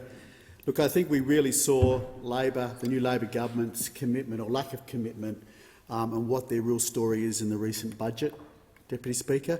And what we saw in the recent budget, I call it the no hope, no solutions budget. We had a prediction of higher power prices, we had a prediction of higher mortgage costs, had no solutions to that. So we know it was a no hope, no solutions budget. But the great disappointment in the budget, obviously, Deputy Speaker, was the real cut as well to infrastructure projects and programs within regional Australia. That was the real kick in the guts, obviously, to regional Australia. And to add to that, there's the insult, and it is an insult, and it's not an insult necessarily to me or people in this chamber, Deputy Speaker. It's an insult to people who live in regional Australia when those opposite, and many have done it, including the now Prime Minister, who say that Nationals MP and Liberal MPs who are in regional Australia are pork barrelling. So when we go out and advocate for money, Deputy Speaker, and get funding for projects in our regions, Deputy Speaker, for our bridges, for our roads, for our hospital, for our sporting upgrades, Deputy Speaker, those opposite insult, Deputy Speaker, every single person who lives in regional Australia by calling that pork barrelling. It's an absolute insult, Deputy Speaker. And what even rubs it into that is then when they go and pull money from regional programs. We've seen them pull the BBRF program. We've seen them pull in the budget. There was about $9.6 billion ripped out of regional grants programs, Deputy Speaker. $4.7 billion ripped out for the forward estimates for regional programs. But then at the same time, the absolute hypocrisy of them. The absolute hypocrisy of those opposite, Deputy Speaker, because suddenly, they found $2.2 billion of the money that they ripped out of the regions to give to Dan Andrews for a suburban rail loop, with nothing from Infrastructure Australia on, from that, Deputy Speaker. So not only do they insult regional Australians. Not only do they insult every person who lives in regional Australia, they are then a hypocrite by doing what they did with that. Now, we shouldn't be surprised, Deputy Speaker, we shouldn't be surprised that they don't understand regional Australia, because regional Australia don't know that they don't get them. Because when you look at a map of Australia, Deputy Speaker, when you look at a map of Australia and you look for the red bits, in the regions, you can hardly see it, Deputy Speaker. You can hardly see it because regional Australia know that those opposite don't get them. They know that the Labor Party don't get them, and that's why they reject it. And you don't see much red on the map, Deputy Speaker. Now, this goes actually back a long way. This actually goes back in the Labor Party to Paul Keating's day, Deputy Speaker. You know what Paul Keating once said about Nat MPs? He said all Nat MPs want to do is build roads to nowhere. What an insult that is. And he probably thought it was funny as well. But that's how far this goes back with the Labor Party. They're not roads to nowhere, Deputy Speaker. They're not roads to nowhere. It's the Nats. It's the Nats that established the Roads to Recovery program. We established the Roads to Recovery program. We institutionalised that into spending because we know how important those roads are. They're not roads to nowhere. They're roads to our houses, to our communities, to our farms, to our hospitals and to our schools. The other one that was brought into another program that Paul Keating and Labor would think it's roads to nowhere was the Bridge Renewal program, Deputy Speaker, which we brought into when we came into government in 2013. Another very important program. So we know and hear that Labor don't get regional Australia, and obviously regional Australia understand that too because you don't see a lot of red on the map. The other thing I do want to add too, Deputy Speaker, another example of this. I mean, they were talking about skill shortages and job shortages. I mean, the hypocrisy of that, because we did work as a previous government, Deputy Speaker, to bring in the Ag Visa program. As the previous Leader of the Nationals said, we have a huge shortage of workers, in regional Australia. We'd negotiated the Ag Visa. They're going to roll it out through Southeast Asia to get more workers into regional Australia to help them. And guess what the Labor Party did as one of their first acts? Chopped it. That's right. Gone. They're not going to extend the Ag Visa program. So, again, no understanding of regional Australia. They don't care, and they insult us with their hypocrisy. Thank you, Deputy Speaker. And the member for Gilmore. Thank you, Deputy Speaker. Well, I think it is worth revisiting the last 9 years under a government that those opposite led and comparing that with the last 6 months. What does cruel government look like? How about cutting video, telehealth, psychiatric consultations for regional and rural Australia? Years of drought, horrific bushfires, a global pandemic and flood after flood after flood. But the Morrison government thought it would be a good idea to make it more difficult, more expensive for people in regional and rural Australia to see a psychiatrist. I can tell you right now, Deputy Speaker, that was cruel. So the Albanese government reversed it. We gave people struggling with their mental health back their psychiatrist. As one person in my electorate said, the former government's decision put her in a dark place, but we had given her hope again. Real consequences of decisions those opposite made that we are correcting. What else does cruel government look like? How about neglecting older Australians living in aged care? Neglect was the title of the report from the Royal Commission, and it lay directly at the feet of the Liberal government. So we are putting the care back into aged care. And as an electorate with one of the oldest demographics in the country, I can assure those opposite that people on the South Coast care about that. We care that we will have 24/7 nurses in aged care homes, that older Australians will have good quality food, good quality care and a system that gives them dignity as they age, thanks to the Albanese government.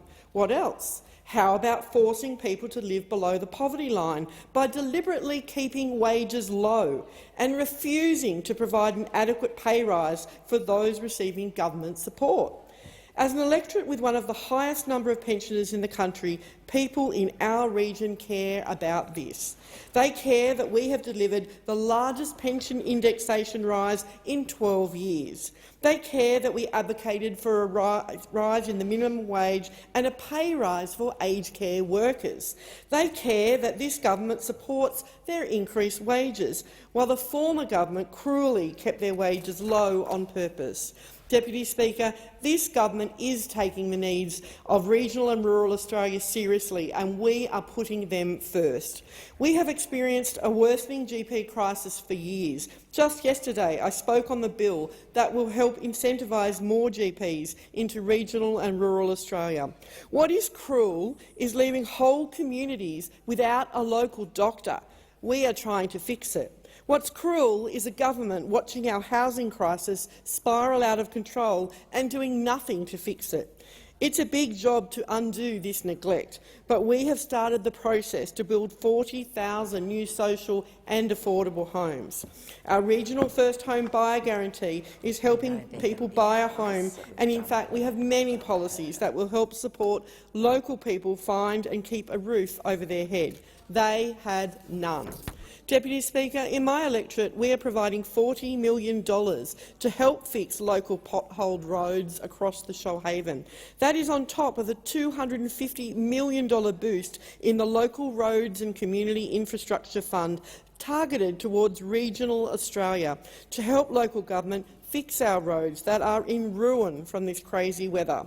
We won't call it climate change-induced crazy weather because we might have to point out that the former government's refusal to take any meaningful action on climate change may have contributed to that. Is that cruel? Well, if you ask our communities suffering from a never-ending stream of climate-related disasters, they might tell you a thing or two. But I certainly don't think they will see help to rebuild their roads as cruel. Is it cruel to invest in life-saving cancer treatment close to home for people in the Eurobodalla?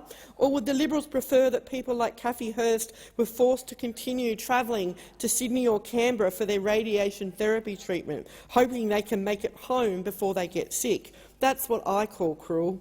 In fact, I would call the New South Wales Liberals' continued refusal to support the Radiation Therapy Centre in Moruya cruel. The failure of the former member for Bega and the failure of the former Morrison government to deliver this centre, that is cruel.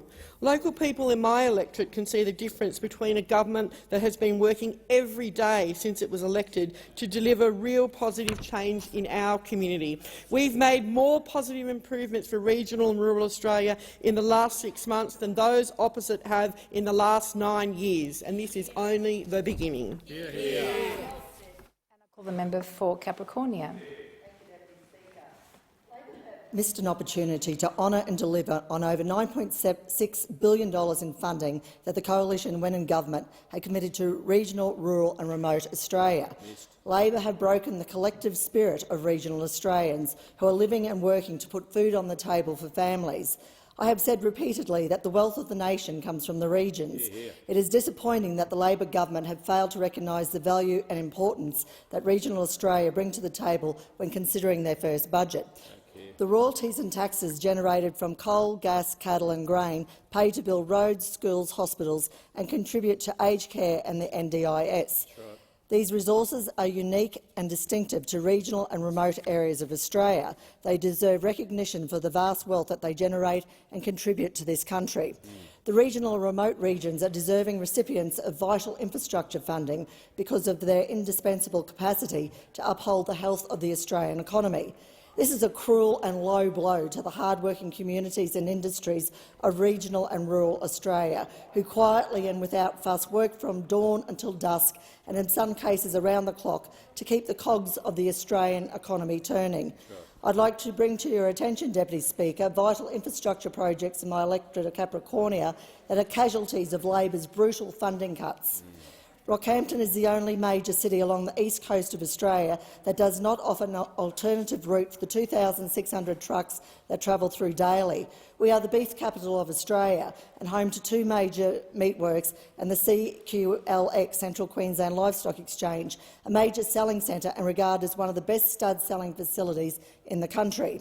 The Bruce Highway traverses over Rockhampton's 2 bridges through the centre of the city, bringing a high volume of vehicles that competes with the local morning and afternoon peak traffic. I think I have made a clear case, Deputy Speaker, as to the critical need of a ring road to Rockhampton. When in government, the Coalition recognised this and committed $1 billion to fund the construction of this vital infrastructure project. Another vital infrastructure project casualty to Capricornia is the Urana Dam. Deputy Speaker, the decision by the federal Labor government to take away $7 billion out of water projects is a testament to their lack of practical understanding of the necessity to fund dams. Again, the Coalition recognised that water security and a pumped renewable energy hydro scheme are essential to regional, rural and remote infrastructure. The Urana Dam site presents the perfect opportunity for a pumped hydro to be built. The Urana Dam is ready to go. The Coalition committed $483 million to this vital project. Labor cut the funding to the Urana Dam project and announced plans for a $12 billion pumped hydro renewable energy hub to be built in the Pioneer Valley. Unlike the Urana Dam project, the Pioneer Valley Burdekin pumped hydro project does not have the capacity to store water and provide water security. Another cruel and reckless decision by Labor was to cut funding for the Phillips Creek Bridge upgrade. The Phillips Creek Bridge on Saraji Road is the key link between Dysart and Moranbah, northwest of Rockhampton. Mining companies in the region rely heavily on the route to get their products to market. Flooding closes the Phillips Creek Bridge periodically throughout the year, costing businesses millions and causing frustrating delays for motorists. A replacement bridge would make the highway safer, more flood resilient and keep motorists and freight moving. The Coalition, when in government, committed $14.4 million to replace the Phillips Creek Bridge on Saraji Road, pending a funding agreement being reached with the Queensland Labor state government. The decision to cut funding to vital road infrastructure on regional and remote roads that are the pathway from the paddock to the plate are hurting all Australians at the checkout.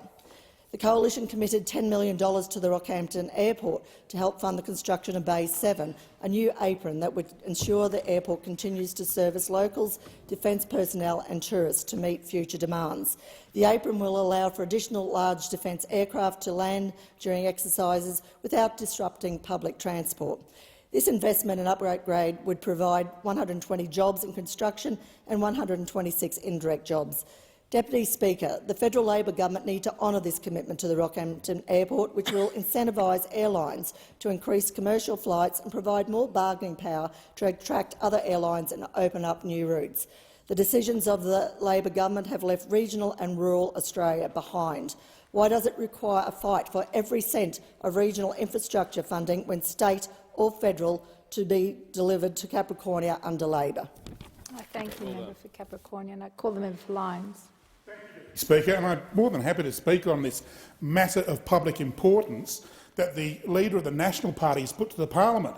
And I can't help but notice, Deputy Speaker, there is one National MP left in this chamber, the member for Everina, and then there's the Liberal member for Capricornia. Compared to National Party member, I do apologise, two members left in this chamber from the opposite side from the regions, compared to this side. Yeah, go on. Order.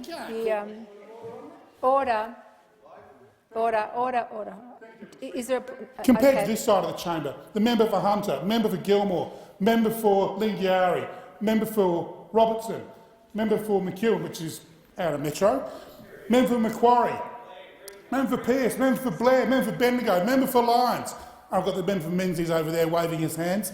Oh, the member for Grey stuck in the back. 4.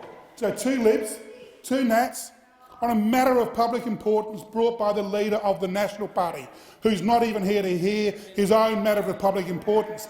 That's the importance the Nationals place on issues like this. They are all hat, and no result. That's what they are.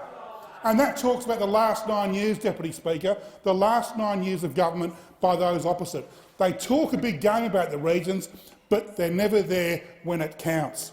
And that's what we see, Deputy Speaker, with the results over the last 9 years. Health in crisis, GP crisis across regional Australia under their watch. Housing crisis under their watch across regional Australia. NBN, the digital divide, got wider under them over 9 years. If there's one thing that's been consistent over the last 9 years, it's been that too many regional electorates have been represented by National Party MPs who talk big in this chamber, but they don't deliver on the ground where it counts.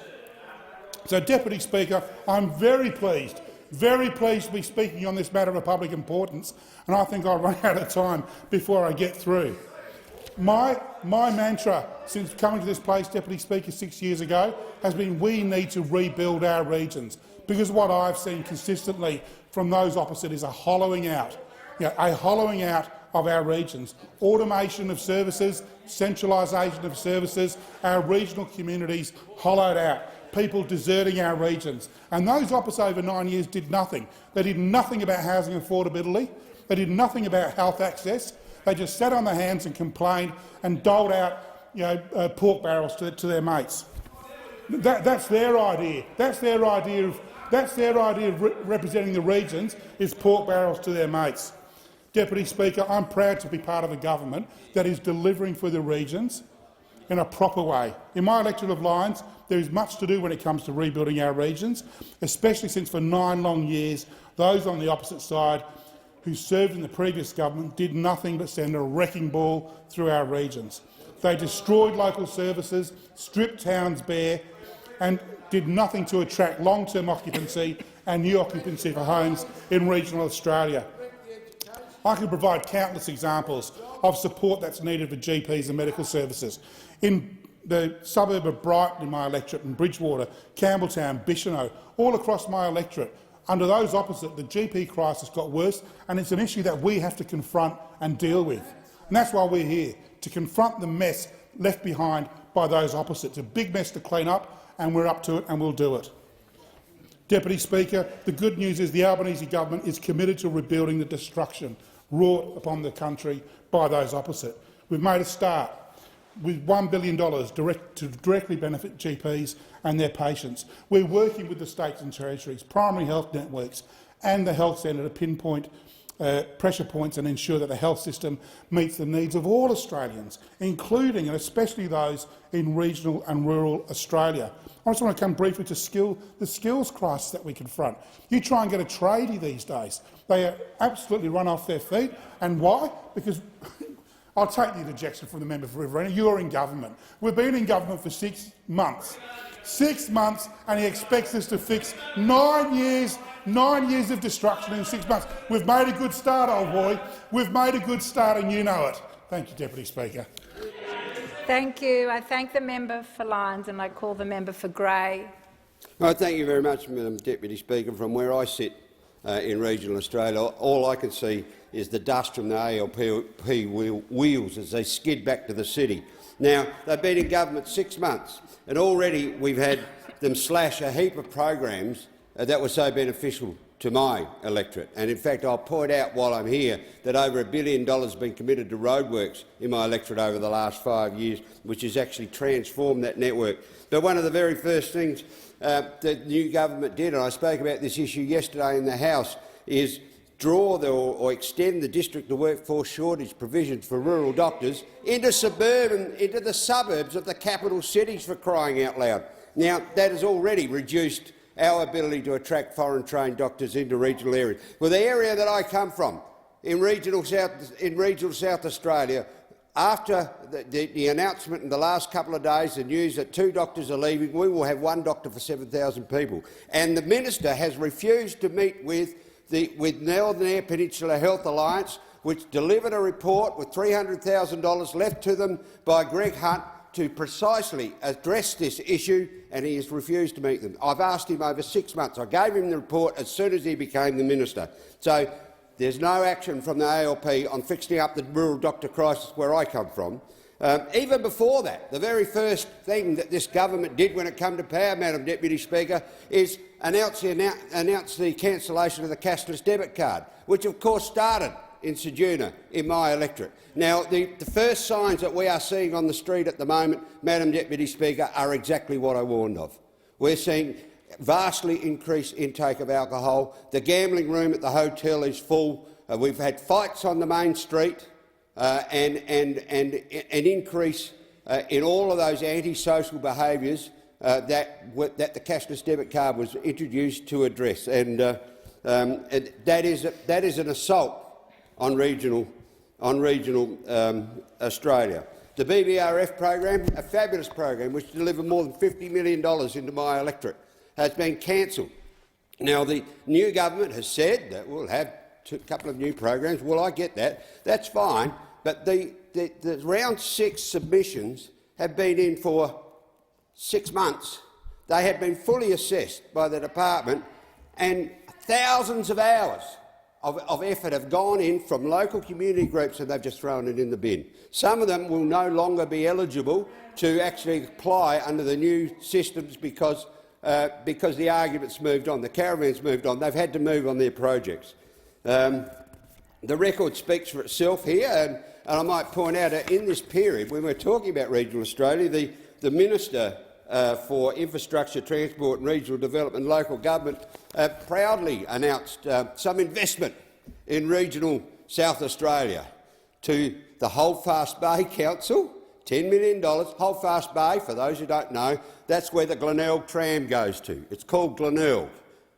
It's the closest beach to the city of Adelaide. And another $6 million for the Marion Council, which sits right alongside the Holdfast Bay Council, and it starts about 3 kilometres out of the city. If that's regional investment, we are in trouble in regional Australia. I might point out the last time that the Labor Party was in government, they had a program called Stronger Regions, and that paid for a ring route around that very remote airport of Perth, for crying out loud. So we're seeing this redirection of funds that we had directed into regional Australia over the last 10 years being drawn away for city projects.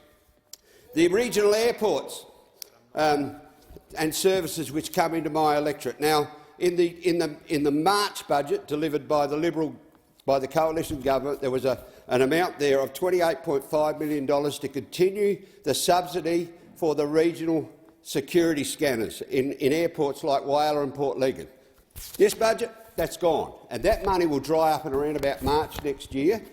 For the people who live in Whyalla, that's going to put $50 a seat, $50 a seat onto the Qantas flights, and in Port Lincoln it looks like $18. I've spoken to Qantas this week. I know the local councils can't bear the strain of that kind of imposition, which is over $1 million a year to run these scanners. That legislation, incidentally, was introduced by the now Prime Minister back in 2012, and I told him at the time exactly what would happen if they push ahead with this process.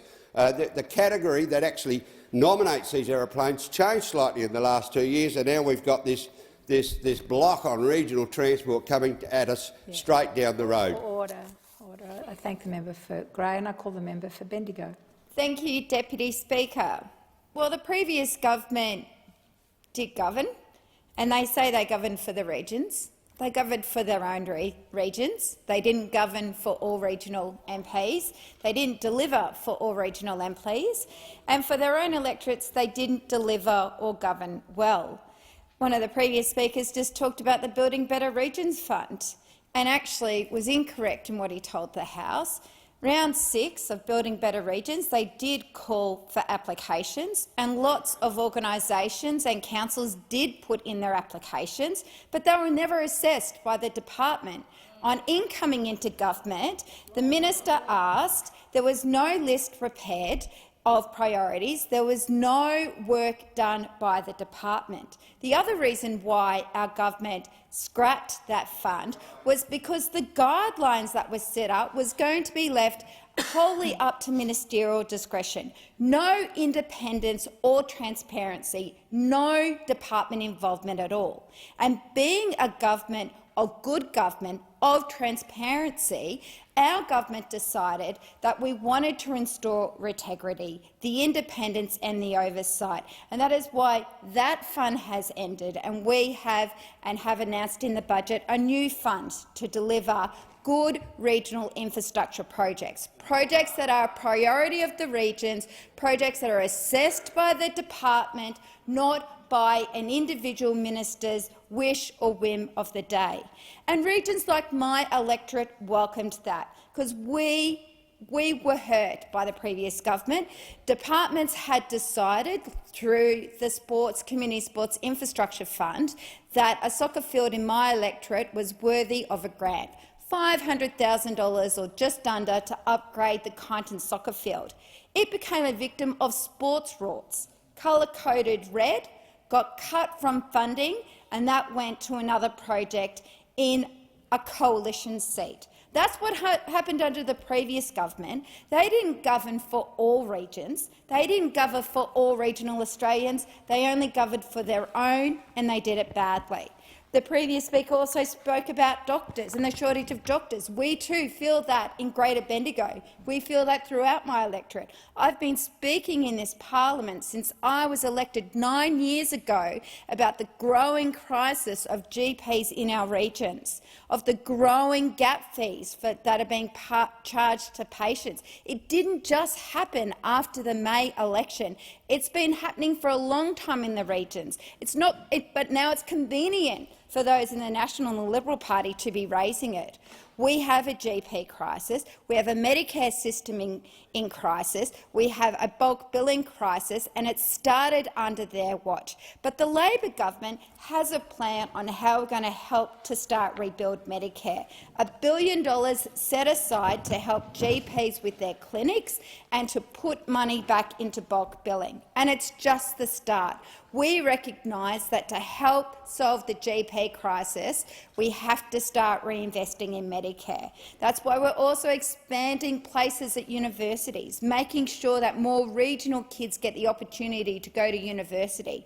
The gap has continued to widen in terms of educational outcome in the region on the previous government's watch. Health outcomes and health life expectancy has widened between metro and regional people on the previous government's watch. Life is getting harder in the regions, and it didn't just start after the May election. It started a lot sooner. So we're going to be more targeted in how we support the regions. We are helping with cost of living pressures. We're lowering the cost of childcare, a huge issue for regional parents. We're supporting the development and the growth of the early childhood educators' workforce. A massive barrier for women in the regions is having access to childcare. It's not just about the cost of childcare. We literally don't have enough educators in the regions to help educate our youngest children. There's enough space, there's rooms, but we don't have enough educators, so we've got a plan to tackle that. I could go on and on, Deputy Speaker, about what our side is doing to help support people in regional Australia.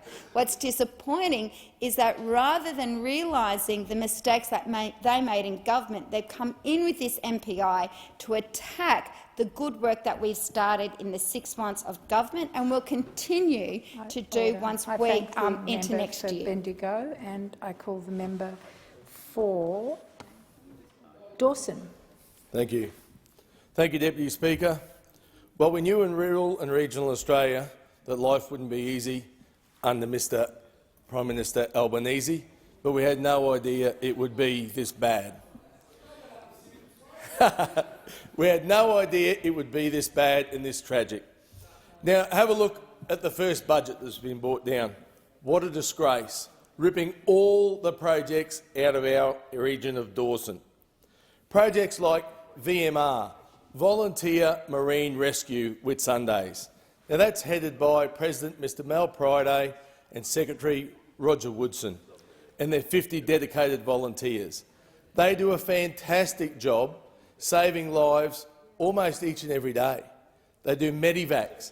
They even buy their own shirts. Now, under the Coalition, they had $420,000 that was in the budget to extend their clubhouse. They've outgrown their facilities. In the Whitsundays, per capita is the highest boat ownership. Because all they need is a little bit of a helping hand, but no, ripped straight out from underneath them. $420,000. And then there was a Veterans Wellness Pledge, $5 million in the budget, and that's been ripped out as well. It was definitely in the budget. And then that was for a brand new RSL in Mackay happy to. A veterans retreat at Kitchen Dam, and also a veterans wellness area around the Memorial Pool Complex in Mackay. Now, if these people are good enough, the veterans of this Australia are good enough to put their bodies on the line, their lives on the line for Australia, shouldn't you be looking after them when they come home? Some of these veterans have got PTSD, and as all we ask is to look after them, provide them with some of the resources to actually do that. So do it, rather than actually ripping it out and ripping it out of the budget. That's absolutely disgraceful. I don't know how you live with yourself or sleep at night when you do that, when you're not even prepared to look after your veterans. And then the Proserpine PNC. Like, we do the heavy lifting in the bush. These people, as all they're chasing is $50,000, again that was in the budget, for some shade and some softball. They've already raised the money for all the playground equipment, and then gone, taken away some funding from the kids. Absolutely disgraceful. And the Alligator Creek Community Sporting Club. We had a pledge there, and that was to provide some of our elderly people who play bowls with some shade and also to do up their clubhouse. But no, absolutely taken out as well. And Urena Dam, a nation-building project, one of my colleagues, Michelle Andrew, was speaking about this before, 20,000 hectares of agriculture opened up, a pumped hydro. Now, those on the opposite side here are all for renewable energy. So why wouldn't you be part of that? This project is right next door to the north-south grid. You can actually put the electricity straight in. It provides water for mining, for agriculture, for urban use, wealth creation, nation-building project, and no, you rip it out. But what we did get from the other side is increased cost of living pressures. Electricity, by their own forecasts, going up 56%. That was after you got elected on a promise of $275 reduction in power bills. Now, I know you don't even want to know about that. You don't even want to talk about that. You can't even mention the word or the number. But that is what you got elected on, and you just walked away from it. Fuel increases have gone up. I've got a guy in my area that just cannot afford the fuel for his trucks to keep the business going because he can't pass on those extra costs to his customers. And the ag visa, well, what a debacle that is. And thank the good Lord that you've at least let Vietnam come back in. You tried to scrap it, but you've let Vietnam come back in. And at least that way we can actually put some food on people's tables. But I tell you what, I've never come across such a cruel government in all my life. Order. Thank you, Member for Dawson. And order. Order. I'm about to call the member for Hunter. He'll be heard in silence. The member for Hunter has the call. Thank you, Deputy Speaker. The Hunter electorate has never had it better. The Albanese Labor government has delivered for the Hunter in spades, Speaker. The recent budget showed that Labor is the only party that cares for the regions, with more than $400 million of investment directly into the Hunter electorate. This was a budget that invests in the things that regional Australia need to be able to build a better future. When those opposite were in power, the Hunter regularly missed out, despite being in regional Australia. Who can forget the regional grants program that saw millions go to projects like North Sydney Olympic Pool instead of electorates like mine? I mean, if that's what those opposite consider as regional and rural Australia, then you can understand why electorates like mine continue to miss out under the former government. And when they were found out, Deputy Speaker, they tried to justify the rorting by saying that it was definitely a regional facility because people from all over New South Wales came to use that pool. Speaker, I mean, come on. The Liberal Party are responsible for more cover-ups than a dodgy tattoo parlour. They have turned rorting into an art form. Speaker, the former government and nappies have one thing in common. They should be changed regularly. And in May, Speaker, the Australian people put the adults back in charge. And we aren't wasting a single day in government. We've been fixing the mess that those opposite left when it came to grants programs.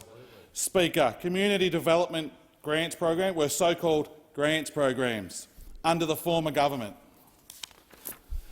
But no community organisations could apply for money, and those opposite kept using it to top up their slush funds for their own electorates, like the regional ones in North Sydney.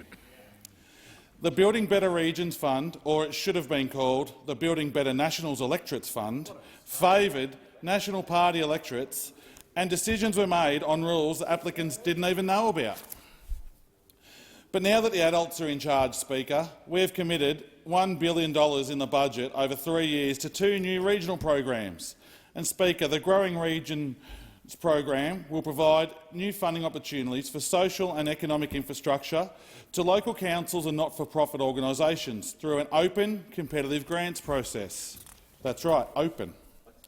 Speaker, our new Precincts and Partnerships program will provide strategic, nationally consistent mechanism for funding and coordinating large-scale projects that will transform a place to benefit communities in regional cities and wider regional and rural Australia, like the Hunter electorate. Speaker, it is only the Labor government that understands the depth and diversity of regional, rural and remote Australia. We know that Muswellbrook is different to Mildura, and that we never take a one-size-fits-all approach to regional Australia. And that's why our budget delivered targeted investment to regional Australia, including an urgent care clinic for Cessnock, which is in the region, just in case those opposite were unaware. This is really important, as the Hunter electorate has some of the lowest bulk billing rates in the country. We are investing over $600 million to enable infrastructure in the Hunter and regions to support new industries. Over $268 million in funding for the much-needed Muswellbrook bypass. More than $400 million invested into the nationwide freight highway upgrade program, once again in the regions. Hundreds of millions of dollars of investment into our universities. And most importantly, comprehensive funding into our sporting and community facilities like Olympic Park upgrade in Muswellbrook, Elroy Oval Precinct in Singleton, the Regional Skate Park and BMX track in Cessnock, and upgrades to Mums Cottage and Edgeworth Eagles facilities in Lake Macquarie. Speaker, unlike the former government, the Albanese Labor government is listening to rural and regional Australia, and we know that our communities need infrastructure, investment, and know our communities need a government that is committed to the essential services they all rely on.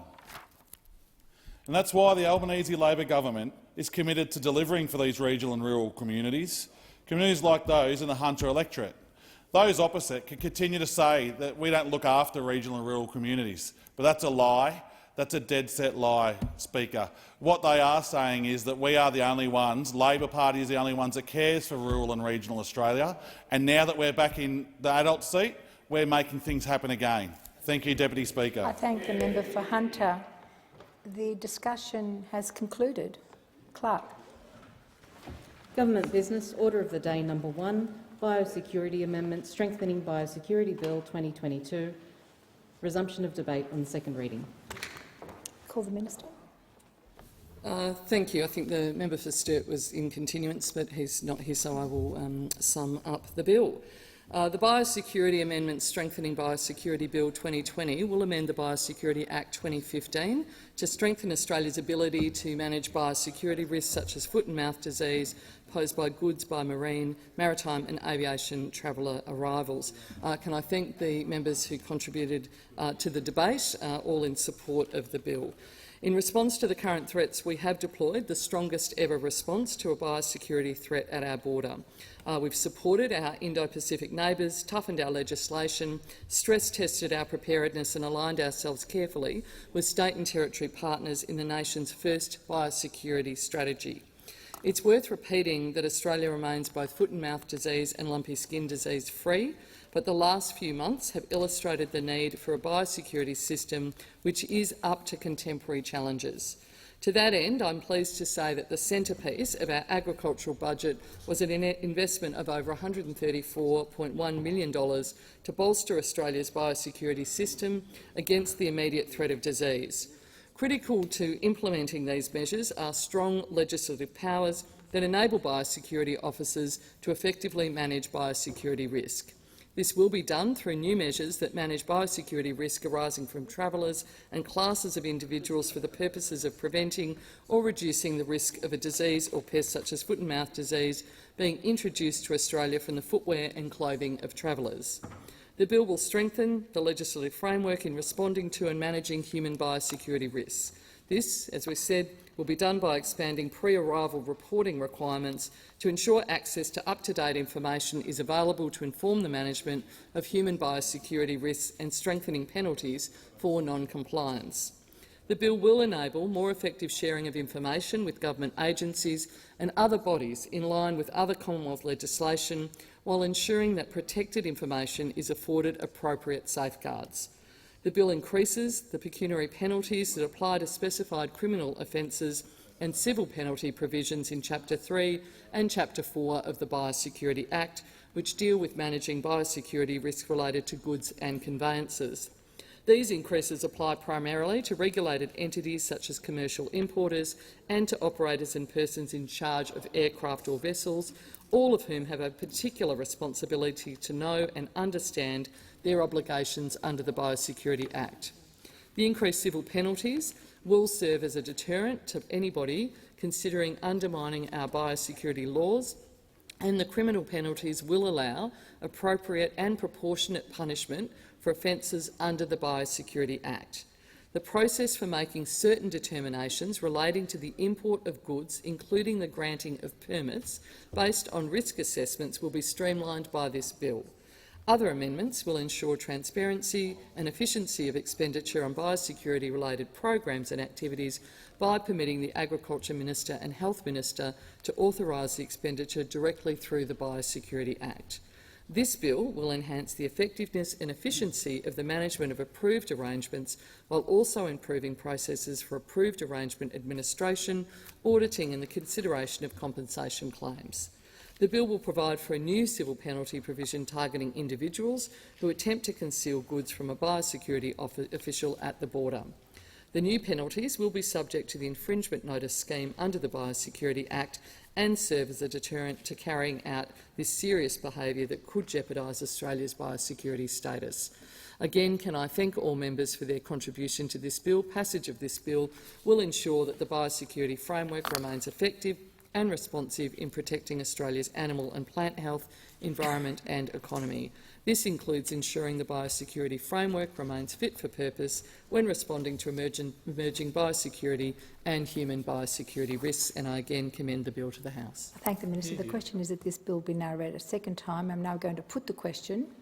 The question is that this bill be now read a second time. All of those of that opinion say aye. Those against no. I think the ayes have it. Clerk.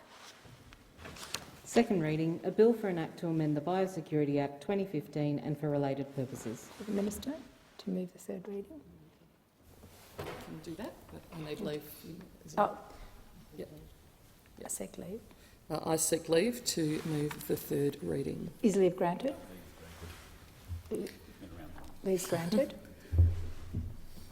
I move that this bill now be read a third time. The question is that this bill be now read a third time.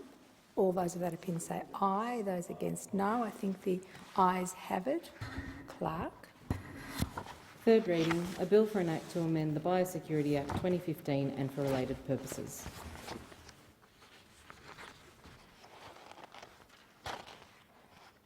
Call the clerk.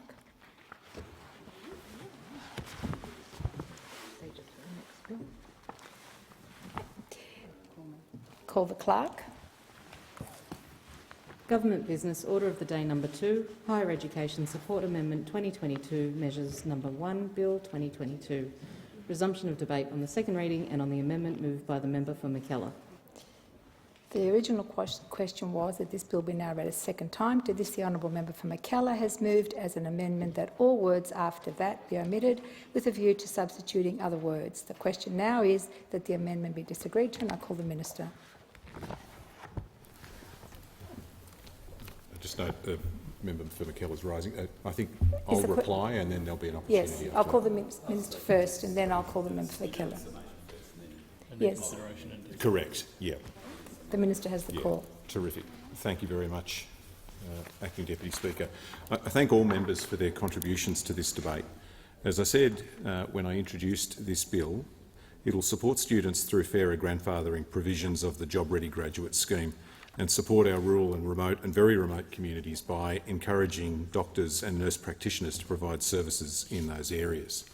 The grandfathering amendments in this bill will fix some of the unfair and I believe unintended outcomes of the former government's Job Ready Graduates legislation while we prepare for a review of the entire scheme as part of the university's accord.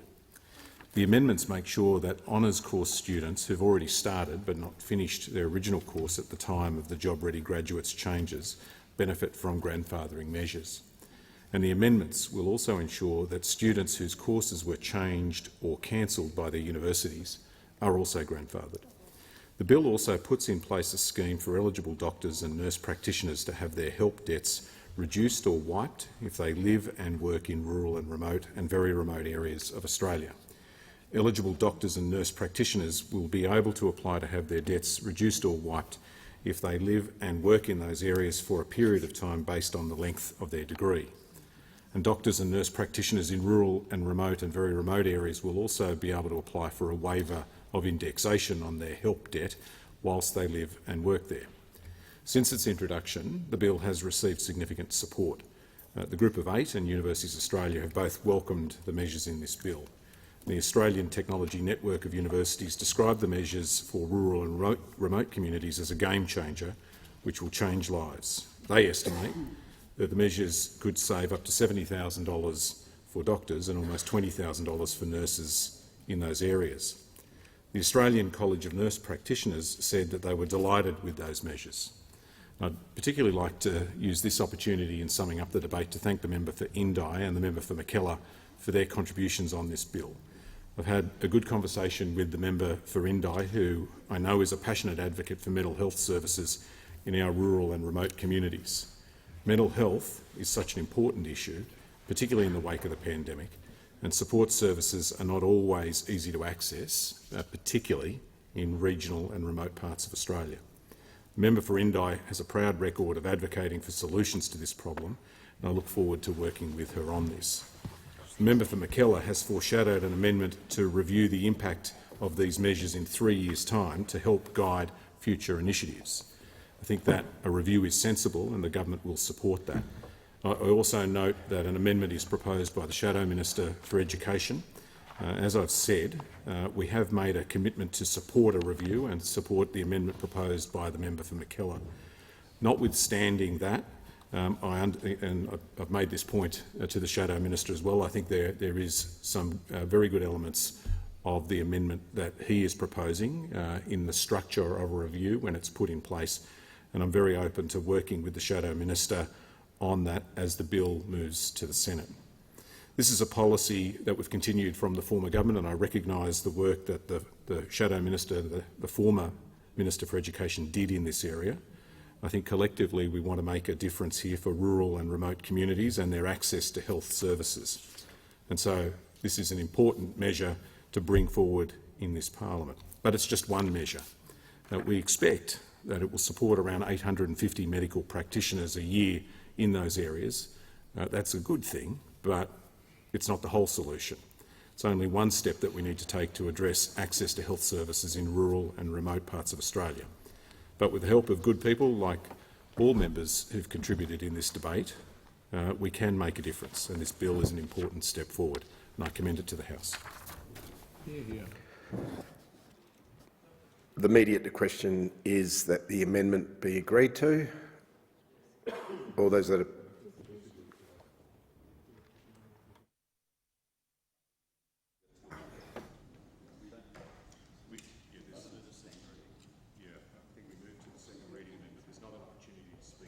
The immediate question is that the amendment be disagreed to. Minister. I think you say, no, I'm sorry, I'm not seeking the call. The member for Aston is seeking the call. No. We'll start. Again, the immediate question is that the amendment be disagreed to. All those that opinion say aye. To the contrary, no. I think the ayes have it. The question now is that this bill be now read a second time. I'll now put the question. All those that opinion say aye. To the contrary, no. The ayes have it. Clerk. Second reading, a bill for an act to amend the Higher Education Support Act 2003 and for related purposes. I have received a message from His Excellency the Governor-General recommending, in accordance with Section 56 of the Constitution, an appropriation for the purpose of this bill. The House will now consider the bill in detail. I understand it is the wish of the House to take this bill as a whole. The question is that the bill be agreed to. Member for Aston. Thank you very much, Mr Deputy Speaker. It's been a while since we've been in opposition, so we're just getting used to the procedures. But I move that the amendment circulated in my. I move the amendment circulated in my name. And Mr Deputy Speaker, this amendment, which I've moved and have tabled, and I did so in my second reading speech, is an important one.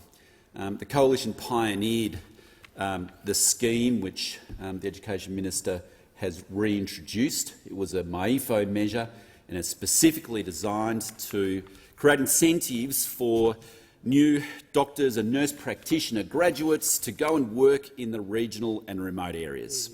And it will make a difference because they're very substantial incentives of being able to waive completely the HECS debt which a doctor or a nurse practitioner has if they go and work in the regional or remote areas for a certain length of time. We were very proud to introduce that, and I'm very pleased that the government has followed through in reintroducing this measure. What this amendment does is actually call on a couple of things. Most importantly, it just calls for a review to occur after 2 years. 2 years is important because it gives enough time to see what the behavioural change will be from the operation of this bill in relation to the nurses, in relation to the doctors and the nurse practitioners. But secondly, it asked for the review team to specifically look and examine as to whether or not the measures which were proposed for doctors and nurse practitioners should indeed apply to other professions where there are shortages in the regional and remote areas. And in particular, the amendment here calls for an examination of other health measures, mental health in particular, and education, the education sector also. But there may be other professions where we know there are shortages, and in a couple of years' time those shortages could be different ones, where we may want to consider providing the same HECS discounts for those particular professions. So I think this is a good amendment that I hope will get supported across this chamber. The other important elements of this particular amendment is that it documents at least a couple of different groups which should be consulted while the review is underway, and that includes the National Rural Health Commissioner and the Regional Education Commissioner. Now, I noticed that the member for McKellar is also going to move an amendment. Her amendment has been circulated. It's quite similar to the opposition's amendment, but it doesn't go as far as ours, Mr Deputy Speaker.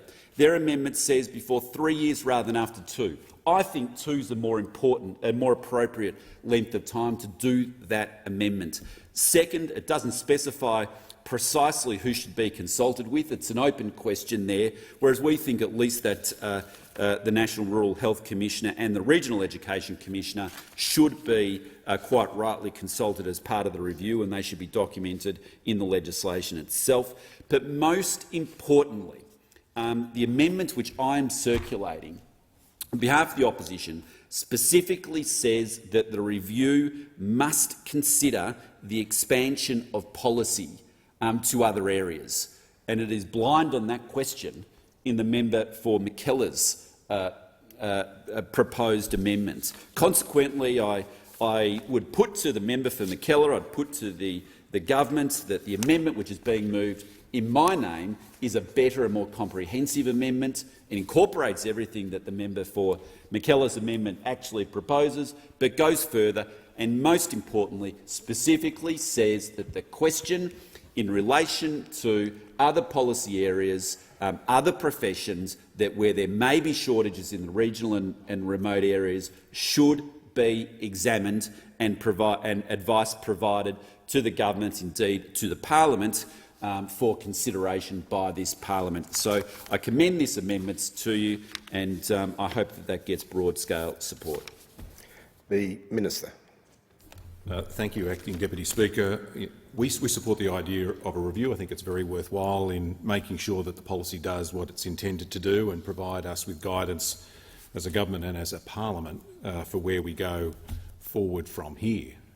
If this works, what other areas might a policy like this apply to? And in that respect, the Shadow Minister, in the construction of the amendment that he's put forward, he mentions education. And it's worth the House noting that on the 1st of January next year, a scheme very similar to this will come into place for teachers and early educators in the most remote parts of Australia.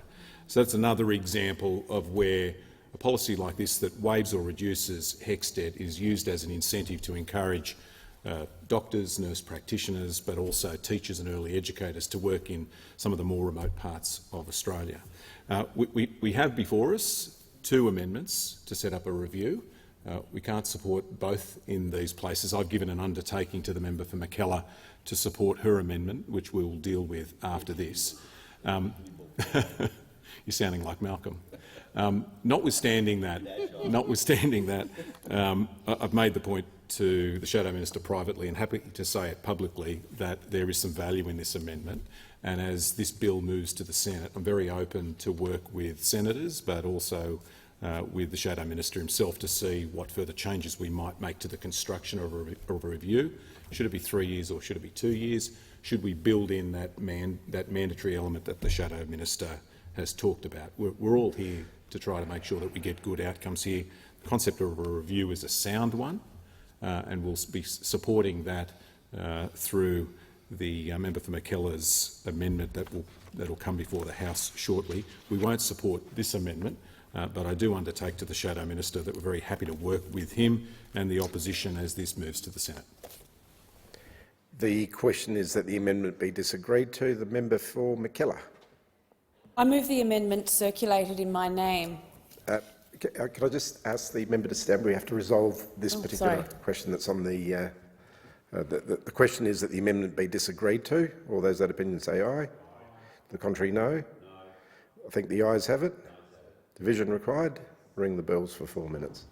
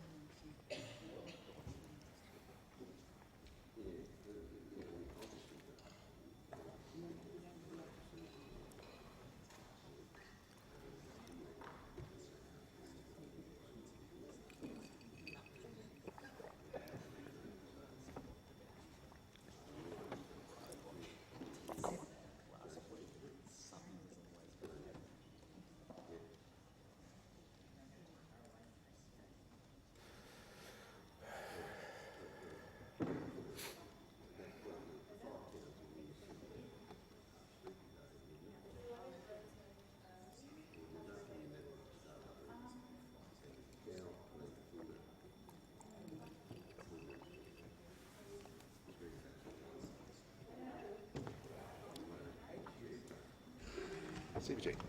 No.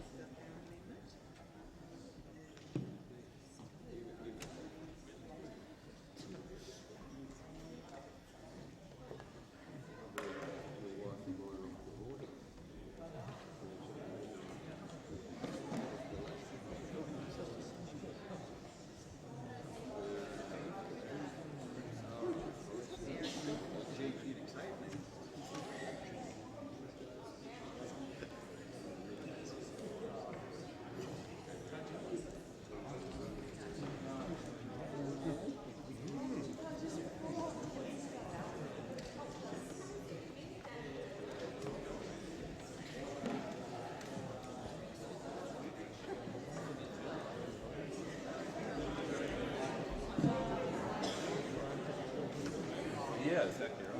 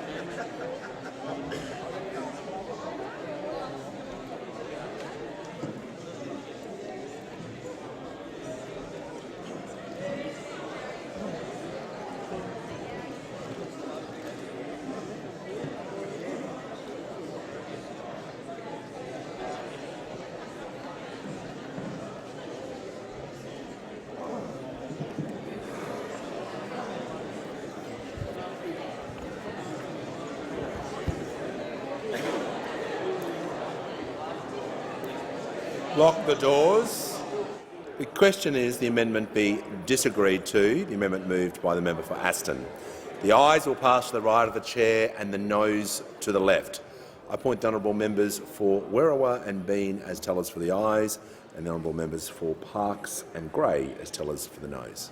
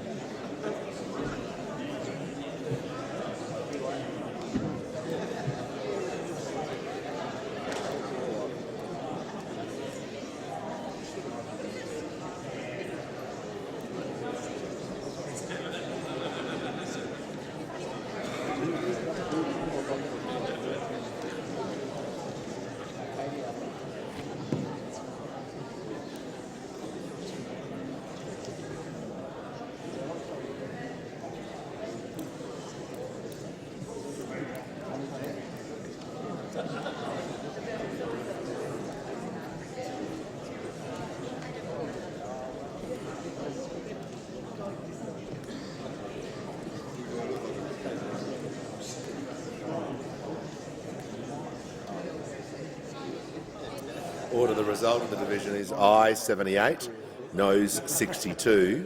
The question is resolved in the affirmative. Put in a big effort.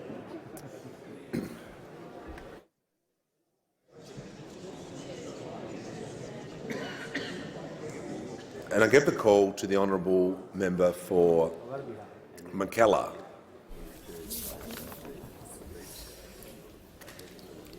Thank you, Mr Speaker. I rise today to move the amendment circulated in my name.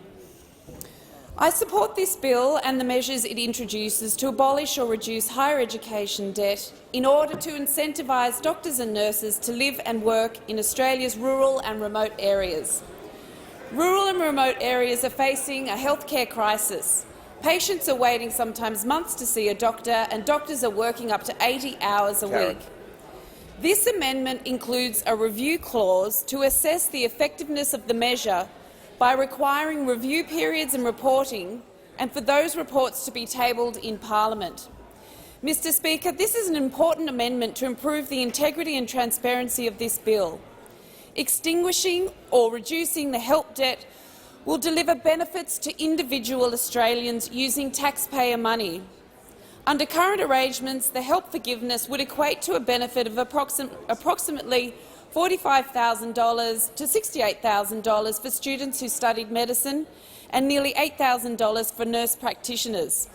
As such, we must monitor and evaluate its application to make sure that the measure is delivering the intended consequence, that it is delivering value to rural and remote communities, in short, to assess whether it is working or not.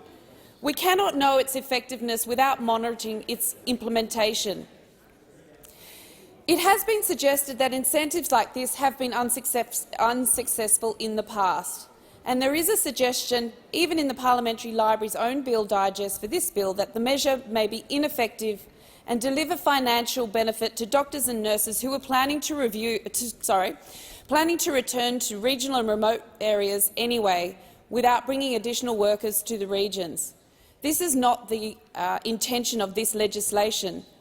I'm not suggesting that I believe this to be the case, and I support incentives to encourage doctors and nurse practitioners to move to remote and regional areas.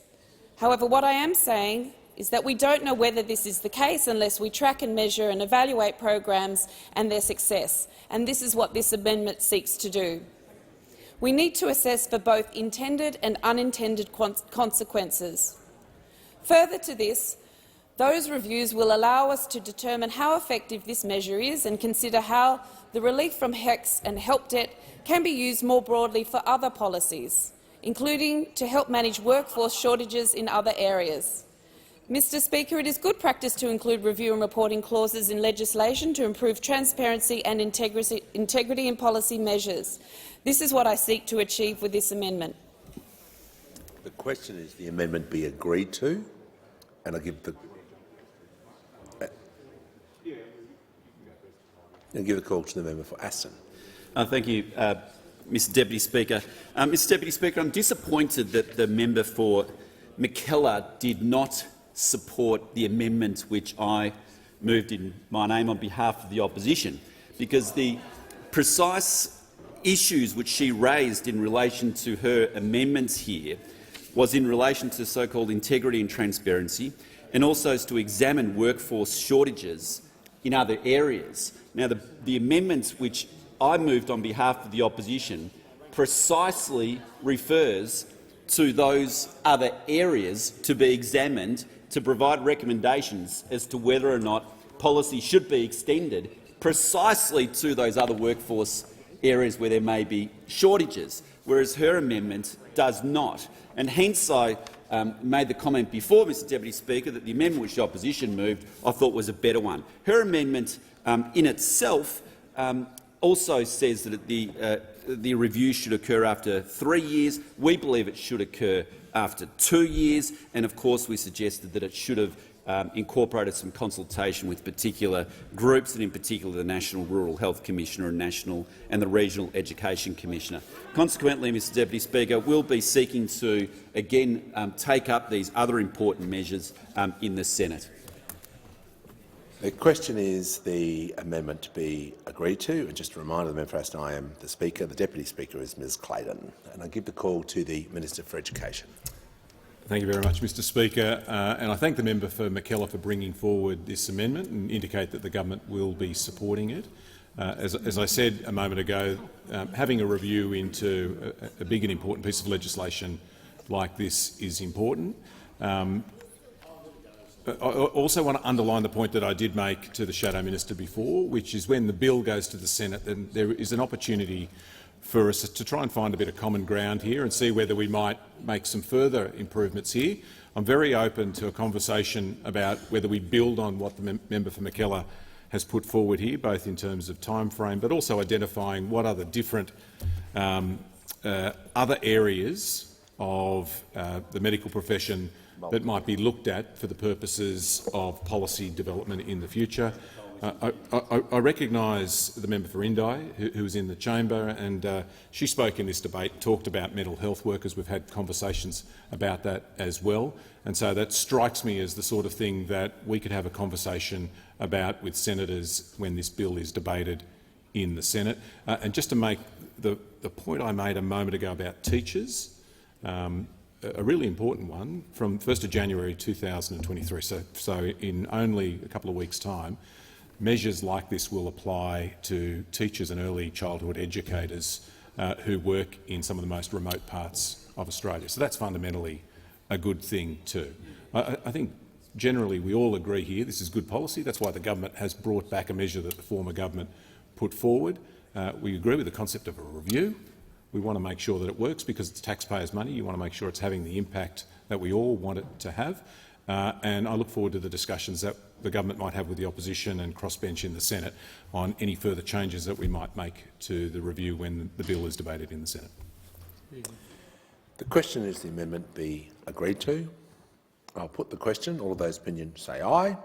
Against no. I think the ayes have it. The question now is that this bill, as amended, be agreed to. I'll put the question. All of those opinions say aye. Against no. I think the ayes have it. This bill, as amended, has been agreed to. And I call the Minister for Education. Thanks, Mr Speaker. I ask leave of the House to move the third reading immediately. Is leave granted? Call the member for Aston. Leave is granted. And I call the Minister for Education. Mr Speaker, I move that this bill be now read a third time. I'll put the question. All of those with opinion say aye. Against no. I think the ayes have it, and call the clerk. Third reading, a bill for an act to amend the Higher Education Support Act 2003 and for related purposes. And I call the clerk. Government business, order of the day number 3, Animal Health Australia and Plant Health Australia Funding Legislation Amendment Bill 2022. Resumption of debate on the second reading. The question is this bill now be read a second time. We'll give the call to the Leader of the National Party. Thank you, Mr Speaker. The Federal Coalition supports the passage of the Animal Health and Plant Health Australia Funding Legislation Amendment Bill 2022. This bill contains amendments which will streamline administrative processes in the Animal Health Australia Funding Act 1996 and the Plant Health Australia Funding Act 2002 by removing redundant provisions, adding provisions that create efficiencies and improve future levy arrangements, and increasing consistency between these two acts regarding the spending of emergency response levies. Simply put, it contains measures that will strengthen Australia's biosecurity system and improve efficiencies in how it operates. Importantly, it will cut red tape for Animal Health Australia and Plant Health Australia. It's worth noting that the provisions outlined in the bill are identical to the legislation that was introduced by the former coalition government in November last year. This bill before the House will deliver some important improvements to two very important organisations, Animal Health Australia, AHA, and Plant Health Australia, PHA. These organisations go to the heart of shared approach to biosecurity, with membership including the Australian Government, state and territory governments and industry. Biosecurity is everyone's business, and a strong government-industry partnership is crucial to maintaining Australia's already high biosecurity status, protecting its food security and boosting our world-leading agricultural trade. Both the AHA and PHA help us to be prepared and ready to respond to any animal and plant diseases and pests. They also strengthen on-farm and supply chain biosecurity practices and foster good partnerships.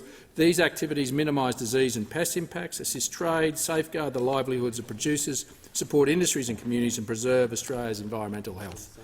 The changes outlined by this bill will each contribute to making the AHA and PHA funding acts more efficient, effective and fit for purpose. Ultimately, the success of our national biosecurity system relies on the efforts of all parties. Therefore, it is important that Animal Health Australia and Plant Health Australia are both able to operate as efficiently as possible. For Animal Health Australia, this bill will amend the AHA Act to facilitate the funding of emergency responses other than the Emergency Animal Disease Response Agreement, such as the proposed Emergency Response Deed for aquatic animal diseases. A power will be added to the AHA Act for the Governor-General to make regulations which is consistent with the PHA Act, and redundant provisions in the AHA Act that relate to honey will be repealed, as honey-related levies are no longer paid to Animal Health Australia. For Plant Health Australia, this bill will broaden the permitted uses for emergency plant pest response levies. This will also allow greater flexibility meeting their biosecurity needs while maintaining response funding for these levies. This is also consistent with the uses of levies in the AHA Act. Levies will be able to be spent on other biosecurity activities once financial obligations to eradication responses have been met. A power in the PHA Act will be added for the security of the Department of Agriculture to determine that a body is a relevant plant industry member by notifiable instrument, and a redundant provision in the PHA Act will provide for the redirection of excess levies to research and development purposes will be repealed. Australia's biosecurity system is a pillar of our national defence, helping us to prepare for, mitigate against and respond to risks to our environmental, economy and our way of life. Australia has enjoyed a reputation for clean, healthy and disease-free agricultural production systems through our natural advantage of geographical isolation. This has also given Australian producers an edge in a very competitive international environment. In 2020, the value of Australia's biosecurity system was estimated to be $314 billion over 50 years. That's why in government the federal coalition made biosecurity a priority, with more than $1 billion available for biosecurity and export programs in 22-23, which was an increase of $435.8 million, or 69%, on the $630 million expended in 2014-15. In government, we increased fines and penalties for people breaking biosecurity law, and we will also partner with New Zealand to develop world-leading biosecurity risk detection technology such as 3D X-rays. The coalition government measures in office ensure that Australia remained a world leader in biosecurity, with strong controls in place offshore, at our border and within Australia. The Exotic Animal Disease Preparedness Task Force report released at the end of September found that overall the system is strong and it is well prepared. It is important to keep the system strong and well supported. During the federal election, we committed $10 million for Genetics Gene Bank to future-proof Australian agriculture, and we encourage this government to take this forward. Countries such as the United States, Germany and the Netherlands have established national livestock gene banks. It's worth recognising that many of these things we have taken for granted as a constant of Australian life are at great risk than ever before. Exotic pests and diseases are spreading around the world and putting unprecedented pressure on our border, especially with a major foot and mouth disease outbreak in Indonesia and lumpy skin disease and varroa mite. Responding to a rapidly changing environment requires the controls, partnerships, tools, processes and networks to manage current and future threats. The provisions outlined in the bill represent another step forward in further strengthening Australia's biosecurity system, and the Coalition is pleased to commend it to the House. Thank you, Mr Deputy Speaker. The question is that this bill be now read a second time. The member for New England. Well, thank you very much, Mr Deputy Speaker. I don't know why I've got that because there's no notes on it. This animal health is so integral in what happens in our nation. Coming from a family where my father was a vet, I grew up with the brucellosis and tuberculosis eradication scheme, and that was imperative to keep our trade going to the United States. We all know about the cattle crisis back in the 70s. I remember our family taking a truckload of cattle to the sale yards and coming back with 2, and saying, well, what was the purpose of that? He said at $5 a head there was no purpose in selling, so we thought that was the reason we're here, so they purchased. It goes to show you how integral animal health, biosecurity is to the economy of regional areas, and it continues on. I suppose the most pressing thing, Mr Deputy Speaker, right now is the threat of both lumpy skin disease in cattle, screw fly, and most importantly foot and mouth If foot and mouth comes in, we have devastation across our nation, and it will cost tens of billions of dollars.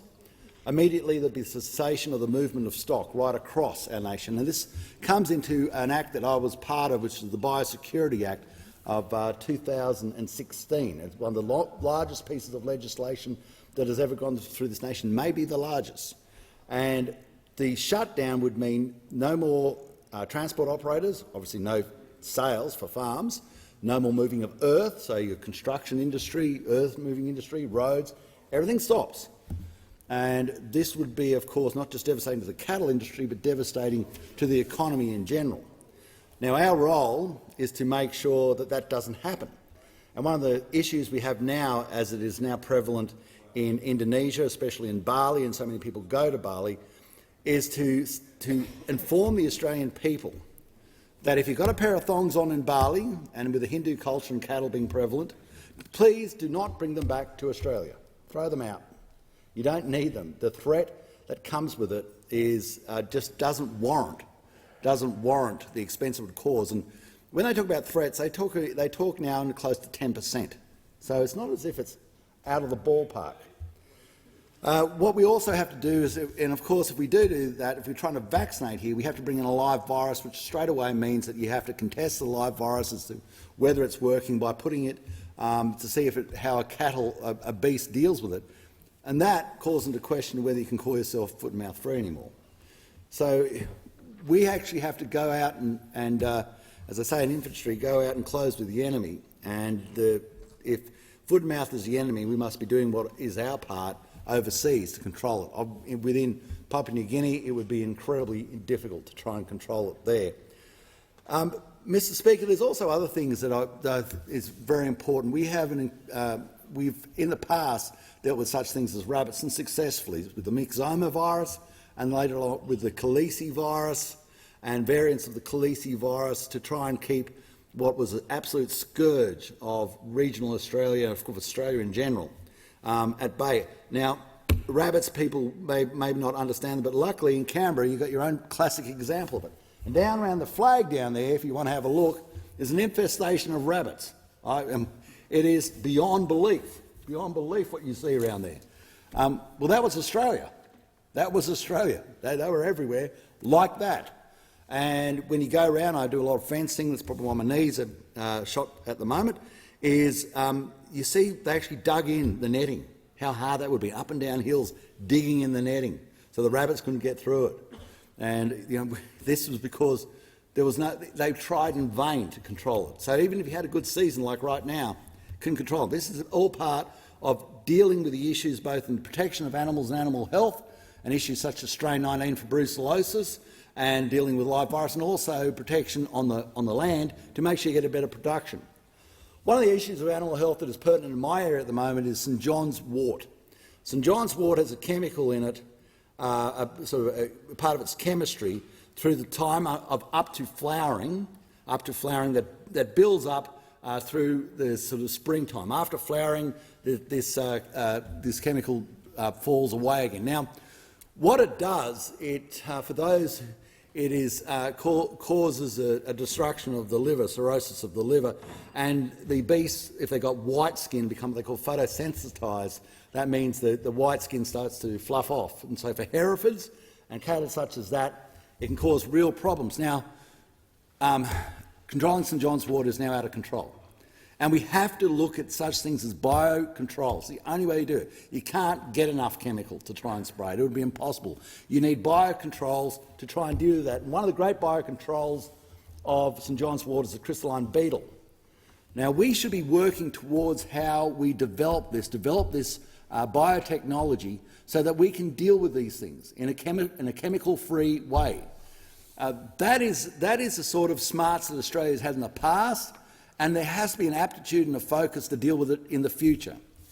In a similar vein, issues such as blackberries. Blackberries there's a whole range of variants of blackberries. You think there's one, there's probably about 13 or 14 different variants of blackberries. And trying to get a rust, which is a disease that impedes their growth, doesn't completely kill them, but certainly sets them back. Also to take us away from the use of chemicals, which we are doing right now on the place, my family's place, which I manage. tens of thousands of dollars of chemical and we spray it out, and it doesn't matter how much you use, they're always coming back. It's a continual task to deal with it. Now, if we can develop those rusts, we can reduce the amount of chemicals we use. The chemistry of the pores of the blackberry plant open predominantly in wet, cool weather. Now, in dry areas, you're not going to get that. So you have to try and work out to get a variant of rust that has a more virulent pathology to deal with the issues such as blackberries. Briars is another one. Mr. Speaker, Mr. Deputy Speaker, as a young fellow at home, I remember my father going through and saying, there was a dead sheep, recently dead. There's a code for it if they've been dead for too long. It's called TFG, too far gone. But you can do an autopsy on a recently dead animal, and that's what curious people, especially vets, do. And my father's saying to me, why did the sheep die? And I said, well, in old age it died of death, it's dead. And he said, nothing just dies. There is not a thing on this planet that just dies. It dies for a reason. And now we have to try and work out what that reason is. So we did an autopsy starting at the mouth, inspection of the tongue, removal of the tongue, inspection of the brain, going down through its esophagus into its gut.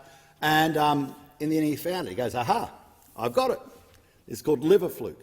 This has died by reason of liver fluke. It was an infestation of liver fluke, which, of course, when you lose your liver, you lose your life. And that is one of the greatest uses of chemicals to try and deal with it. Barber's pole worms, liver fluke, trying to make sure that you keep these parasites at bay. The life cycle of liver fluke comes also through the process of the snail, the freshwater snail. And so that you have the process of a life cycle going through to the beast, and always trying to work out a better form of chemistry. Another issue we have on farm produce is a thing called drug fastness.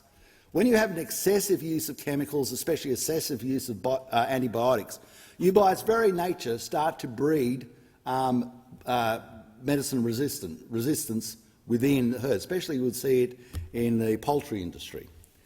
And so once you get resistance, then you immediately have to then find another form of variant or a development of the chemistry so that it can go through its next iteration of being efficacious in dealing with the condition that is before you. These all require research.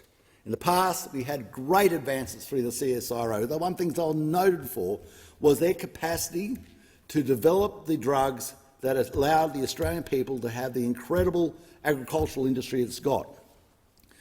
In closing, I'd like to talk about why the agricultural industry is important. Last night, I had the pleasure of talking to one of our Asian neighbours at dinner, and Australia doesn't comprehend at times the geopolitical consequence of its capacity to produce food.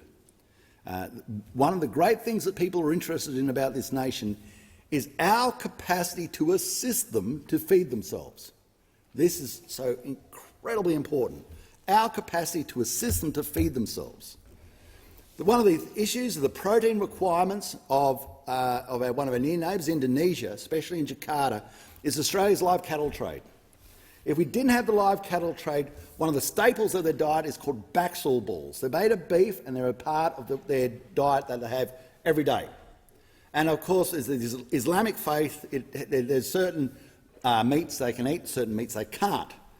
Now, when we ceased the live cattle trade for that short period of time, which was not just a disaster for people on the land, sent a lot of people broke, and people who'd been doing it hardest in the remotest areas who were in the live cattle trade, I'm not, but people up north are, they're the ones who were smashed.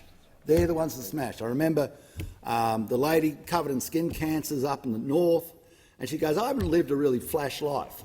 I've lived a pretty tough life. And I've done it because I believe in it. And then great opportunity came because of the live cattle trade. And for my perseverance and the privations I went through, I had a chance to make $1, and she did. And she said, and you came out, set me broke, shut me down. I said, so why? Why did I do? Why did I live this life?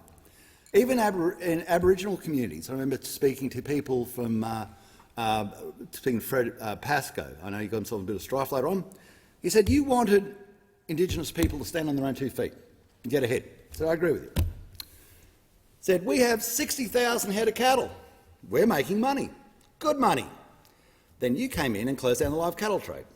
And now we have a major problem. He said, so what would you prefer? That we go back to the national parks? He was very direct with me. Where do you want to send us? National parks?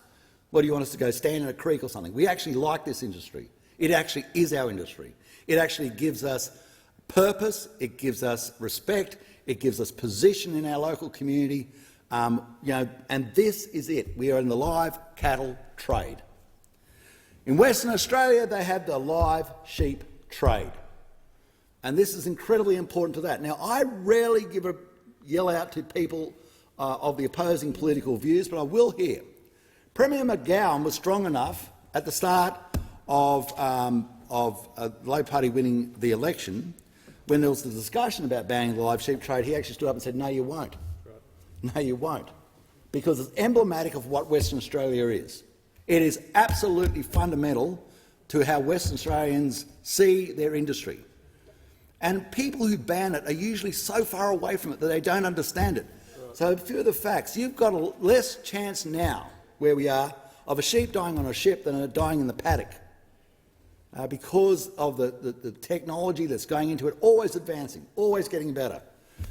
And the live sheep trade is also part of our diplomatic capacity to affect other people around us. If you go around Asia, they want to talk to you about the food that you can sell them. That means more to them than many other things we can sell them, because they can't do it themselves to the capacity. They can do it some of the way, but then there's the corners that we Australians produce for, and that gives us entree diplomatically in our engagement with our near neighbours.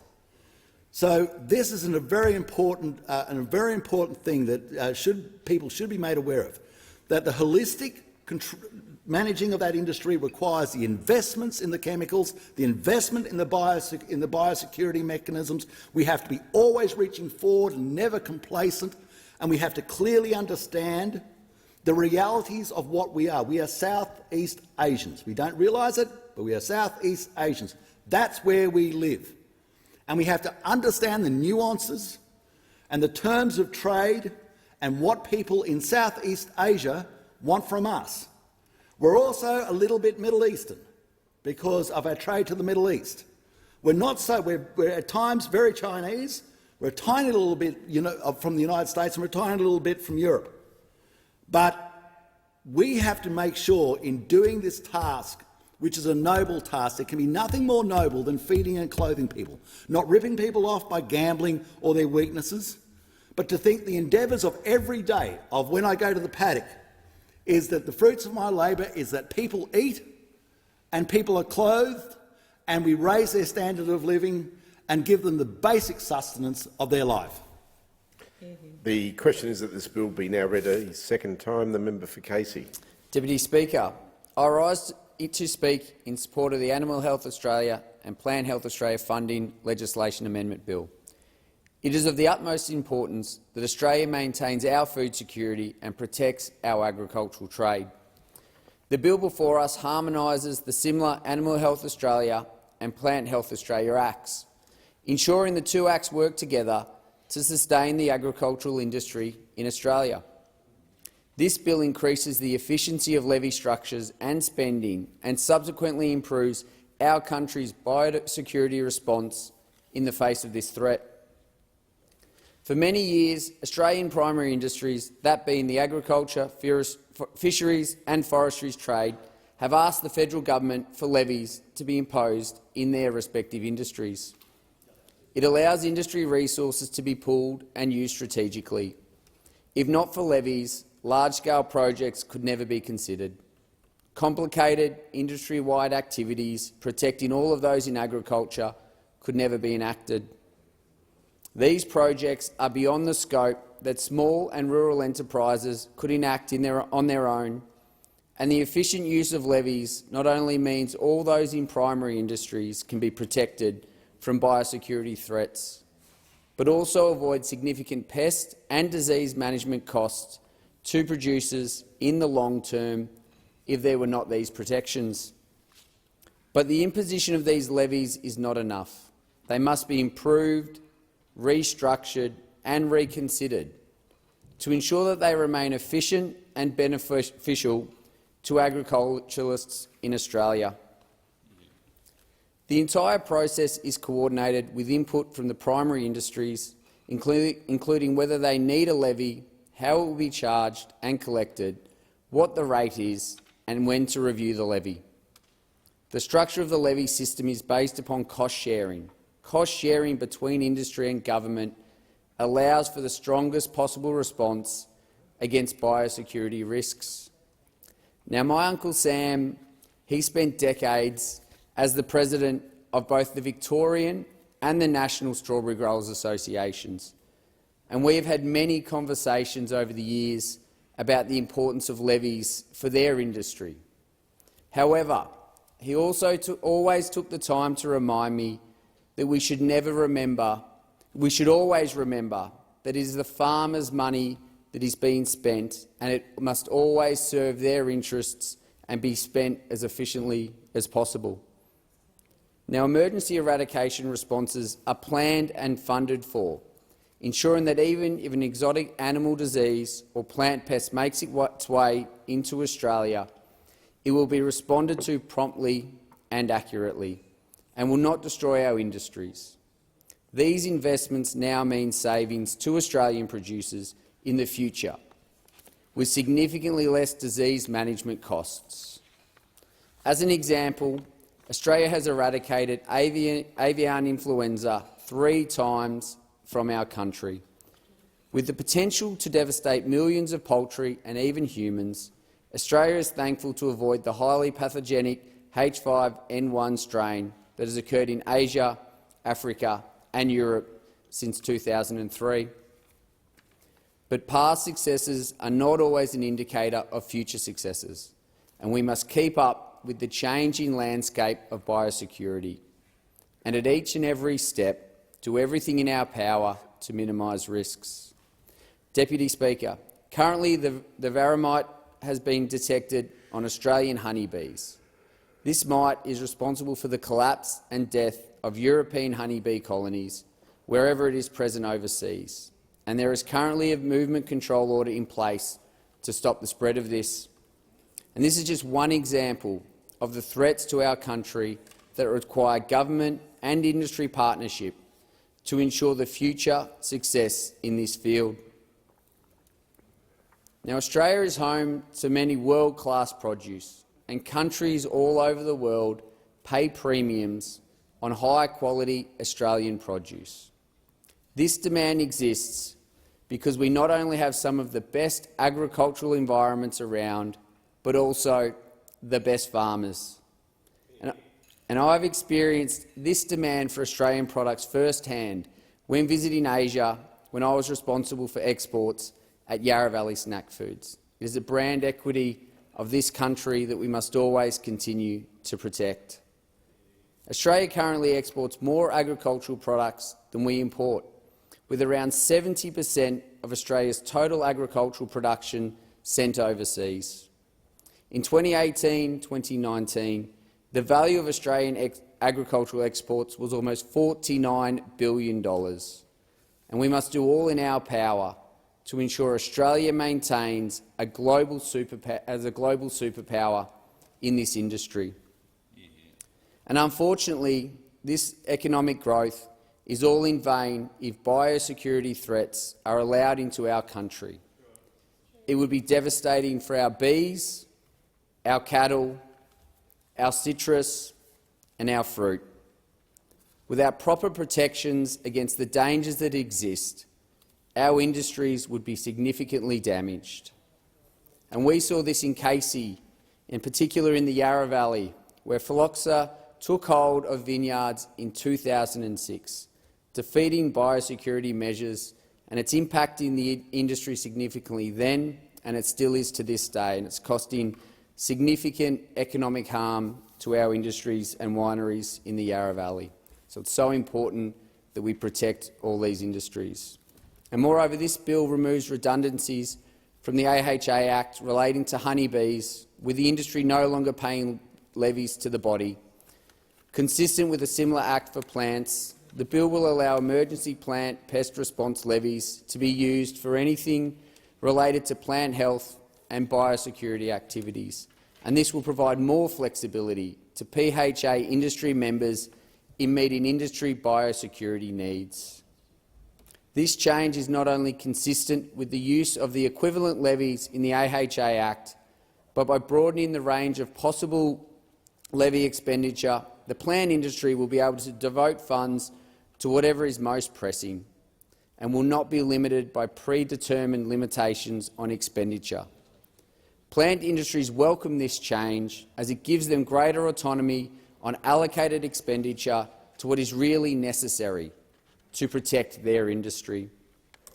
Powers will be granted to the Department of Agriculture, Fisheries and Forestries to determine that a body is a relevant member of the plant industry, and redundant provisions will be removed that redirect excess levies to research and development. As a result of these amendments, we'll also see minor changes to other legislation merely to facilitate the amendments. And each of these changes will make the Animal and Plant Funding Acts more efficient, more effective and fit for purpose, serving our industry and making sure these levies are spent efficiently. Now, industry participation will be able to meaningfully contribute to the biosecurity issues at hand, saving themselves from debilitating further costs if the protections were not to exist.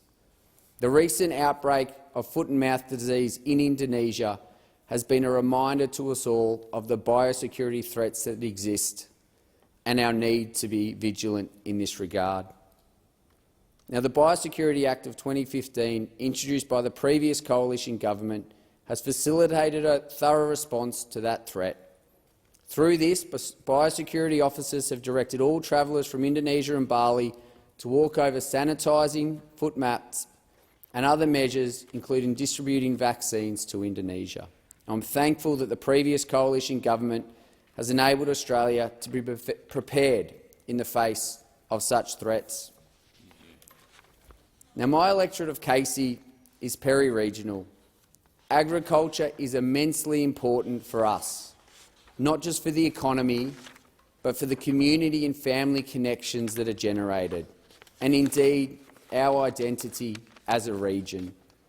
The Yarra Valley is world famous for its established viticulture industry and produces Australia's best wines. More than 50 winery businesses call our region home and annually bring in $8.5 million of gross production. But wine is not the only agricultural industry we attract. In the 2020-2021 fiscal year, Casey produced around $400 million worth of agricultural products, including strawberries with $54 million of gross production, apples with $45 million, cherries with $18 million, nursery production with $175 million, and cut flowers with $29 million. We also produce broccoli, cabbages, lettuce, herbs, capsicums, beans, tomatoes and so much more. For perspective, there is 1.2 million apple trees in Casey. And my point, Deputy Speaker, is simple. We all know the importance of agriculture in Australia. In my electorate, it is even more important, and I am glad to see legislation fostering this in the House. Deputy Speaker, this bill serves to protect the industry so important to Australia, and especially Casey. I hope this bill is the first step of many toward even stronger measures cementing Australia as a top exporter of produce and meat around the globe. We have the land, we have the talented farmers. We just have to ensure the health of our produce through measures like this going forward. Deputy Speaker, I commend this bill to the House. The question is that the bill be read a second time, and I call the honourable member for Sturt. Thank you, Deputy Speaker, and I rise to speak in favour of the Animal Health Australia and Plant Health Australia Funding Legislation Amendment Bill.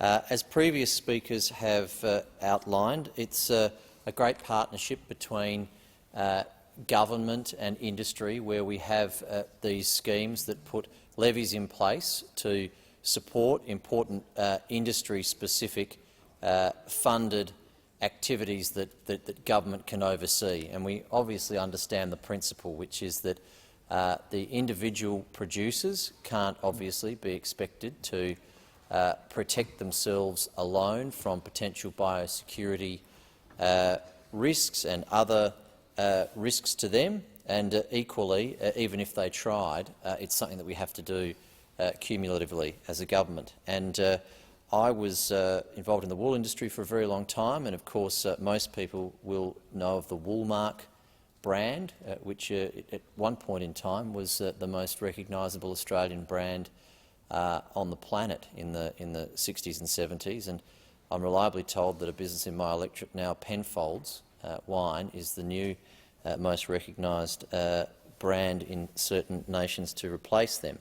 But Woolmark is owned by something called Australian Wool Innovation, which is exactly one of these partnerships that put levies in place on growers in the wool industry.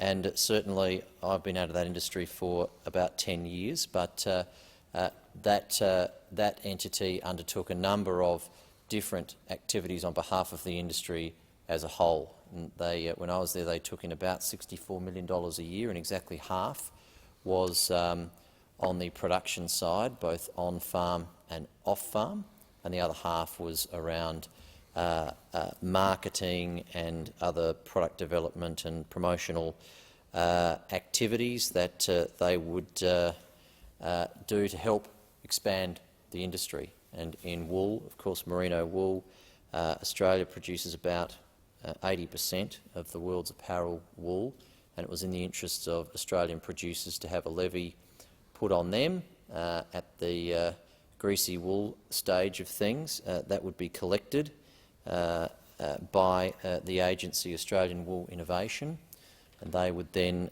use those funds under rules governed by statute. There's an Act of Parliament that covers them, and they would have an industry-led process to select their leadership. So there'd be a board of representatives, and they would obviously determine and oversee the way in which the organisation was run, what their budget was each year, how they would select the various things that they would fund, and indeed they would then execute the spend of that levy that had come from the producers to make sure that it was being used for the best benefit of the producers. And having the industry in charge of their own levy fund was certainly something that meant that you had the best chance possible of the industry supporting and backing what their own money from their levy was being spent on.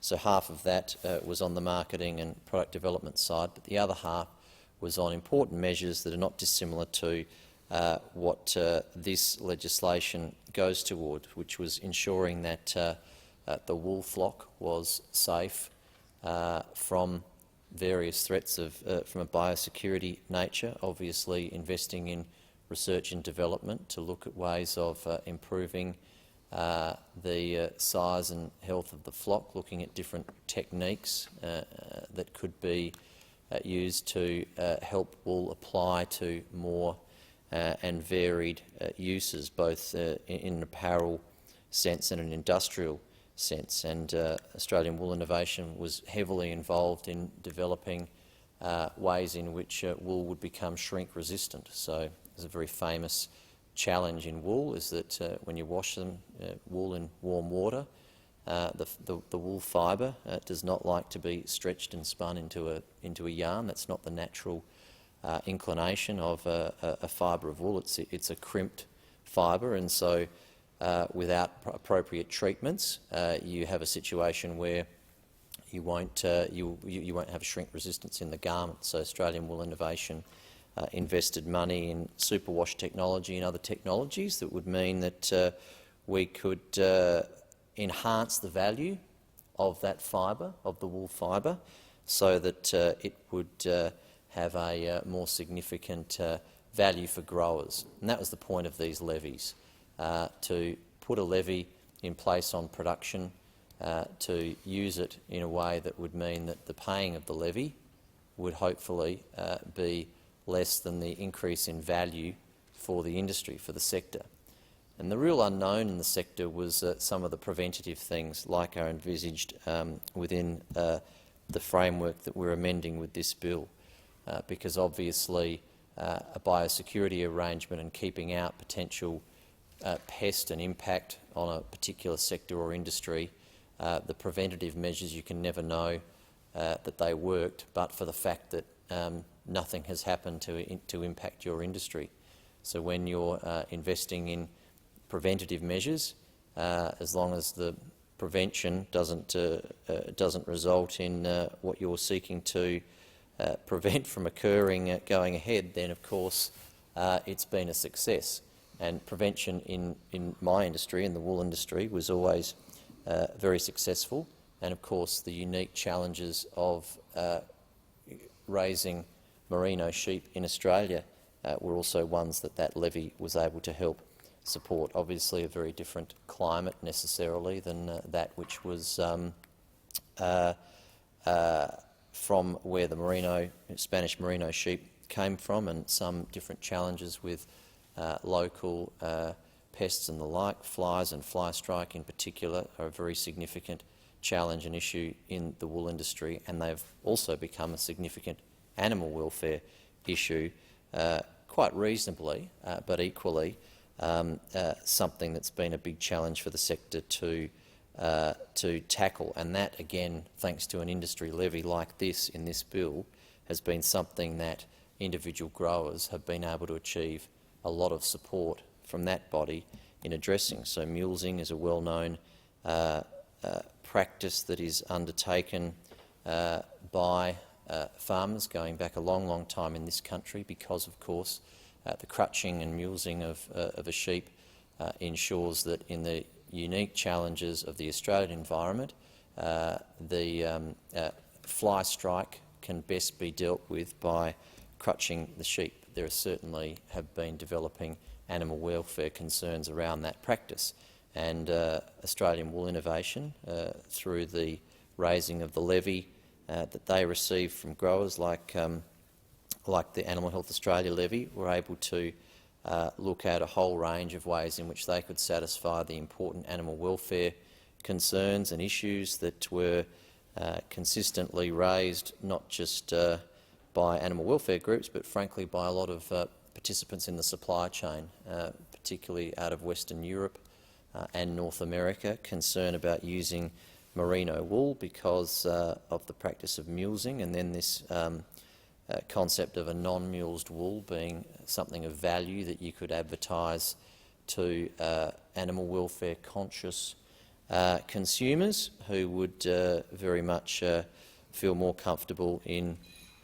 purchasing garments with that sort of accreditation on it. So I really pay tribute to Australian Wool Innovation and the way in which they've been structured and the levy in which that they raise. And again, what this bill does, exactly in line with the way AWI operates, is making sure that there's a really strong, healthy partnership between the government and the industry and the individual participants in the industry to help protect them and respond to emergency circumstances that safeguard and protect the industry. So we in the Coalition, of course, are very happy to support this bill, which effectively mirrors a bill that we introduced in the last parliament. It made it through this chamber but not the Senate, and we look forward to it being able to pass before the end of the year so it can proceed to provide the benefit it's designed to the various industries that rely on it. And with those words, I commend the bill to the House. The question is that this bill be now read a second time, and I call the honourable member for Riverina. You learn new things every day in this job, Deputy Speaker, and I learnt this afternoon that the minister at the table, the member for Sydney, is in fact a beekeeper, an apiarist, and a farmer. I'm impressed. Indeed, that'll be the subject of future media releases, I'm sure, when I question the government about certain things agriculture-related, but it is good that the member for Sydney does understand the importance of animal health, of insect health, of the importance of bees. And let me tell you, without bees, our agricultural industry would be nothing, because the pollination, the process that goes on there is crucial, essential, critical to all agriculture. And as I say, newfound respect for the member for Sydney. Always appreciated our discussions, and indeed we've achieved some good things together in the space of health, and I look forward to working with her in the space of water infrastructure, which is the Environment Minister she's now responsible for. Australia's biosecurity system is an absolute pillar of our national defence, and I'm not overstating it, I'm not overplaying it. It is our national defence. Our biosecurity helps us to prepare for, to mitigate against and respond to risks to our environment, to our economy and to our very way of life. Australia has long enjoyed a reputation for clean, green, healthy, disease-free agricultural production systems, and may that long continue, because the moment that that is put at risk, the moment that that is jeopardised, the moment that it falls apart in even the very slightest way, is the moment that those products which proudly carry the kangaroo symbol may well be spurned by international markets. And we are heading towards a $100 billion agriculture industry by 2030. That's our goal. It was very much the government's objective when we were in power. I know that those opposite share the same view. Certainly it's shared by the National Farmers Federation, and we acknowledge that our farmers, as previous speakers to this bill, the Animal Health Australia and Plant Health Australia Funding Legislation Amendment Bill 2022, have stated our farmers are the very best in all of the world. And make no mistake, they know of the critical importance of this bill, and anything at all that can improve their lives, their livelihoods, those of their animals, those of their plants, those of the crops they grow. This has given Australia's biosecurity, has given Australian producers an edge in what is, as I say, a very competitive international environment. We need to keep that edge, and anything that we can do and say and pass in this House and in the Senate to enhance that is to be commended. And that is why the Coalition, as we've said, with other legislation, if it's good legislation, we'll support it. We'll be very much in favour of it. And in fact, not a lot of people know this, but even in those years when Julia Gillard was Prime Minister, and I've, like the member for Sydney, I've got the utmost respect for her too, and indeed, post-politics, what an exemplar she's been in public life. But 88% or thereabouts, perhaps even a little bit higher, of legislation during the Gillard years was passed in a bipartisan way. And a lot of people outside Parliament, and some of those in the Fourth Estate, often like to make out as if it's always argy-bargy, there's never any consensus, there's never any bipartisanship. Well, if there's good legislation being brought by the new Labor government, we'll support it, Deputy Speaker. In 2020, the value of Australia's biosecurity system was estimated to be $314 billion over 50 years. $314,000 million. It's a lot of money. Now, many of the things that we take for granted as a constant of Australian life are at greater risk than ever before. Exotic pests and diseases are spreading around the world at a faster rate. This is putting unprecedented pressure on our borders, especially I know recently we had a foot and mouth disease scare. I thank the government for what it did. We did call on the government to act sooner and harder. Indeed, that outbreak in Indonesia and people travelling to and from Bali in particular made my farmers in Riverina and Central West very nervous. There were calls to ban travel to and from Bali. I wasn't against those calls because you get FMD in this country and it's all over for many farmers. Indeed, it's all over for our abattoirs. And I've got some very, very big abattoirs in my electorate. Chris Cummins at Cowra, breakout meats. I've got, of course, the abattoir at Bowman at Wagga Wagga, young abattoirs there, meat processing plant at Junee, where Heath Newton processes many of the sheep meat that ends up on shelves throughout our supermarkets in Australia. And to get an outbreak of FMD or lumpy skin disease or indeed any other disease would cause those meat processing plants to close like that. I should have also mentioned Barton Brothers at Gundagai, and I know Will Barton, so short of labour, he was actually on the kill room floor not that long ago and sent me photos of himself with the white coat and donning all the proper protective gear. And our abattoirs, along with our farmers, are the best in the world.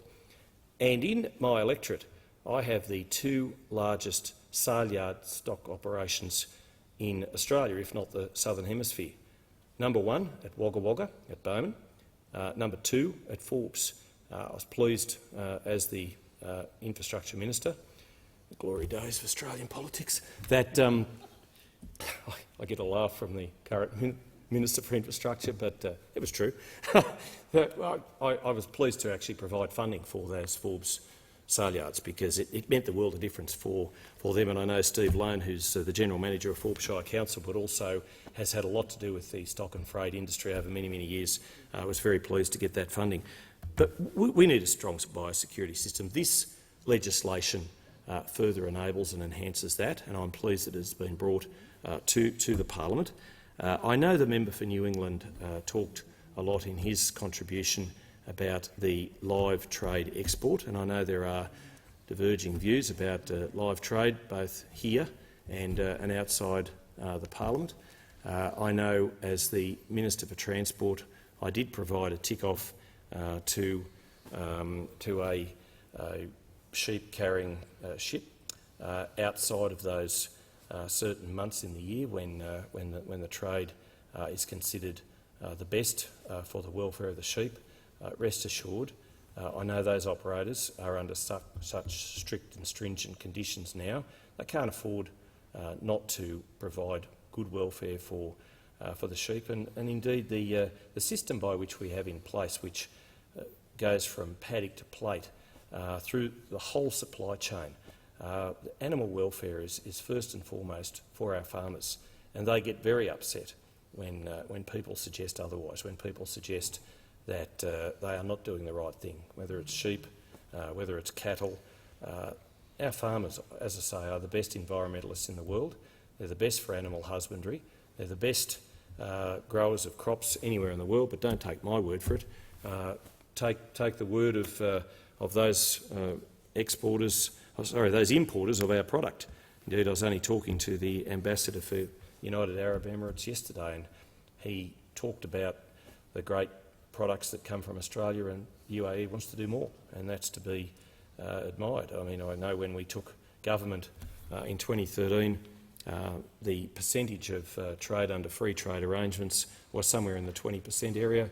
When we left, it was closer to 80%. And the markets that we opened up, even when there was conditions change with the Chinese market, and we had to look for other markets, led to our farmers being given more opportunities and different opportunities, and that's going to need to be even more in place and in cases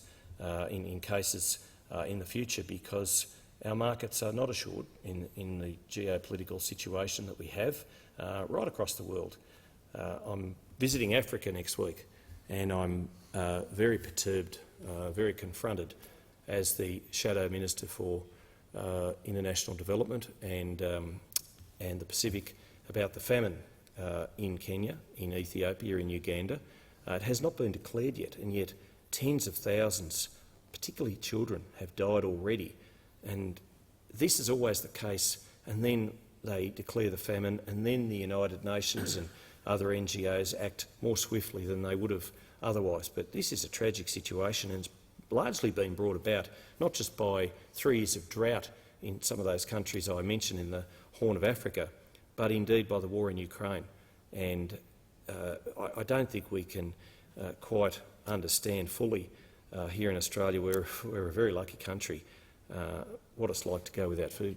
I mean, we should thank our farmers 3 times a day, every day, because that's when we get our food on our table, and it's just taken for granted.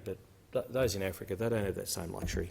And I know what I'm about to see next week on a bipartisan tour with the Save the Children Fund is going to be very distressing and very confronting.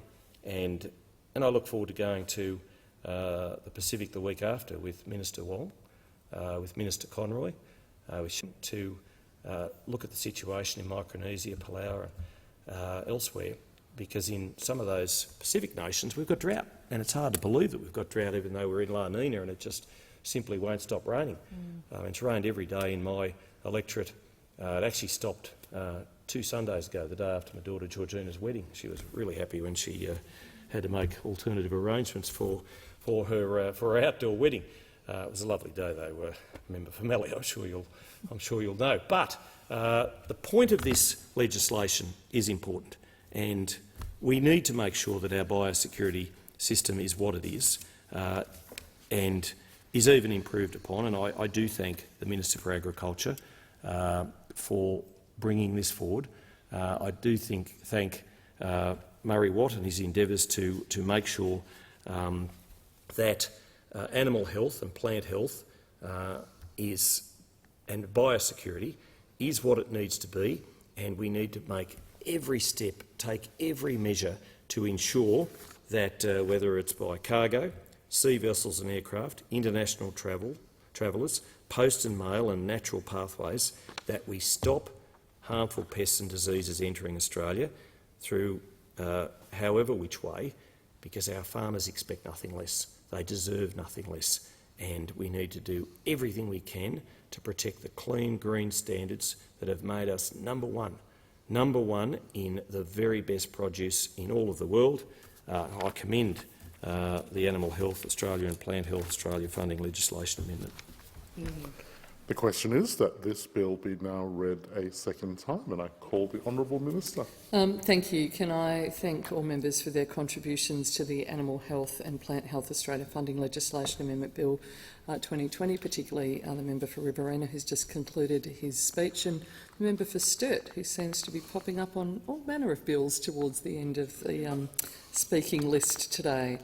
The Animal Health and Plant Health Australia Funding Legislation Amendment Bill 2022, of course, amends funding legislation for Animal Health Australia and Plant Health Australia. The bill will increase the efficiency and effectiveness of legislation dealing with the payment and use of biosecurity levies, which these organisations manage on behalf of their industry members. The bill will facilitate industry parties to future emergency biosecurity response deeds using the same levy arrangements available to industry parties to the existing plant and animal deeds. It will offer increased flexibility to plant industry members in the spending of their emergency response levies. The bill will reduce administrative burden and improve clarity by removing redundant provisions. It will simplify and give an appropriate level of oversight to the process of identifying relevant plant industry members for a particular leviable plant product. These prudent and needed changes will contribute to the ability of industries to sustainably fund their biosecurity plans, contribute to eradication responses and, of course, ensure that Australia's biosecurity regime continues to protect Australia's unique agriculture, environment and way of life, and I commend the bill to the House. The question is that this bill be now read a second time, and I put the question. All that opinion say aye. Aye. To the contrary, no. I think the ayes have it. I call the clerk. Second reading. a bill for an act to amend the law relating to the funding of Australian Animal Health Council Limited and Plant Health Australia Limited and for related purposes. I have received a message from His Excellency the Governor-General recommending, in accordance with Section 56 of the Constitution, an appropriation for the purposes of this bill. Is leave granted for the third reading to be moved immediately? Leave is granted. I call the Honourable Minister. I move that this bill now be read a third time. I put the question. All of that opinion say aye. To the contrary, no. I think the ayes have it. I call the clerk.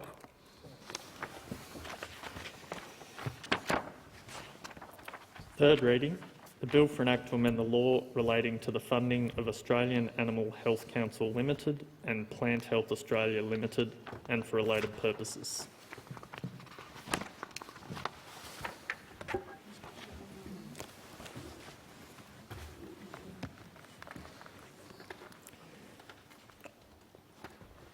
Government business, order of the day number 4, Aboriginal Land Grant, Jervis Bay Territory Amendment, Strengthening Land and Governance Provisions Bill 2022, resumption of debate on the second reading.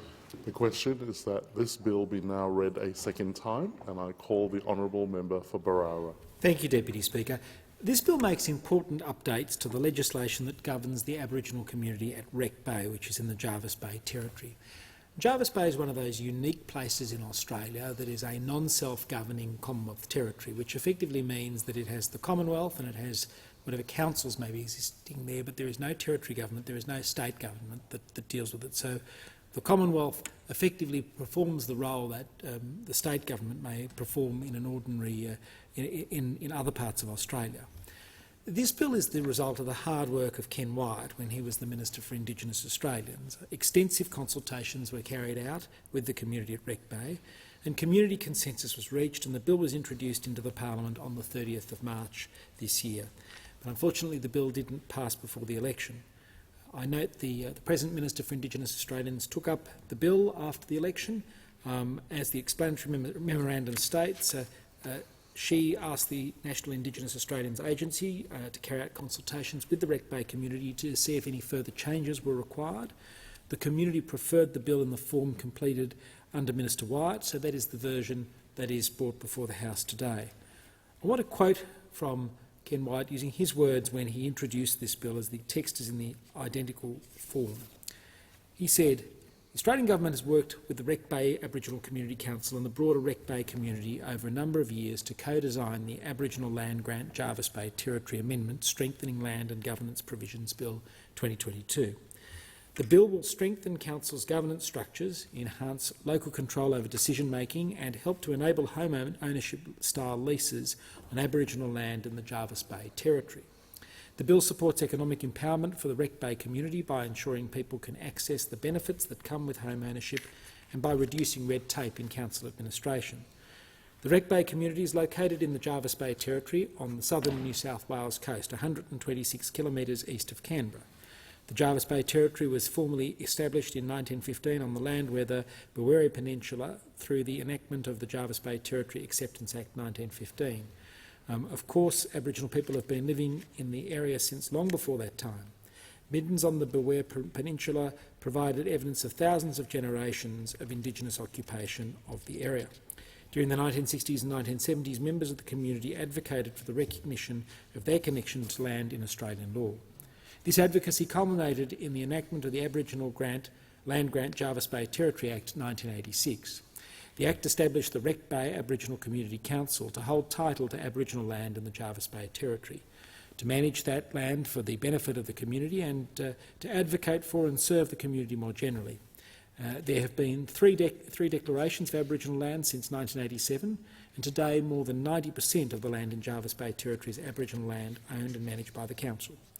This bill ensures that the Council is well positioned to hold and manage the land for the benefit of the Wreck Bay community for generations to come. The bill enhances local control over decision-making by increasing the amount the Council can agree to spend under a contract without obtaining ministerial approval. This amount will increase from $100,000 to $1 million, empowering the Council to pursue commercial ventures without having to navigate unnecessary red tape. The bill assists the Council to issue home ownership-style leases to individuals in the community. If community members wish to do so, they'll be able to take out a home ownership-style lease, and this will simplify arrangements for long-term leasing and provide opportunity for community members to enjoy the intergenerational benefits associated with home ownership. The bill strengthens the Council's governance structures, aligning them more closely with those of comparable corporate Commonwealth entities. The powers of the Council will be vested in the Board. Until now, the Council's members have had to delegate powers to the Board, creating uncertainty within the Council. The Board and the Chief Executive Officer will be explicitly empowered to delegate functions and powers so the Council can function effectively. The bill also ensures only fit and proper persons may serve on the Board and changes quorum requirements from set numbers to percentages of overall members, ensuring responsiveness to changes in overall membership numbers. Importantly, the bill updates the title of the Act to the Aboriginal Land and Waters Jervis Bay Territory Act 1986. This name reflects the Council's ownership of an area of the waters of Jervis Bay as well as freshwater sources across the Jervis Bay Territory. It recognises the community's strong connection to waters as well as land and the importance of the Act in supporting that enduring connection into the future. The Morrison government's Closing the Gap commitment to shared decision-making has guided the development of this package of reforms, and I'm proud to say the bill has been co-designed with Council and community over a number of years. Targeted co-design sessions were held in 2020 and 2021, and I also acknowledge the Minister's sessions in 2022, including with the Board's men and women's groups, subcommittees, elders, youth and the broader membership. Some reforms were proposed by the community, others were suggested by government, and every reform in this bill has been explicitly endorsed by the Board. The Morrison government sincerely thanks the Council for its work in the co-design of this bill. In particular, we acknowledge the leadership of Annette Brown and Julie Moore, who've chaired the Council during the co-design process. The Council's work honours the long-standing tradition of community service and representation in Wreck Bay. Those who advocated for land rights in the 20th century paved the way for the present generation to maintain their deep connection to their land and waters, and this bill ensures that the Wreck Bay community will continue to live their culture through this enduring connection for generations to come. And they, Deputy Speaker, were the words of Ken Wyatt. I want to acknowledge the local member for the Jervis Bay Territory, the member for Fraser in the chamber at the moment, and I think he also has some carriage of responsibility for this bill. The opposition supports the bill. As I say, it was introduced in the same form by Ken Wyatt as Minister. We commend the work that he's done, we commend the work that Minister Burney has done in maintaining that work, and we commend the bill to the House. The question is that this bill be now read a second time. And I call the Honourable Minister. Thank you, Deputy Speaker. The Wreck Bay Aboriginal community has an unusual status. It's part of my electorate of Fenner, but residents do not vote in state or territory elections. This means the Commonwealth has a particular responsibility to residents of Wreck Bay. Wreck Bay is a special place. In a dozen visits, I've appreciated the chance to work with and learn from members of the community. I thank my colleague Linda Burney, the Minister for Indigenous Australians, for allowing me to conclude debate today on behalf of the Australian Government. I thank too the Shadow Attorney-General for his support on behalf of the opposition for these important reforms, and as he did, I acknowledge the former Minister for Indigenous Australians, Ken Wyatt, for his work on them. I'm pleased to stand here in support of the Wreck Bay Aboriginal community of the Jervis Bay Territory in their path towards greater empowerment. More than 90% of the land in the Jervis Bay Territory is Aboriginal land, owned and managed by the Wreck Bay Aboriginal Community Council, as prescribed by the Aboriginal Land Grant Jervis Bay Territory Act 1986. I'm proud the reforms in the bill realise long-held aspirations for the community to make sure their Land Grant Act is fit for purpose and serves them in the best way possible. The bill strengthens local decision-making, increasing autonomy for the Wreck Bay Community Council, Aboriginal Community Council spending. The Council has the resourcing capacity and institutional knowledge to manage their affairs, so cutting unnecessary reporting requirements and moving decision-making closer to the community level will minimise cost and delays. The Wreck Bay Aboriginal Community Council's governance and corporate operations will also be strengthened and more closely aligned with those of comparable Commonwealth entities. The bill also assists the Wreck Bay Aboriginal Community Council with issuing home ownership-style leases to individuals in the community. This means interested community members will be able to enjoy the intergenerational benefits of home ownership. The Australian Government is committed to improving housing in Wreck Bay and will continue to work closely with the Council to bring houses up to standard. The Australian Government is providing $5 million for urgent housing repairs and maintenance. This funding will also be used to plan for longer-term options to improve housing. Minimum housing standards will be met before the Wreck Bay Aboriginal Community Council grants any home ownership style leases. This bill also updates the title of the Act to the Aboriginal Land and Waters Jervis Bay Territory Act 1986. This name reflects the Wreck Bay Aboriginal Community Council's ownership of and strong connection to the waters as well as land, and the importance of supporting that enduring connection into the future. I want to acknowledge the community, particularly the Wreck Bay Aboriginal Community Council's board members, both past and present, for working in partnership with the Australian Government to develop these reforms. Every reform in this bill has been explicitly endorsed by the Council's board. It is an example of shared decision-making under Closing the Gap. I commend this bill to the House. The question is that this bill be now read a second time. I put the question. All of that opinion say aye. Aye. To the contrary, no. I think the ayes have it. I call the clerk. Second reading, a bill for an act to amend the Aboriginal Land Grant Jervis Bay Territory Act 1986 and for related purposes. Is leave granted for the third reading to be moved immediately? Leave is granted. I call the Honourable Minister. I move the bill be now read a third time. I put the question. All of that opinion say aye. To the contrary, no. I think the ayes have it. I call the clerk. Third reading, a bill for an act to amend the Aboriginal Land Grant Jervis Bay Territory Act 1986 and for related purposes. I call the clerk.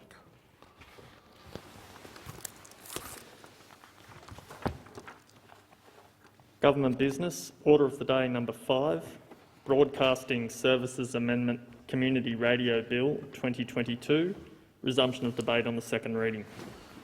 The question is that this bill be now read a second time, and I call the honourable member for Bradfield. Thank you, Mr Deputy Speaker. I rise to speak on the Broadcasting Services Amendment Community Broadcasting Bill 2022. Community broadcasting provides a vital service in hundreds of communities across the country. According to the Community Broadcasting Association of Australia, there are more than 500 community broadcast radio services across the country. Some 5.3 million Australians tune in to listen to local news, community information, Australian music and artists, local opinion and independent voices weekly. Importantly, 2/3 of these stations service regional and rural areas of Australia, connecting people and voices to vital information not often prioritised by other media services. And can I give a shout-out to 2HHH in my electorate. Community radio and television delivers to Australians a very powerful, highly localised voice, which is particularly important during times of natural disaster. Community radio and television in these circumstances can be a real lifeline for communities, facilitating news, information and emergency updates.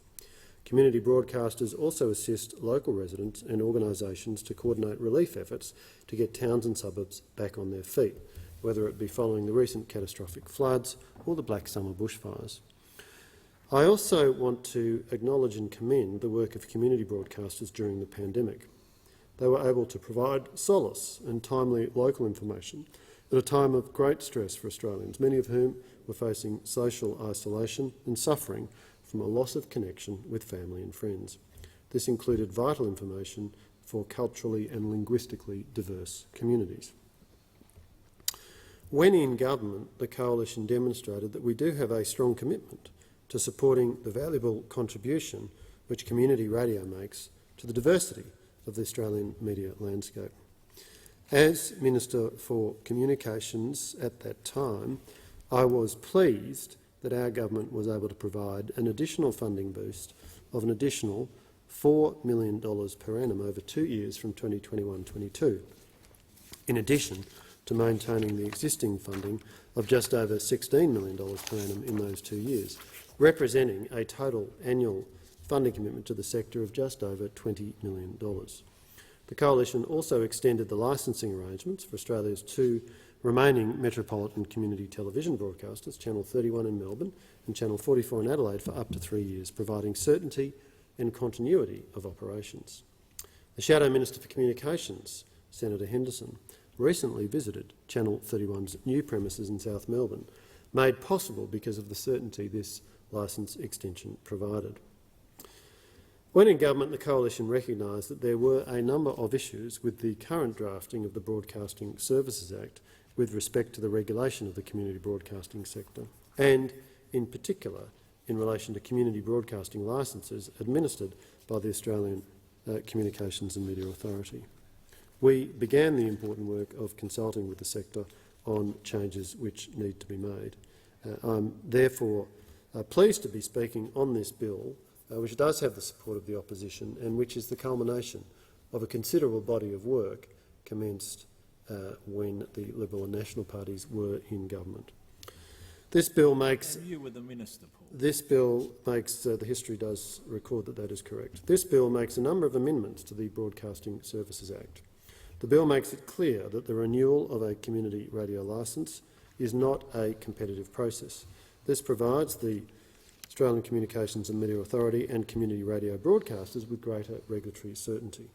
This also means that radio stations will have greater confidence to invest long-term in their operations, services, equipment and premises, subject, of course, to radio broadcasters meeting the requisite performance benchmarks under the Act. The Australian Communications and Media Authority, of course, is able to refuse to renew a licence if the broadcaster falls short of providing a service which meets community needs in the interests of all Australians. The bill makes it clear that the Australian Communications and Media Authority can provide licensees with advanced dates for the commencement of services. While this is quite a technical matter, it does mean that community broadcasters will have appropriate notice as to the date on which they are able to commence operations, providing greater operational and regulatory certainty. The bill addresses a number of concerns raised by the community broadcasting sector through their peak body, the Community Broadcasting Association of Australia, in relation to the allocation of temporary community licences.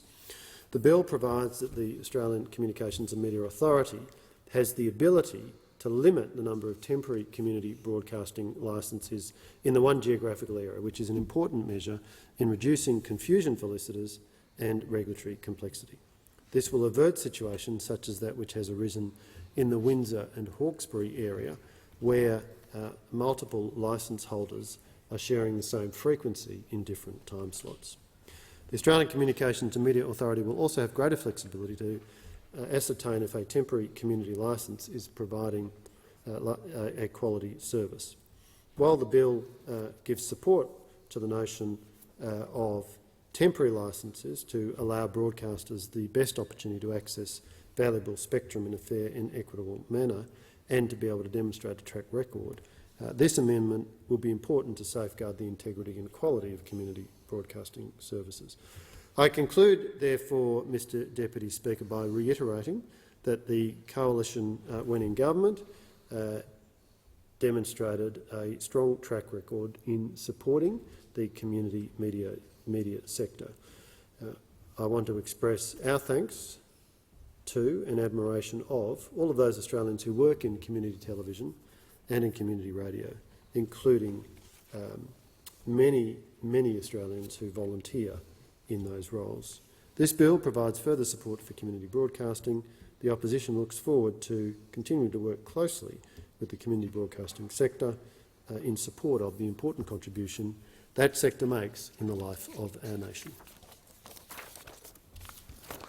The question is that this bill be now read a second time, and I call the honourable member for Fremantle. Thank you, Deputy Speaker. It's a real privilege to speak in support of the bill and to speak in support of community radio. Community radio is super important right across this country. 1 in 5 Australians listen to community radio every week. 2/3 of community radio stations exist in rural and regional Australia. It is just a vital part of our national cultural and communicative life. And that's one of the reasons why we're dealing with this now. I mean, this is the first 6 months of a government. We've got lots of big things to do. People in the community will have seen the focus on things like the National Anti-Corruption Commission and the bill to deliver secure jobs and better pay. I mean, here we are before the end of our first year, and we are going to do something about community radio, because that's how important community radio is. And so the bill does a number of things. It improves regulatory conditions, which will allow the sector to thrive. It works hand in hand with the fact that we're providing additional funding through the budget, an additional $4 million, which lifts the annual contribution to more than $20 million a year. And we've established a review to look at new ways to increase the sector's sustainability. All those things are really important. They've been identified by the sector for some time. I note that Jo Curtin, she's the CEO of Community Broadcasting Foundation, has said that the funding will have a really positive impact on sector sustainability and the media landscape. In fact, I quote Jo Curtin, where she said, "This funding will enhance the sustainability of our sector, which serves as one of the only remaining local sources of news and information, particularly in regional and remote communities." And that really makes the point that it's not just the statistics I mentioned before, Deputy Speaker, that makes community radio so vital to the best form of community and cultural life in Australia. It is the diversity, it is the place and community-specific program, it is the focus on social inclusion, and the way that community radio is probably, as far as media outlets or platforms go, one of the most significant when it comes to covering First Nations stories, giving space for First Nations voices and indeed First Nations languages. It's also consistent, this bill, and the fact that we've prioritised it in the first 6 months of the government is consistent with another aspect of this government, which is picking up some of the mess that was left to it. It's good that the opposition is going to support this bill, but the opposition had the opportunity to deal with funding uncertainty in the sector when it was behind the wheel, and it didn't do that.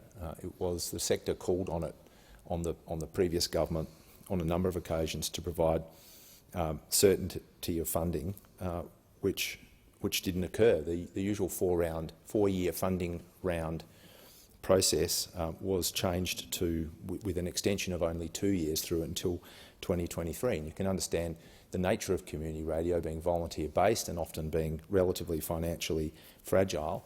When you go from 4 years' worth of funding certainty to only 2 years of funding certainty, that is a shock to the system. That's a decision that the former government made, and under the former government, funding was going to decline. It was due to drop to around $17 million over the forward estimates under their last budget, and it's only the additional $4 million that this government is providing that in fact sees funding to community radio go up to $20 million. And I want to acknowledge the fantastic work of the Minister for Communications, because I know that over a long period of time she's been very conscious of community radio as a vital part of our media landscape, and I think it says something about the Minister. It also says something about the government, that while we look at some of the big building blocks of life and shared wellbeing in Australia, we're not forgetting to pick up a whole bunch of the essential bits and pieces along the way. So the Minister for Communications has a huge task to fix up the awful multi-technology NBN mess that's been left to households and businesses across Australia, and she's focused on that. But at the same time, she's going to make sure that we look after community radio ASAP, and that's vital. In my electorate of Freo, I can cite a couple of examples. The Sound of Fremantle was established back in 1987. It's 107.9 FM. Still broadcasting from Hamilton Hill, still run by volunteers. A great example of a station that gives people across my community the opportunity to come and play the music that they're interested in and conduct interviews and current affairs programs around things that are relevant to people in Fremantle and Coburn and East Fremantle. Similarly, Sport FM, 91.3 FM in Hamilton Hill, covers grassroots sports that otherwise wouldn't be covered by bigger commercial outlets.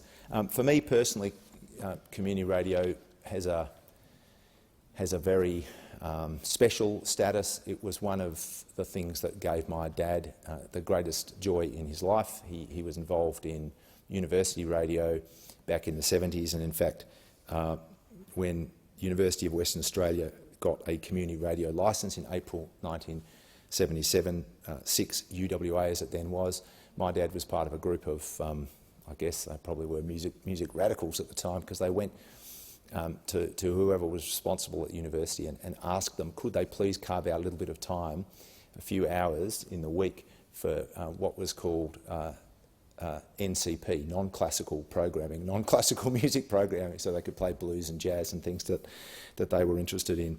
6UWA became 6UVS FM, and then ultimately in 1991 it was restructured to be Arts, I think it was called Arts Radio Limited, or 6RTR FM, and that continues to this day. My dad was the inaugural chair of RTR FM when it was given that new foundation for existence.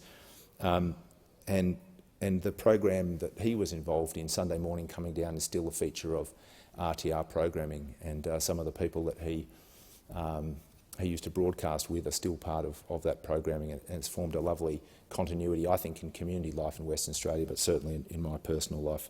I've also been fortunate to participate in current affairs stories like programs like Understory, which is run by Adrian Glamorgan, and one of the things I want to note about that is that Adrian has made a big effort to give space in his programming to issues like peace and nuclear non-proliferation, which frankly should get talked about a hell of a lot more than it does. So, Deputy Speaker, this government is focused on a myriad of things. Some of them are big and momentous, but we are not turning our gaze from any of the shortcomings that were left to us by the former government. We're not turning our gaze from any of the key features of community and cultural life that desperately need a helping hand if we're to have a diverse media landscape, a media landscape full of all of the colours and flavours and voices that make Australia such a wonderful place. So I'm very glad to support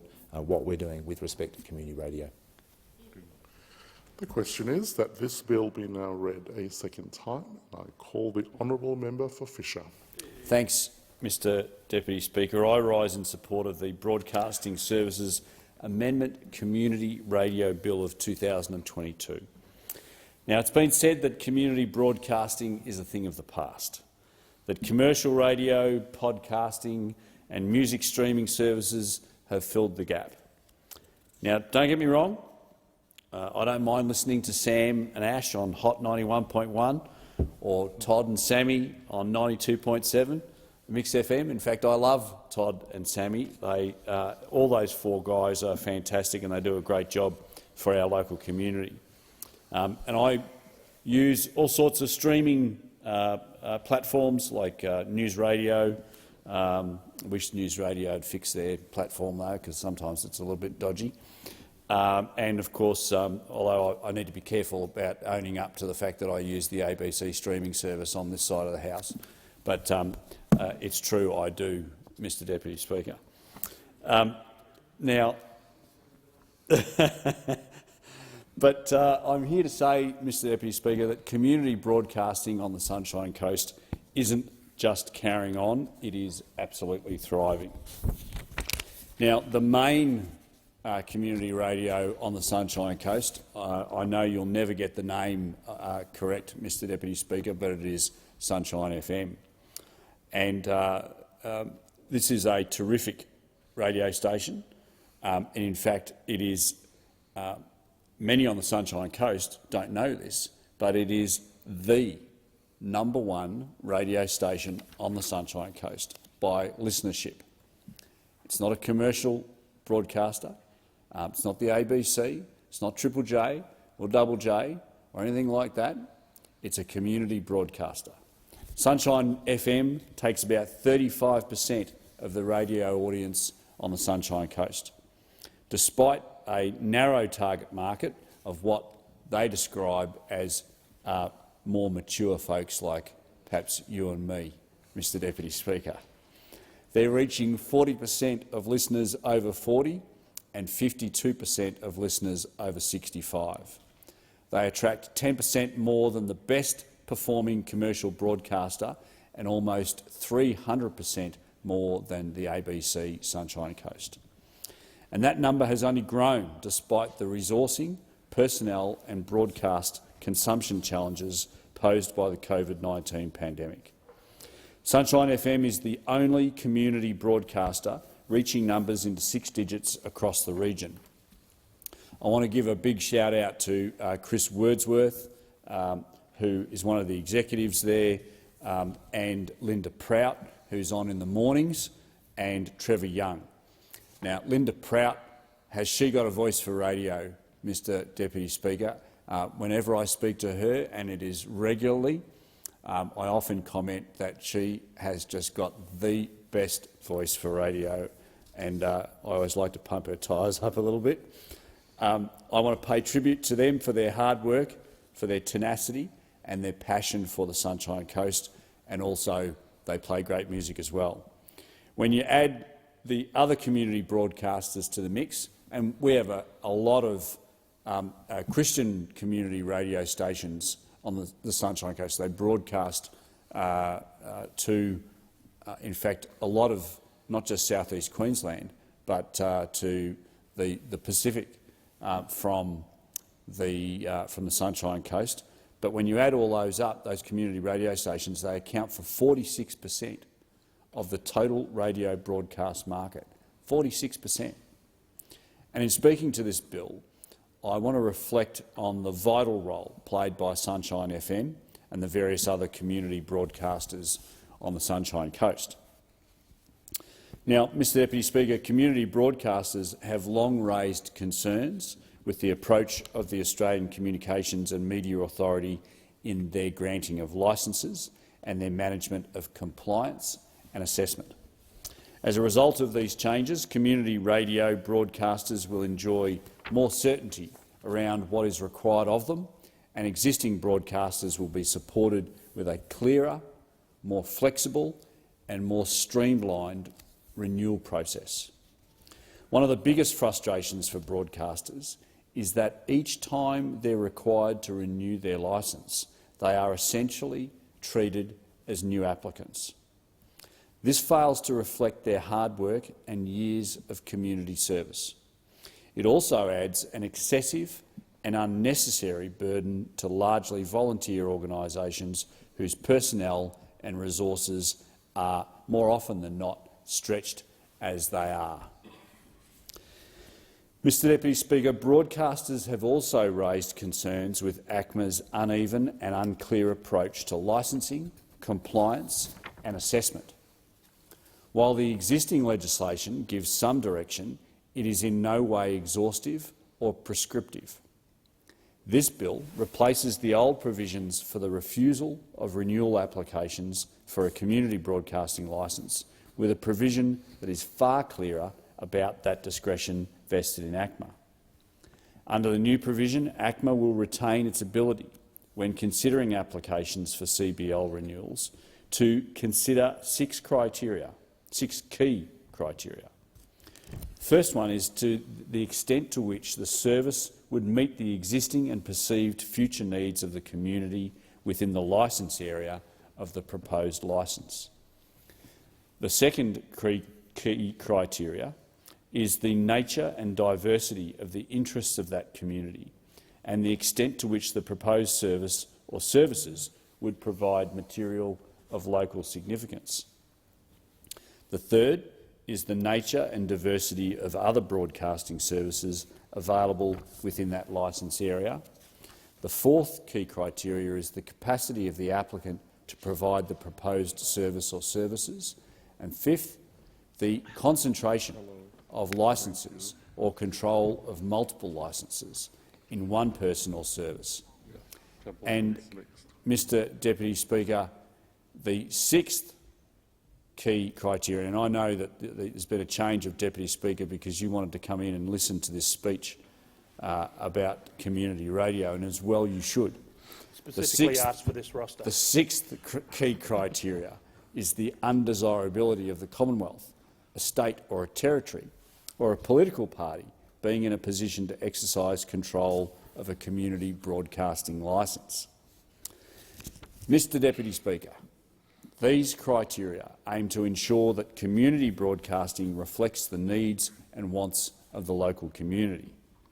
Like any other registered organisation or not-for-profit, it also requires services to demonstrate their impartiality and independence, their utility and uniqueness, and their capacity to deliver. It also makes clear that the process is not commercial and competitive in nature, but rather aimed at supporting broadcasters whose work and content supports and serves the community in which they operate. The bill goes some way to addressing the frustration many community broadcasters have in meeting often complex compliance obligations without the resources of commercial stations. Bearing in mind, Mr Deputy Speaker, that many of these community radio stations are staffed almost entirely or very significantly by volunteers. Now, currently, when allocating new licences, the date of allocation is the date on which ACMA has irrevocably decided to allocate the licence. I repeat, irrevocably. There is no room for change. It's a burden imposed on organisations without the resources and staff of commercial broadcasters. It means that broadcasters who may have very limited advance notice to prepare their station for broadcast lose out on the use of their broadcasting spectrum, reducing the effective duration of their licence at their own cost. This bill aims to change that. It allows successful licensees to work with ACMA to plan and make necessary arrangements for broadcasting before their licence comes into effect. This is about ACMA as a regulator, partnering with the community broadcasting sector instead of penalising without regard for the shifting nature of volunteer and community engagement. Under the new provisions, licensees seeking a renewal of their community broadcasting licence may now, in exceptional circumstances, lodge late applications for renewal before their current licence expires. By removing the automatic refusal and allowing for some leniency, these community-run radio broadcasters have a little bit of wriggle room to meet their obligations, seek additional support and assess their capacity at the time of renewal without losing 5 or more years of hard work. Our volunteer organisations, particularly in regional Queensland seats like mine and yours, face constant volunteer shortages, transient teams and high rates of turnover. It's hard enough to get someone to come and work for money at the moment, Mr Deputy Speaker, let alone to get them to come and volunteer. By granting this little bit of grace, we can give them a fair go when they may need it most. So, Mr Deputy Speaker, in conclusion, these changes may not seem terribly significant to the vast majority of us in this place, but to the thousands of Australians across the country who volunteer and work in community broadcasting, but more particularly to the people, the thousands, in fact millions of Australians who rely upon community broadcasting for their music, for their news. This is just so very, very important. This bill could mean the difference between their station existing in 5 years or not at all. And to the millions of Australians who listen to community radio, including the roughly 149,000 on the Sunshine Coast, this bill ensures that they'll have access to good music and local content for many years to come. And I commend the bill to the House. I thank the honourable member for his contribution, and the question is now that the bill be read a second time. And I give the call to the honourable member for Macquarie. Thank you, Deputy Speaker. Well, there's been a lot said in support of this very important part of our media landscape, the community broadcasting sector, and it's particularly important to me. I started out in community radio as an 18-year-old. I met my husband at community radio many, many years ago. I don't even want to tell you how many years ago that was. But what's more, it also sent me on the path of being a broadcaster, a radio journalist, and was my stepping stone to working for Mike Carlton and 2GB when I started out in radio. So I have nothing but praise for the changes that are in this bill to help really strengthen what we have. It's become even more important to have community broadcasting with the lack of diversity that we see in our mainstream broadcasting these days. So I wanted to provide that context for it, and I think that's why it has been disappointing in the last 9 years or so to see the uncertainty that community broadcasters faced under the former government, because there were calls for stability and certainty of funding, and that had not been heeded. So I'm delighted to see support from those opposite about these measures. You know, community broadcasters do an awful lot for their local communities. For us, it's been through bushfires, through floods, through COVID. And they were, for some people, the lifeline and the link to what was happening elsewhere in the local community. And all they got from the former coalition government was just a lot of uncertainty. There were ignores during the pandemic for calls for sustainable funding, and you can imagine the challenges they were under during that period. Instead of granting the usual 4-year top-up funding, for some inexplicable reason, the coalition only gave the sector 2 years of funding, which was due to run out next year. Like a lot of things this government's done, it expires next year. Community broadcasting relies on just over $20 million a year to maintain the existing services and supports. Under the former government, the funding was due to drop to around $17 million over the forward estimates. So our budget commitment will maintain community broadcasting funding so the sector can continue to support their communities with local news, emergency broadcasting and local content, including, of course, Australian music and local music. The Albanese budget of 2022 includes an additional $4 million per year of ongoing funding for the community broadcasting program from 23-24, so it takes that funding program to over $20 million a year. And I note the comments from Joe Curtin, the CEO of the Community Broadcasting Foundation, who said the funding is going to have a positive impact on sector sustainability and the media landscape. The quote is, the budget acknowledges the essential role community radio plays in increasingly concentrated media environments.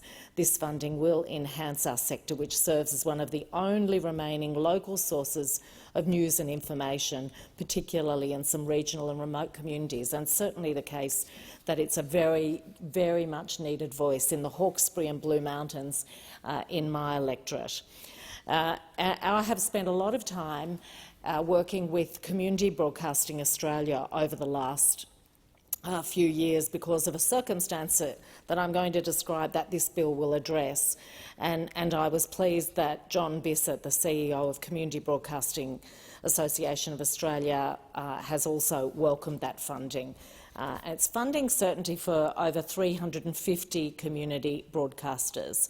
So a small amount goes a really long way in community radio. But what we faced in the Hawkesbury is one of the issues that's being addressed in this bill, and that is the issue of temporary licences. Many years ago, back in 2017 or thereabouts, there was a decision made by ACMA to take away a permanent licence and turn it into a temporary licence. And initially, we started out with a few different organisations sharing that licence spectrum. We got to the ridiculous situation, though, after a failure of ACMA to really tackle what was going on and work towards a permanent licence. We ended up with 7 temporary licensees. So 7 temporary licensees, that means they got 1 day a week of broadcasting. You know, an impossible situation for them to be in. And it has been a really challenging period of time, and only in the last week has a decision been made to allocate a permanent licence in our area. And I really, that licence has been granted to Pulse FM, and I congratulate them on getting that licence. But I also want to acknowledge the disappointment that the other temporary licensees have. There are now many broadcasters very disappointed that they won't be getting the permanent licence. We've talked about the volunteers. Those volunteers put their heart and soul into community radio, and I want to thank them for what they've done in keeping issues that are important on air, keeping the airwaves alive through a very difficult process over many years. And I look forward to there being a real sense of inclusion, and that those who want to broadcast in the Hawkesbury do get the chance to do that. We have a wealth of radio talent, an absolute wealth of it.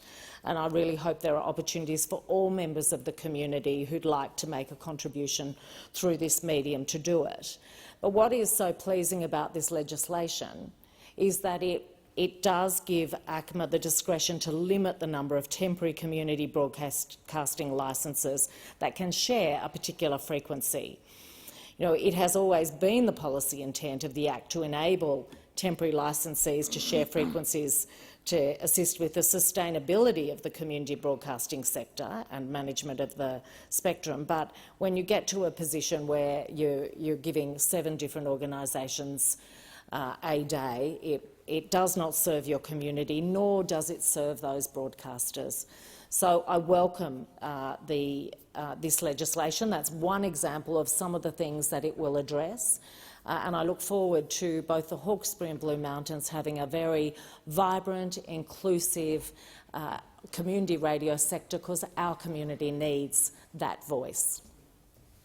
I thank the honourable member for her contribution. And the question is now that the bill be read a second time. And I give the call to the honourable member for Cowper.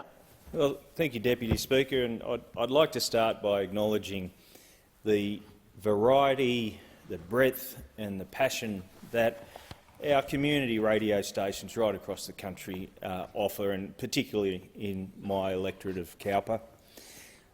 Before the horrible days of social media and Facebook, community radio was one of the very few platforms to give a real hyper-local voice to those underrepresented by the media, and they proudly continue to do so. And I listen to my community radios quite often, and they provide the chat and the content that appeals to sometimes niche markets that their commercial counterparts can't attach a price to. But it's that invaluable feeling of connection to their community that they really offer, as opposed to those commercial stations. In my electorate, I've got stations like 2Air, CHY FM in Coffs Harbour, and big hello to Angie Vaughan. You do an absolutely wonderful job there. Tank FM in Kempsey, g'day Damo Batty. 2BBB in Bellingen, Dorrigo, Rima FM in Port Macquarie, and a special mention to One Mob Radio in Gumbunya country in Coffs Harbour, who officially commenced their digital platform in 2020. Deputy Speaker, if I can just digress. I mentioned Tank FM in Kempsey and mentioned Damien Batty. Damien moved to Kempsey with his wife and his daughter recently, but he is a Afghan veteran. He did a couple of tours over there as a medic, and he served his country proudly, and I would like to thank him personally for his service to our country and the freedoms that we enjoy today. But he's immersed himself into the Kempsey community through community radio, and that's exactly what these stations do. They're community people. They're normal people. They're the people that you stop and talk to every day in the street. And I just think it's fantastic, and I will talk about the volunteers later, but I just think it's fantastic that someone like Damien, who has been embraced into the Kempsey community, who has given so much to our nation, can walk through that door and again be embraced by those who run our community radio stations. I also was very excited to see that 2NVR in Nambucca Valley, they were a finalist in this year's CBAA Community Radio Awards for Best Radio Program, Excellence in Sports Programming and Outstanding Station. So fantastic recognition to the whole team there. I acknowledge the role that each of these stations played during the recent natural disasters over the last 4 years.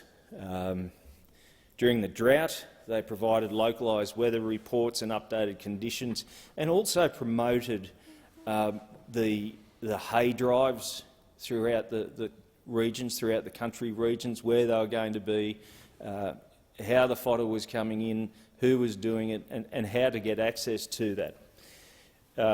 During the fires, we had severe fires, losing over a couple of hundred houses. They directed people to safety and kept the community up to date with the stories from the residents that otherwise, without them, they wouldn't have heard. No disrespect to the commercial stations, but they just do not have that message out there. They're pre-programmed, commercialised, based on money. These radio stations, these community radio stations, are there for the community, and they simply, they hold up a mirror to our collective grief and also our hope and determination for all our communities. And this continued through COVID. We're all locked down at certain stages, and many people, particularly elderly people, were stuck at home with nobody to talk to. It's almost like having a friend in your house that you're listening to. You're listening to conversations, and it kept many of our marginalised and lonely people company over that 2-year-odd period. So to our community radio stations, I genuinely say, for your unwavering service to our community, I say thank you, and I mean that. You have been there for our communities, so thank you. I've been privileged enough to be interviewed through our local radio, community radios and the DJs as my tenure as the MP for Cowper, and I've really enjoyed it because the conversations that you have with the volunteers is different to what you might do on the ABC or Triple M or on a 2GB radio stations. Excuse me. And it really is a testament to the engagement each station inspires from their audience. A special thank you to Richard Laxton from 2NVR, Amber and Zoe on the A to Z of everything on CHYFM, and Denise Anderson from 2HC for their camaraderie. Although I do note that Amber and Zoe, who are only 18, had me on the radio station for 45 minutes one night talking about driving habits. But in relation to this bill, I was pleased to see it introduced into Parliament.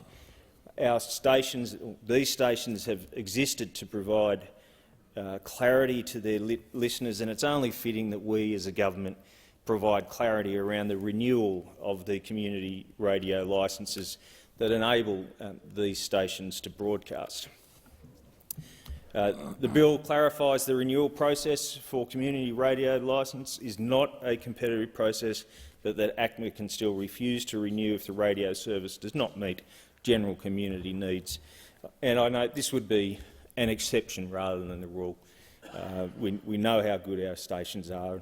I should note here, thankfully, due to support and calibre of the stations, I would expect that it is not something that they'll face or have faced to date, but the sentiment is appreciated. I was pleased to note that the bill also allows ACMA to provide licensees with advanced dates of commencement of services so they can prepare to start on that date. And that's common sense, Deputy Speaker. You wouldn't open a business without knowing what date you were aiming at and being able to prepare for it, so why should a community radio station be any different? It allows them to prepare, particularly in the station's marketing, their platforms and accrual of talent and volunteers. Another key amendment provides ACMA with the ability to limit the number of temporary community radio licences in the one area, reducing confusion for listeners and operational and regulatory complexity for station organisers. These amendments are strongly supported by the Community Broadcasting Association of Australia, and I too agree with all of them. I should note that this bill and subsequent budget presented by the new government in October continues the momentum provided by the Coalition to Community Broadcasting. In 2021 to 2022 budget, the Coalition provided a funding boost of an additional $4 million per year over 2 years, and this was in addition to the existing funding of just over $16 million per annum, which we continued to provide from 2021 to 2022, bringing the annual funding to over $20 million for those 2 years. I note that the new government has opted to continue this funding into 23 and 24, and I thank them for that. In conclusion, Mr Deputy Speaker, I wholeheartedly support this legislation. I thank the many volunteers, and I note, and I know most members do this, when we have the opportunity through community grants and volunteer grants, we always keep a keen eye out for our community radio stations, because we know that they run off the smell of an oily rag. But they do so through volunteers. I thank all those volunteers. They do so because they love what they do and they love their local areas and they know they're providing that service for the community. So they're a voice, they're a connector, a mirror, and also a comfort for many, particularly in regional and rural Australia. And I hope to see their proud tradition, Deputy Speaker, to their communities continue for many years to come. Thank you. I thank the honourable member for his contribution. And the question is now that the bill be read a second time, and I give the call to the honourable member for Gilmore. Thank you, Deputy Speaker. Well, I am glad to rise tonight in support of the Broadcasting Legislation Amendment Community Radio Bill 2022. This bill gives community radios greater clarity and certainty in applying for community broadcasting licences. It gives regional communities like ours on the New South Wales South Coast more local content, more local voices on our airways. Anyone that has ever listened to community radio will know what a fabulous job they do, often with volunteers and passionate people dedicated to sharing the stories of their community. Not only this, but it is often an opportunity for local artists to practice their craft and reach new audiences. The government has worked across the sector to fix some of the barriers that were in place for new community radio stations to get off the ground. This bill will clarify that the renewal process for community radio licences is not a competitive process. So when ACMA is considering a renewal application, it will only consider the current radio service and not a proposed new station. This gives certainty to existing licensees while preserving ACMA's ability to refuse to renew a licence if it is found the current licensee is not providing a radio service that meets general community needs. Secondly, the bill will allow licences to be allocated in advance, providing prospective stations with notice to prepare broadcasting infrastructure and content programming before the commencement date. This amendment will give prospective stations the time needed to plan and prepare so they can start broadcasting with their best foot forward. The bill also improves the administrative efficiency and flexibility of the licence renewal process. In my electorate, we are blessed with some truly fantastic community radios. Since 1984, there's Triple UFM in the Shoalhaven, covering a stretch from Gerringong to Tamil and out to Kangaroo Valley and areas east of Robertson. The show broadcasts from the Shoalhaven Regional Gallery, so I regularly enjoy chats with Carol and Jane to discuss all things politics and community, and also with Chance and Beck and their Brekkie show, broadcasting from Bomaderry, and also when they're out and about in their HEV van. There's the Bay and Basin Community Radio, a program of the fabulous Bay and Basin Community Resources, operating since 1991 with the aim of helping people thrive in their communities. I've always enjoyed a catch-up with Marilyn, and even the Sanctuary Point Public School has a regular spot. In the southern part of my electorate, there is 2ER FM, Eurobadalla Access Radio. Disco Pete and I enjoy a regular chinwag about the news of the day and what's happening locally. 2ER FM studios are based in sunny Maruya. As they say, yes, we are broadcasting in paradise. The local community was absolutely devastated when, after the 2019-20 bushfires, 2ER FM's main link antenna on Mount Wanderer was destroyed by the bushfires on New Year's Eve. We all breathed a sigh of relief when transmission was back up and running in February 2020. Just another reason why I'm so delighted that the Albanese government is fireproofing the Mount Wanderer Tower to try and avoid the loss of crucial services like this. During the bushfires, community radio and all of our radio stations literally saved the lives of local people. They were there on the ground telling the stories of people who were experiencing the bushfires in real time, giving information about where the fire was, where to get help and what was happening. I want to thank each and every broadcaster, volunteer and community member who helped get us through that immensely difficult period. I have mentioned a few of the presenters across these stations, but there are so many more. It would be impossible to name them all.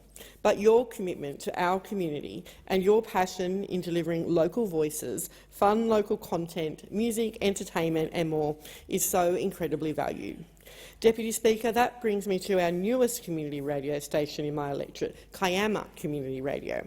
Their story, most recently, really shows why this bill is needed and why it will make such a positive change to our community radio stations. Kiama Community Radio started in March 2020 at the beginning of the COVID-19 pandemic. They wanted to make sure that the Kiama community was connected, so they began by producing community-based podcasts while building their studio and training their live presenters, all while waiting for the community broadcasting licence. Their motto, for the community, by the community. I was really pleased to provide them with a $4,601 volunteer grant earlier in the year to help them purchase some live streaming equipment. I got to check out their studio and have a bit of fun with the presenters, just what it's all about. A labour of love by President David Toohey and others, trying to build to a live broadcast service. But today, Kiama Community Radio is still podcast-based because they have been unable to obtain a community radio licence. After applying to ACMA for a community broadcast licence, David was told that they should instead look to, quote, piggyback on the services of other community broadcasters outside the area. They were told to provide Kiama content to other community radios and ask them to broadcast it for them. But other broadcasters were unwilling to provide them with airtime and wouldn't alter their programming to include content based outside of their target areas. Kiama Community Radio is the first of its kind, dedicated to the community from Jiroa in the south to Minamurra in the north, Foxground, Jamberoo, Carrington Falls and the Upper Kangaroo Valley. They work to give their community a voice, and when I met with them earlier this year, their podcasts have been downloaded over 4,500 times. But they want to reach a larger audience, and for that they need a community broadcasting licence. I hope that this bill today will help to support Kiama Community Radio and others like it around the country in their efforts to obtain a community broadcasting licence. Clarifying that this is not a competitive process, providing certainty and clarity to those applying for licences and reducing the administrative burden will help to support volunteers and community broadcasters all over Australia. The Albanese government is committed to supporting the long-term sustainability of the community broadcasting sector. We have provided an additional $4 million per year of ongoing funding for the community broadcasting program, taking its annual funding to over $20 million a year. This bill is the next step in providing certainty for community broadcasters and ensuring that local listeners, like those on the South Coast, can hear their voices, their stories, told by local people. Once again, I want to thank all of our local community radio providers, presenters, volunteers, listeners and everyone who engages with this really important local content. I support this bill wholeheartedly. I thank the honourable member for Gilmore for her contribution. And the question is now that the bill be read a second time. And I give the call to the honourable member for Goldstein. Thank you, Deputy Speaker. Community radio is an essential element in the jigsaw that makes up our media landscape, offering diversity through a range of voices at a time when there's been disturbing concentration in the mainstream media. As the Minister has noted, more than 5 million people, a fifth of the population, tune into the more than 450 community-owned and operated radio stations around Australia every week. The details are even more impressive. Close to 700,000 community radio consumers listen to nothing else, not commercial radio, not the ABC, not SBS. The sector argues, therefore, with ample justification, I believe, that it provides a voice for communities that are underserved by mainstream media. Notably and importantly, this includes communities in rural and regional Australia, Indigenous communities, culturally and linguistically diverse communities, the LGBTIQA+ communities and people with a disability. 30% of community broadcasters are Indigenous stations. Community broadcasters were also among the unsung heroes of the pandemic and the Black Summer of 2019-2020. They provided essential information targeted at local communities throughout the worst of COVID, helping connect people most isolated throughout the lockdowns. And during that awful bushfire summer, more than 80 community radio stations offered emergency broadcasts specific to the communities they served. They may well have saved lives. I've said before that I'm deeply concerned about the impact on our democracy of the reduction of media diversity in our country. In my own electorate of Goldstein, there are now no community newspapers, for example. Community radio station Southern FM does a great job keeping the community informed and entertained. I have regularly appeared on its programs to keep the Goldstein community informed of the actions that I am taking in this place. So few local outlets, though, raise cause for concern. And what we see in Goldstein is repeated across the country. Many local government areas, especially in the country, are effectively news deserts, with no local outlets at all. Community radio strives to fill that void.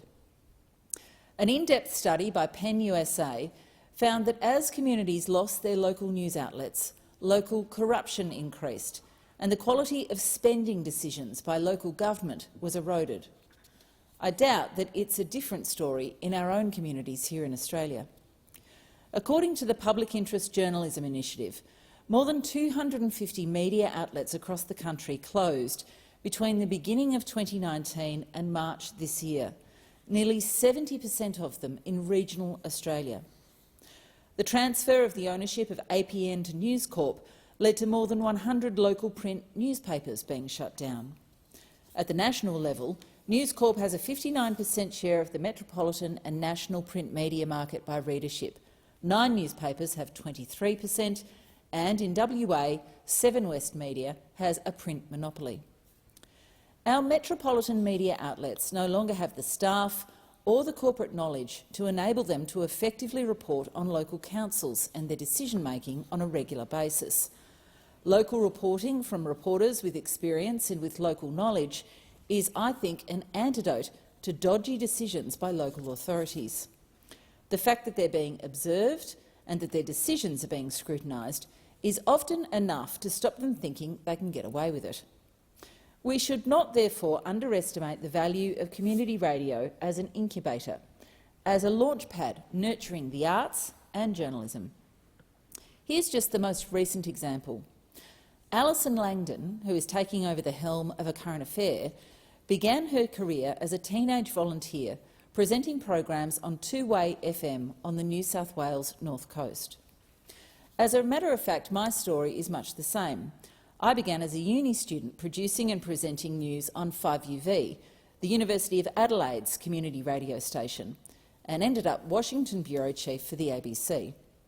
Without that experience and opportunity, I wonder whether I would have ever gone on to a 3-decade career in journalism. Community radio has also been critical in the blossoming of Australian music over the decades. Gotye, Courtney Barnett and Dan Sultan are just a handful of the most recent examples. It's highly unlikely that they would have gone on to national, let alone international success without the support of community radio. Dealing as it does with regulation and licensing, this may seem like a niche piece of legislation, but it has important implications for the security and diversity and expansion of community radio, and therefore for the diversity of our media landscape. And I commend the bill to the House. Thank you, Deputy Speaker. I thank the honourable member for that wonderful contribution, and the question is now that the bill be read a second time, and I give the call to the honourable member for Cunningham. Thank you, Deputy Speaker. I speak today in support of the Broadcasting Services Amendment Community Radio Bill 2022. This bill will help community radio stations by providing greater clarity and certainty for community broadcasting licensing processes. There are more than 450 community-owned and operated radio stations in Australia, attracting more than 5 million listeners each week. One of these stations is the Illawarra's very own Vox FM, which has been serving the community for over 25 years. For anyone travelling through the region, you can tune in on 106.9.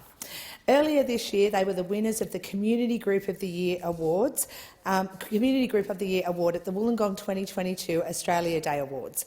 The team at Vox FM are a dedicated group of volunteers, and I served on their donations committee for a period of time before running for Parliament. The station is run by an amazing group of people, with Lillian Wings as President, John Clare as Vice President, Judy Clare as Treasurer, Barry Keenahan as Secretary, and 4 Directors, Ritu Verma, Joe Patterson, Ben Hessian and Jackie Preedy.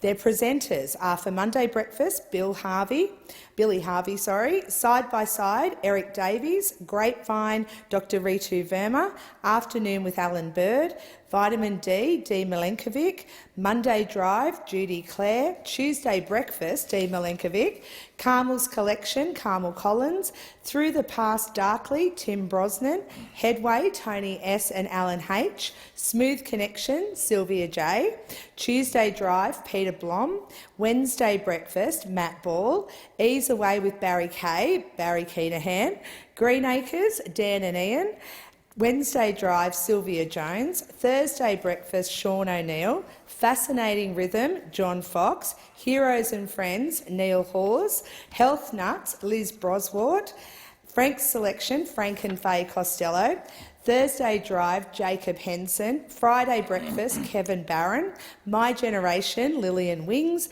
Mid-Morning Music, Elaine Hart, It Is Well With My Soul from the Anglican Church, and Friday Drive with Des Mott. I want to thank the board and the many volunteers who keep this station running. Your work for our community is so important, and we are so lucky to have such dedicated and experienced people running the show. Community radio fulfils many important functions for the regions they serve, especially in a country as culturally diverse as Australia. Many multicultural community groups use our local Vox FM to connect. Our region's diversity is one of the things I love most, and our diversity is reflected in Vox FM's programming. Just a few months ago, Vox FM started a new Arabic program with Gus that has been proven to be a big hit with the community. This service that community radio provides for groups who might otherwise be excluded from mainstream media outlets cannot be understated. Earlier this year, I had the pleasure of attending Vox FM's Member Appreciation Day with Lillian, Barry and many of the volunteers that run the station. It was a fantastic community day with good food, music, dancing and even a paper plane throwing competition, although I came second last. Last Saturday, I also attended their annual Christmas party, hosted by Vitamin D, and it was great to be able to thank the volunteers for all of their hard work towards the end of another hard year. I was also recently interviewed on Vox by Dan and Ian from Greenacres Disability Services.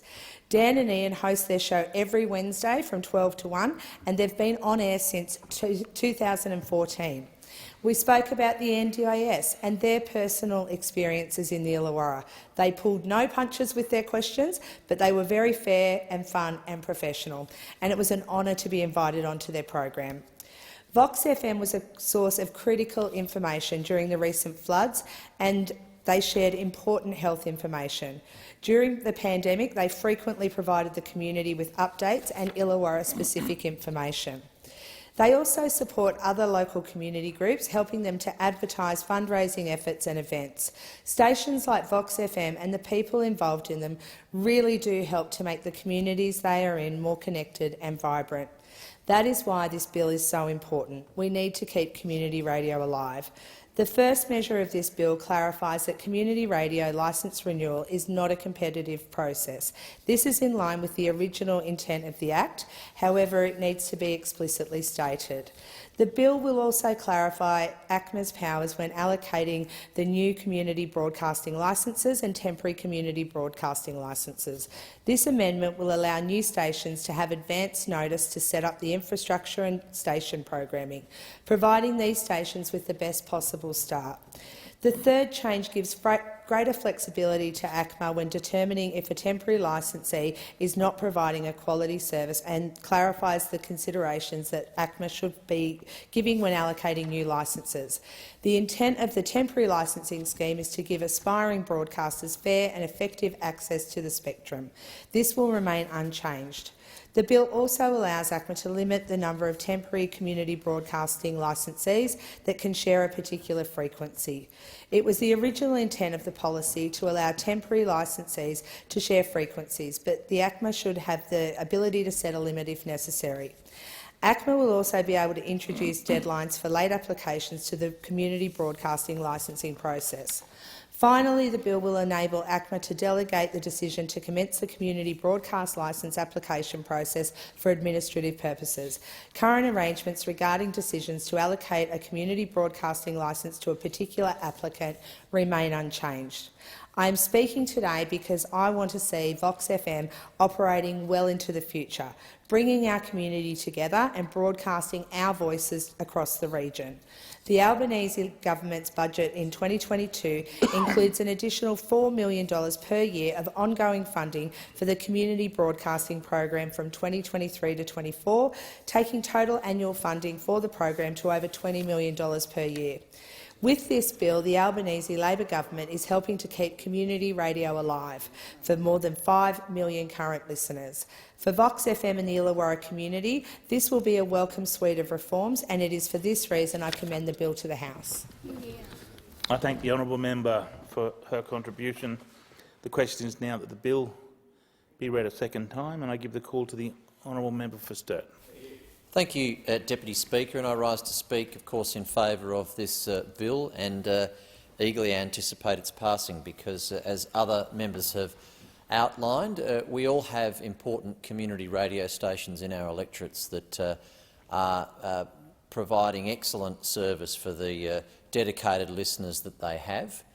Earlier in the 90-second statement opportunity, I talked about the very proud Italian community that I have in my electorate. And I made the point that the recent census confirmed once again that my electorate has the largest number of people of Italian ancestry of any electorate in the country.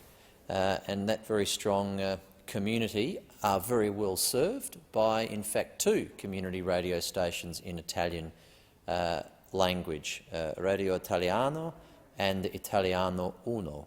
And for my sins, I am lucky enough to be able to be interviewed on a semi-regular basis on both of those stations, as are politicians of all persuasions in South Australia, state, federal and local.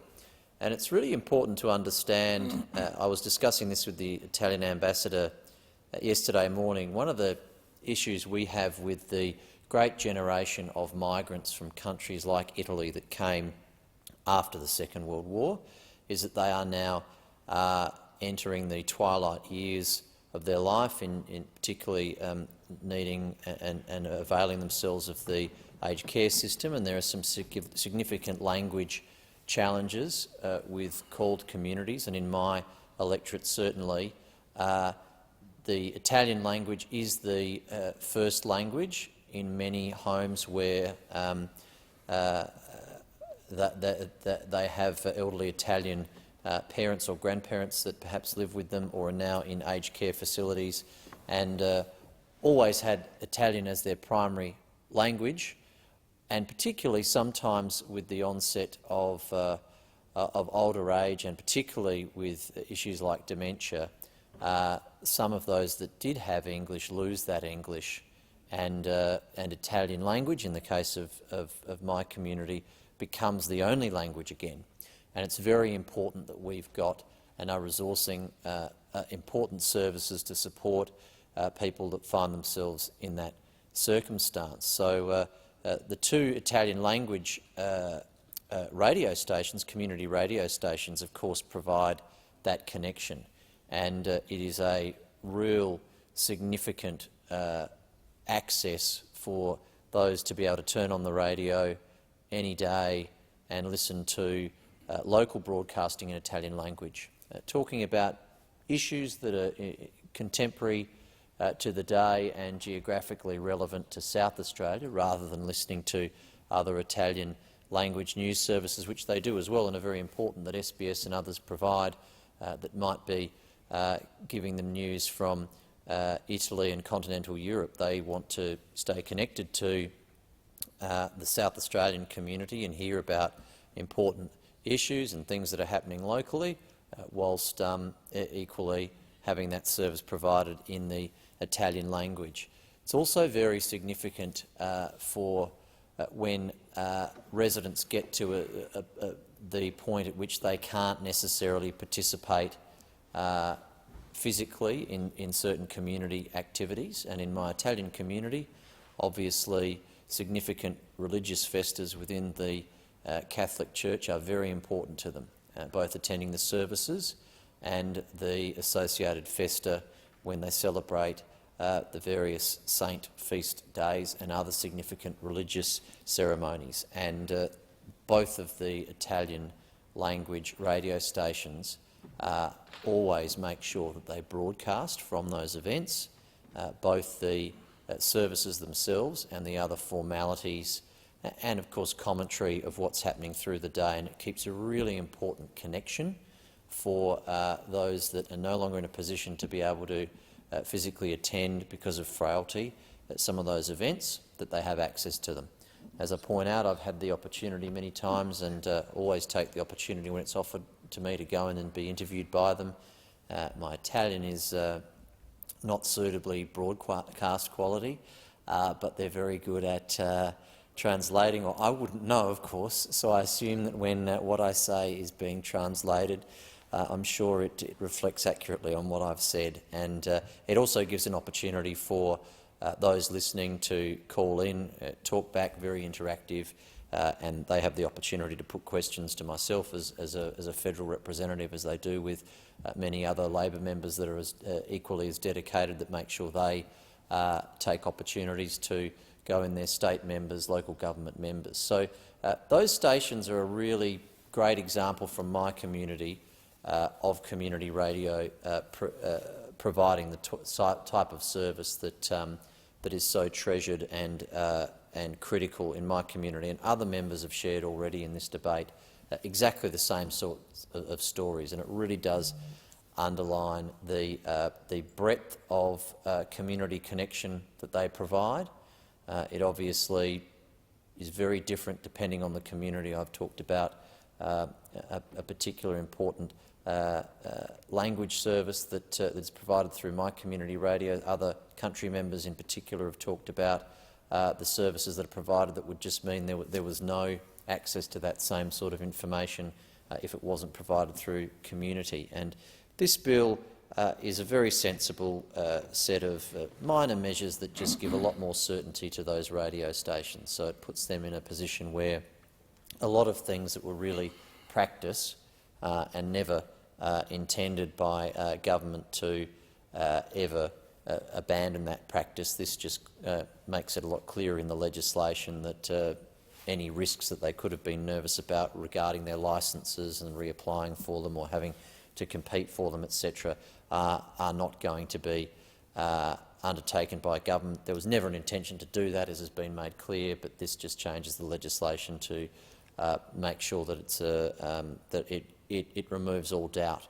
And we know what the organisations who run these types of the people that run these types of organisations, how hard they work. They are out raising money all the time because, of course, being community stations, they need to raise money. They get a lot of sponsorship from the community. They get a lot of support. They are staffed by volunteers. They don't. They tend to remunerate almost no one in the business, and a lot of people are very dedicated to being in there to keep them ticking over. And it's going to be a challenge for some into the future. My Italian stations are a good example, where obviously they need people with the time and the language capability and the technical skills, etc., to be able to fill the 7-day-long time slots, and that they need all the support they can get, and they are very happy being self-sufficient in regards to the ones that I've mentioned in my electorate. They get a lot of great support, but we need to make their life as easy as we can, and this certainly goes directly towards that, which is taking away some uncertainty, giving them some security, not having them need to be worried or anxious about these issues when they're having their monthly board meetings and they're talking about the challenges and opportunities for them. We don't want them to have to be consumed or concerned by any issues about the longevity or the future of the regulatory regime within which that they operate. And by making these changes, I'm very confident that we're going to achieve some greater peace of mind for the people that do excellent work in running these community radio stations. So with that contribution, Deputy Speaker, I commend the bill to the House. I thank the member for his contribution. And the question is now that the bill be read a second time, and I give the call to the honourable member for Solomon. Yeah, thanks, Deputy Speaker. Community radio is a grassroots institution that underpins our freedom of speech, which is so central to our democracy. In the Northern Territory, as in other regional, rural and remote areas, it's the heart of local communities and the essential way that people learn about what's going on and the way that people connect with others. And sometimes it's the only way to connect. And that's particularly true of emergencies, when people are so dependent on radio for information. But in all cases, it fosters that sense of real connection. It helps people to share local news, stories, voices and music. It celebrates the best of our diverse and multicultural society. And every week, 5 million listeners tune into 450 community-owned and operated radio stations around the country. Now, that is massive, Deputy Speaker, when you consider that Sydney's 2GB, which is popular and with some and influential, gets about 600,000 listeners a week. Community radio gets almost 10 times that audience. Community radio is especially significant for 1.4 million listeners who are from non-English speaking backgrounds, who listen to broadcast in over 100 languages. And that's why I'm so very proud that on 13th of May this year, the Australian Labor Party committed to give the community broadcasting sector greater funding certainty. Now, that was, of course, prior to the election. Now the ALP is in government and will deliver. That's exactly what we've done here, Deputy Speaker. The government is giving the community broadcasting program an extra $4 million a year in ongoing funding, which will take annual funding to over $20 million per year. We're also reviewing the long-term sustainability of the sector to help it thrive and endure into the future, and that is what this bill is all about. We're going to make the renewal process for community radio licences a non-competitive process to cut the red tape for operators, and that means that the regulator, ACMA, will prioritise the current operator's renewal application over a proposed new radio service. And this will give certainty to those existing licensees while allowing ACMA to refuse to renew a licence if the licensee's radio service is not meeting community needs. They'll need to be held accountable to their communities. We want listeners around Australia to have continued access to high-quality and locally relevant news. Community broadcasters faced uncertainty under the former coalition government, which ignored their calls for stability and funding. And after all that community radio broadcaster had done for Australians through the bushfires, the floods, through COVID, the pandemic, all they got from the former coalition government was a big shrug. The former government ignored the sector's calls for COVID crisis funding during the pandemic. I'm happy to be corrected, but I'm informed that that is the case, and that is pretty deplorable. They ignored their calls for sustainable future funding. Anyone would think that they didn't want to hear the voices of Australian people in places like the Northern Territory, where they didn't want people, perhaps marginalised people, perhaps people that needed a voice, perhaps First Nations people that needed a voice, ask for a voice, want a voice. But they've been ignored because others know better. And in this case, instead of granting the usual 4-year top-up funding, the coalition only gave the sector 2 years, which was due to run out next year. And the committed funding was due to drop to around $17 million per year over the forward estimate. So real cuts in the funding for community radio. But why, Deputy Speaker, were they cutting funding from this vital sector that their own members have just said is so important to the cohesion of their community? Why were they doing it? It's hard to reconcile why any political organisation would seek to cut the voices of Australian people. Community radio exists precisely so that they have a voice and assists them in being heard and celebrating their connection as part of our multicultural community. Our government, the Labor government's budget commitment, will maintain community broadcasting funding so that the sector can continue to support communities with local news, emergency broadcasting, so important all around the country.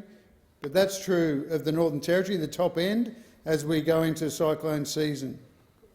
But also local content, celebrating those local voices, Australian music, which is so important. In my electorate of Darwin and Palmerston, we have high-quality and much-loved stations such as Territory FM 104.1, which is an amazing station. It's a broadcast of our Charles Darwin University campus. And on a Sunday night, they have a wonderful program where different multicultural organisations get to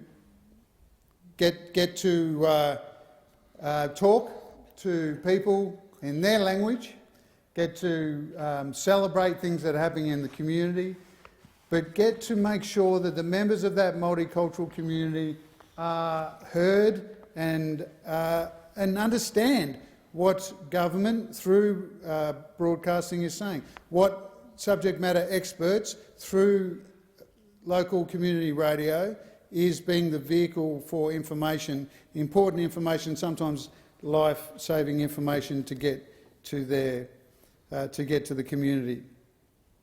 So hats off to Territory FM. A survey in 2016 found that it reached 51% of all people in Darwin and has very much been listened to widely over the years. It was actually rated in September #1 radio station in Darwin overall for the 40 to 65 years old demographic. Darwin's 97.7. It's a Christian community radio station that's doing great work in Darwin and Palmerston, but also their reach extends past Humpty Doo. Then we have First Nations Radio 94.5, which is formerly Radio Larrakia, which is an Aboriginal community radio station broadcasting from Darwin that reaches the township of Jabiru out in Kakadu. It provides a great service, and they're a culturally appropriate broadcaster. They observe Aboriginal cultural protocols and underpin everything they do. And I think a lot of people will be hearing on First Nations Radio about the developments around who's supporting a voice for First Nations people down here and who is not. For people in Arnhem Land, Yolngu Radio, other stations that have Creole language provide that service so that people in the remotest areas of the Territory, including the homelands, can hear what's going on. But also want to give a shout out to Tiba and also to Karma Radio in Alice Springs, Catherine FM and Gove FM, who all keep their communities connected and informed. I want to give a big shout out to all of those community radio stations and those that I might have missed in the Northern Territory who are every day making sure Territorians, whether you're a First Nations Territorian, whether you've just arrived from overseas, making sure that they're understood. That's why it's so important that we protect and develop our community radio stations. Speaker, they truly are the heart of communities across our country, and we support them very much on this side of the House. Thanks, Mr Speaker. It being 7:30, I propose the question that the House do now adjourn and give the call to the honourable member for North Sydney. Thank you, Mr Speaker. Today, as I reflect on the past 5 months, I'd like to thank my community of North Sydney for continuing to work with me to help change the climate here in Canberra. The result of the May election sent what I think we can all agree was a clear message to our federal government. The people of North Sydney, and indeed Australians more broadly, want their leaders to do better. They want inspiring and courageous leadership and a national government prepared to coordinate across state borders. They want to see appropriate federal stimulus, be that financial, intellectual or human capital. Australians want to see our country investing in building new skills, capabilities and innovative industries to succeed in today's high-tech, rapidly decarbonising world, as well as investing in our people and communities. Australians want to address long-standing structural issues to ensure all Australians, be they young, old and everything in between, can continue to live in the lucky and progressive country. Since August, our North Sydney voice has been heard clearly here in Parliament in areas as diverse as faster action on climate, integrity in politics, the more humane treatment of people seeking asylum in Australia, and ultimately greater accountability in how our government allocates our public money. During this time, I've been honoured to work as North Sydney's representative in this House, pushing the government to ensure the legislative proposals not only meet the needs of my community, but that they are also thought through beyond the immediate, short-term positive headlines. Ultimately, North Sydney has played an active role in shaping current government policy for the better. In the recent Fair Work Bill, for example, after consulting with the people of North Sydney, I moved an amendment which was supported by both the Labor and Liberal parties, as well as my crossbench colleagues, to ensure those at the decision-making table are representative of the whole building industry, not just big unions or large construction companies. My amendment ensured small and medium builders will now have a voice at the National Construction Industry Forum, and that the work of that forum will be publicly accountable through the publishing of a communiqué within 14 days of their meetings. Last week, I also moved amendments to the National Anti-Corruption Commission Bill, which advocated for stronger mechanisms to watch the watchdog. Sadly, there will always be powerful interests seeking to persuade the government of the day to downgrade the effectiveness of the National Anti-Corruption Commission. There is an opportunity to do something unprecedented in this place through the establishment of a truly independent commission. The amendment I moved sought to deliver this by appointing an independent chair of the Oversight Committee. I've advocated for these changes since my very first meeting and conversation with the Attorney-General many months ago, and I am heartened that the argument for this amendment continues in the Senate. If it happens, the people of North Sydney can be proud of the role that we played. Today, we saw the tabling of the committee report into Parliamentary Code of Conduct, which now, together with the Corruption Commission, will help change culture for the better in our federal politics. Our parliament has been considering a code for almost half a century, with a report in 1975 noting that a meaningful code of conduct should exist in the Australian Parliament. And since then, many members in this place have tried and failed to introduce one. At the last election, people made it clear they expect and demand a higher standard of conduct from their MPs. And as a member of the committee which developed the draft code, I'm proud to say we have now finally delivered. And earlier this year, one of the first pieces of legislation North Sydney engaged in was the Climate Change Bill. During this debate, I was driven to take the politics out of climate policy. I advocated for a multi-partisan approach through the establishment of a joint parliamentary committee which reflected the new balance of power across the parliament and for increased integrity and independence for the Climate Change Authority. The initial draft that was shared with me as a member of the crossbench relied heavily on putting the parliamentary and public trust in the Climate Change Minister to do the right thing. But the truth is that's simply not good enough when it comes to legislating positive change, and so I worked with the Minister to move the amendments that we were advocating for. Looking towards 2023, I'm committed to working for an enduring legacy, one that is in place long beyond any electoral cycle and regardless of who is in government. Both in the immediate future and over the longer term, the government must place faith in the institution of our parliament and the diversity of the community representatives that are here, and be a government which is prepared to lead rather than control. As 2022 ends, I look forward to working with everyone in this 47th Parliament to deliver on our community's ambitions for faster climate action, a return to political integrity, a realisation of gender equality, a re-gearing of our economy so that it is future-ready, and a better, fairer way forward for all. I give the call to the member for Corangamite. Thank you, Speaker. The Albanese government hasn't wasted a second on its first 6 months in power. A cracking pace has set about 30 bills passed through Parliament under our government. We've also delivered a responsible budget and returned stability and civility to Parliament. There has been several milestone pieces of legislation which particularly stand out for me. All of them tick boxes against issues people in my electorate of Corangamite raised with me in the months leading up to the federal election. All of them deliver against election commitments. The Albanese government takes seriously its commitments to the Australian people. An especially proud achievement for the Albanese government has been making workplaces safer from sexual harassment. The passage of the Anti-Discrimination and Human Rights Respect at Work legislation will have profound benefits for many people, mainly women, right across the nation. Sexual harassment is not inevitable, it is preventable. Now we have legislation that progresses gender equality by ensuring women are able to earn a living in safe, sexual harassment-free workplaces. The legislation follows the recommendations of Sex Discrimination Commissioner Kate Jenkins, a task left unfinished by the former coalition government. Among other reforms, the new laws place a positive duty on employers to take reasonable and proportionate measures to eliminate sex discrimination, sexual harassment and victimisation. It also strengthens the Australian Human Rights Commission with new functions to assess and enforce compliance. Over the past 5 years, 1 in 3 people experience sexual harassment at work, with women experiencing higher rates of harassment than men. The Respect at Work legislation ensures everyone has the right to a safe and respectful workplace. The fact that workplaces have not been safe or respectful for so many Australians is unacceptable. This is a government that listens to women and acts.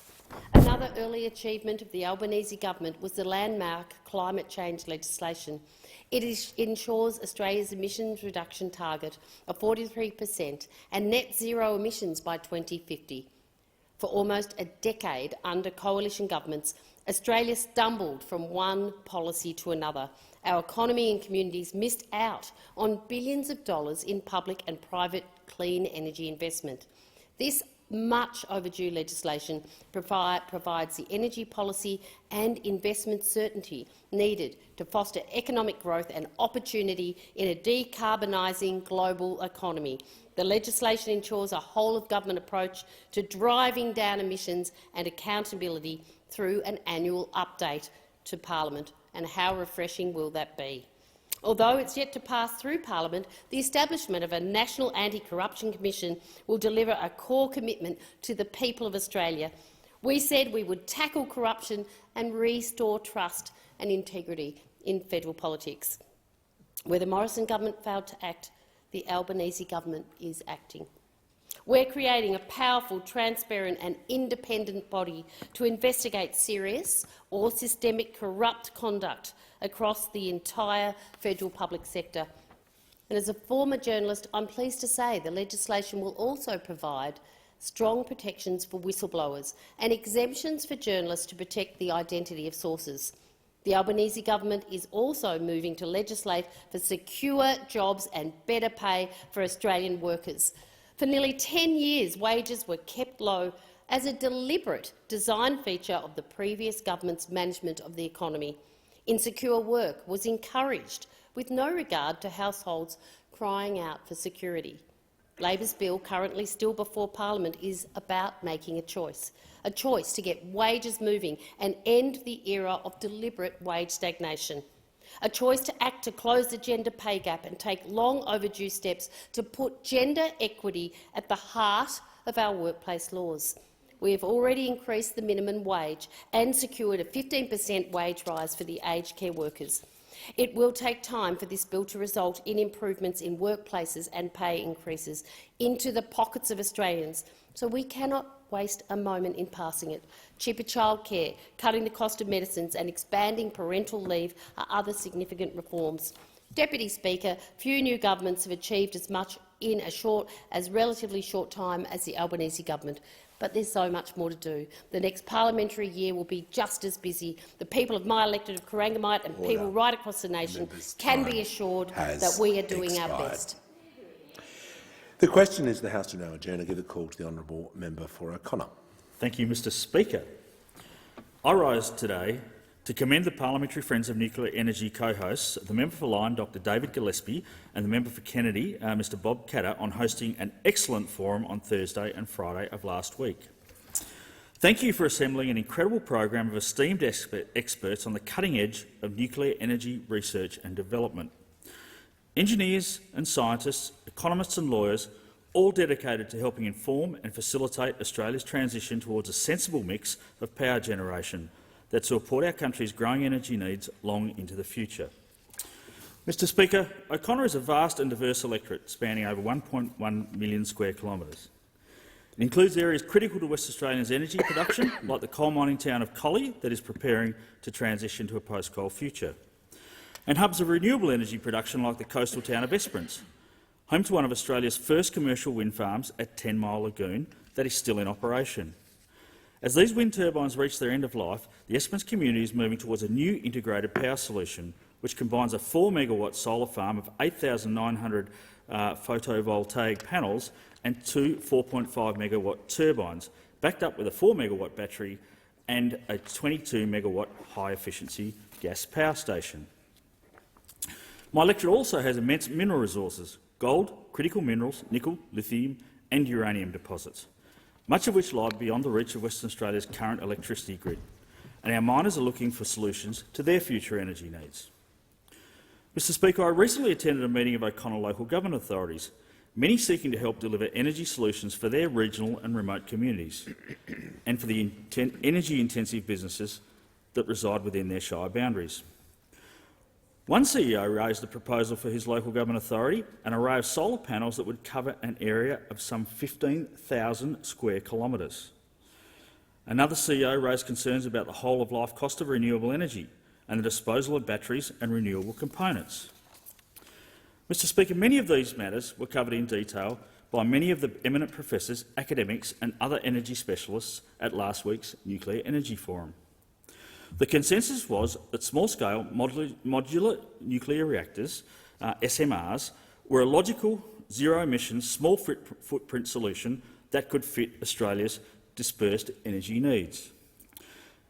SMRs can provide reliable baseload power supplemented by renewables like solar and wind. SMRs connected to a conventional transmission line would create enough power to meet not only today's domestic and industrial energy needs, but support proposed expansion of mining and processing activities long into the future. Small nuclear reactors are already a way of life in many developed and developing countries, and speakers like Robert Parker, founder of the Nuclear Climate Australia, described the journey of Canada's expanding nuclear power using SMR technology. As a Commonwealth cousin with a similar culture, laws, physical landscape and a federated political system, Canada presents an opportunity to collaborate on energy systems for climate change mitigation. Today, energy prices for families in Canada are close to half the price Australians are paying. Now, Southeast Asian neighbours such as Japan, India and Korea are expanding their nuclear energy capacity, and China is planning to build 150 new reactors in the next 15 years. Lawyer Helen Cook, who has advised on nuclear projects across the globe, detailed how Australia needs to start now to explore nuclear power optionality, as the entire process can take around 10 years, and we are already far behind the 50 nations currently in train to procure SMRs. Professor Tony Irwin addressed some of the safety fears that many have, walking us through spent waste options, which also included reprocessing and super-safe storage. Adjunct Professor Ian Wilson gave us an insight into the delicate art of balancing the grid, where fluctuating sources of energy like wind and solar create oversaturation or undersupply, requiring supplementation by an energy source that can ramp up and down. Dr Robert Barr of the Electric Power Consulting walked us through the costs of different energy options, including 63.8 cents per kilowatt hour for 100% renewables only during winter, or comparing this to 27.9 cents per kilowatt an hour for an 83% nuclear option. In closing, Dr Robert Parker summarised that rushing to failure with 100% renewables is not an option. We need to fix all generator types to achieve low cost, low carbon generation, and there will be no net zero without nuclear. Mr Speaker, I look forward to the next step of this process, which will include community engagement across my electorate to receive feedback from my constituents. Member's time has expired. The question is the House to now adjourn and give the call to the honourable member for Holt. Thank you, Mr Speaker. The Albanese Labor government was elected on the promise of delivering a better future for Australian workers who bore the brunt of nearly a decade of neglect. As a union organiser in my former life, I am proud to support a government which set out on delivering this promise from day one. Among my first votes in this esteemed chamber was supporting the passage of Fair Work Amendment, Paid Family and Domestic Violence Leave Bill 2022. During the 2 decades I was involved in the union movement, family and domestic violence was a reoccurring issue among my colleagues and members. It is sad that many of them had to often face the difficult choice between earning a fair day's wage to support themselves and their families, and taking time to recuperate from the trauma they faced at home. It is not a choice any individual should be making, particularly in a modern, progressive and equal society like ours. Every Australian deserves to live free from violence, and every Australian deserves to be treated with care and dignity.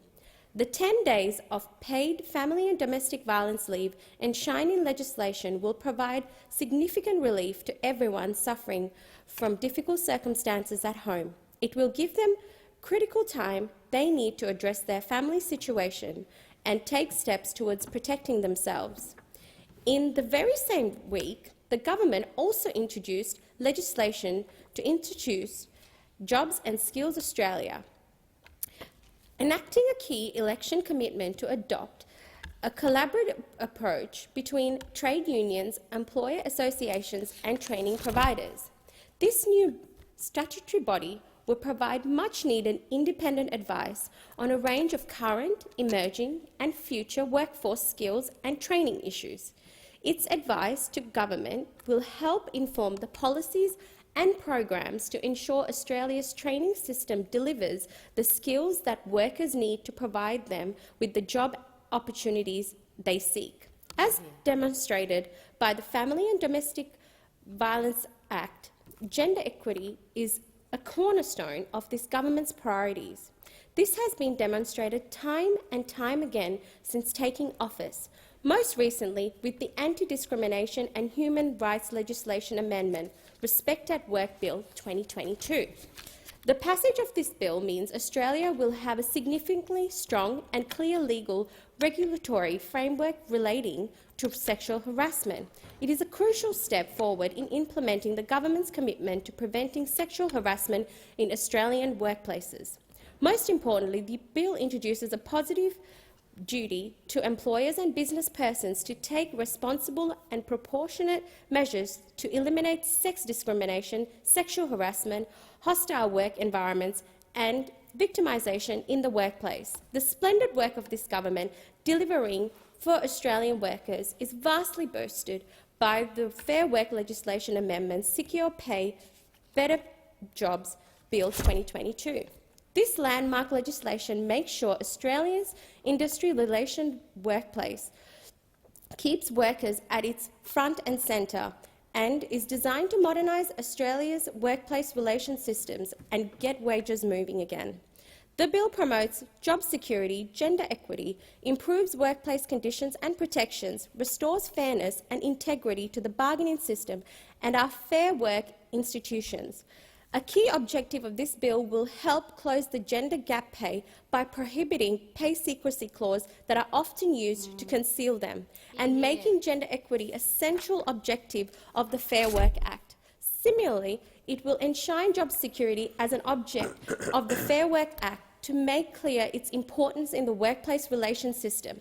Secure, well-paid jobs are a fundamental part of Australia's social and economic fabric, and this government will not allow a weakened and watered-down industrial relations systems to exploit Australian workers. I commend the work of the Prime Minister Anthony Albanese, Minister for Employment and Workplace Relations Tony Burke, Attorney General Mark Dreyfus and Minister for Skills and Training Brendan O'Connor for unwaveringly upholding this government's commitment to improving the lives of every Australian worker. I thank the House. The question is the House to now adjourn and give the call to the honourable member for Flinders. Thank you, Mr Speaker. The people of Flinders contact me on many issues, but the most prominent and persistent issue since the election in May has been the state of our local roads. For years, the intersection of Jetty Road and the Mornington Peninsula Freeway in Rosebud has been a treacherous headache to navigate for both locals and visitors alike. The former coalition government committed $75 million as far back as 2019 to build an overpass at this intersection, address the pedestrian safety concerns and address the lack of noise mitigation for properties which abut the freeway. But there has been no progress. In 2021, the Victorian Department of Transport conducted community consultation for the proposed upgrade through a traffic survey which attracted over 1,100 responses. That feedback showed very strong support for the upgrade, as well as the need to improve safety measures and decrease congestion along the Mornington Peninsula Freeway between Jetty Road and Bonio Road in Rosebud. Over 65% of respondents reported they had experienced poor or very poor traffic flow along the freeway. Over 90% of respondents supported the upgrade. 70% of respondents felt that safety conditions on the freeway were poor or very poor, and approximately half of all respondents highlighted the lack of sufficient walking and cycling infrastructure, including paths and safe crossing opportunities. In the lead-up to Saturday's state election in Victoria, Liberal candidate for Nepean Sam Groth committed a total of $175 million to complete the overpass. But from Labor, we heard crickets. And so now this essential project hangs in the balance yet again. Another set of troublesome roads and long fought-for upgrades are the intersections of Forest Drive and Uralla Road with the Nepean Highway. In the 10 years leading up to March 2020, there were 11 reported crashes at the Nepean Highway and Uralla Road intersection, of which 5 resulted in serious injuries. During the same period, there were 6 reported crashes at the Nepean Highway and Forest Drive intersection. Tragically, 1 person lost their life. 3 people were seriously injured. And these figures do not account for the daily near misses and close calls. The previous coalition government fully funded the $20.5 million for the upgrade of these 2 intersections back in 2019, initially with a $10 million commitment but later doubled. The Forest Drive upgrade is currently expected to commence construction in early 2023. However, the Uralla Road intersection has no start date in sight. In recent parliamentary sittings, I was grateful for the opportunity to meet with the Minister for Infrastructure to discuss the road and rail projects in Flinders from previous budgets, which have been in part funded in the case of Jetty Road and fully funded in the case of addressing the dangerous intersections of Forest Drive and Uralla Road where they meet the Nepean Highway. I also raised the Frankston to Baxter Rail project, for which $225 million was provided in the 2018-19 budget as a result of the advocacy of former member for Flinders, Greg Hunt, and indeed former member for Dunkley, Chris Cruther, who hopefully will be declared the member for Mornington later this week. This project would duplicate and electrify the current diesel V-line service, opening a pathway to future upgrades of the Stony Point line and offering a better connectivity and opportunities for residents across the Mornington Peninsula. This project also has the backing of my neighbouring Member of Parliament, the member for Dunkley, Peter Murphy, and indeed the Prime Minister himself, who passionately endorsed the project back when he was Shadow Infrastructure Minister. Indeed, you can still find his Pride press release on his website. Extending the train line requires both federal and state government funding, and the Andrews Labor government is yet to commit to the project. In the last election, the state Labor government showed no sign of putting any priority on the needs of the Mornington Peninsula, and without their support, these projects will not go ahead. The benefits of all 3 projects are significant. They will improve motorist and pedestrian safety, traffic congestion, connectivity, and allow my constituents to get home sooner and safer. And as the population of the peninsula increases from around 130,000 somewhere in the middle of December to 250,000, these projects are more needed than ever.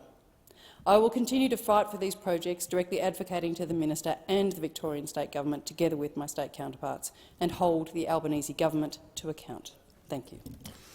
The question is the House to now adjourn. I give a call to the honourable member for Macarthur. Thank you very much, Mr Speaker. And my Macarthur electorate is a great electorate, and I've lived and worked in the area for over 40 years now. But my Macarthur electorate is now the biggest electorate in the country by population.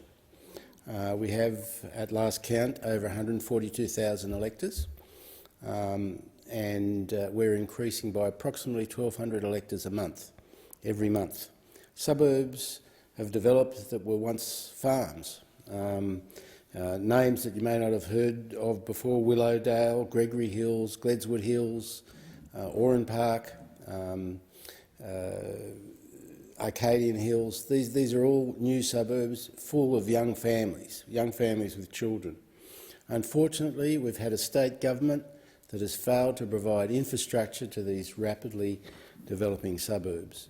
I was really happy to be with New South Wales Opposition Leader Chris Minns and Shadow Education Spokesperson Prue Carr and Labor candidate for the seat of Camden, Sally Cornell, on Sunday for the announcement by Chris of a new high school for the Gledswood Hills area.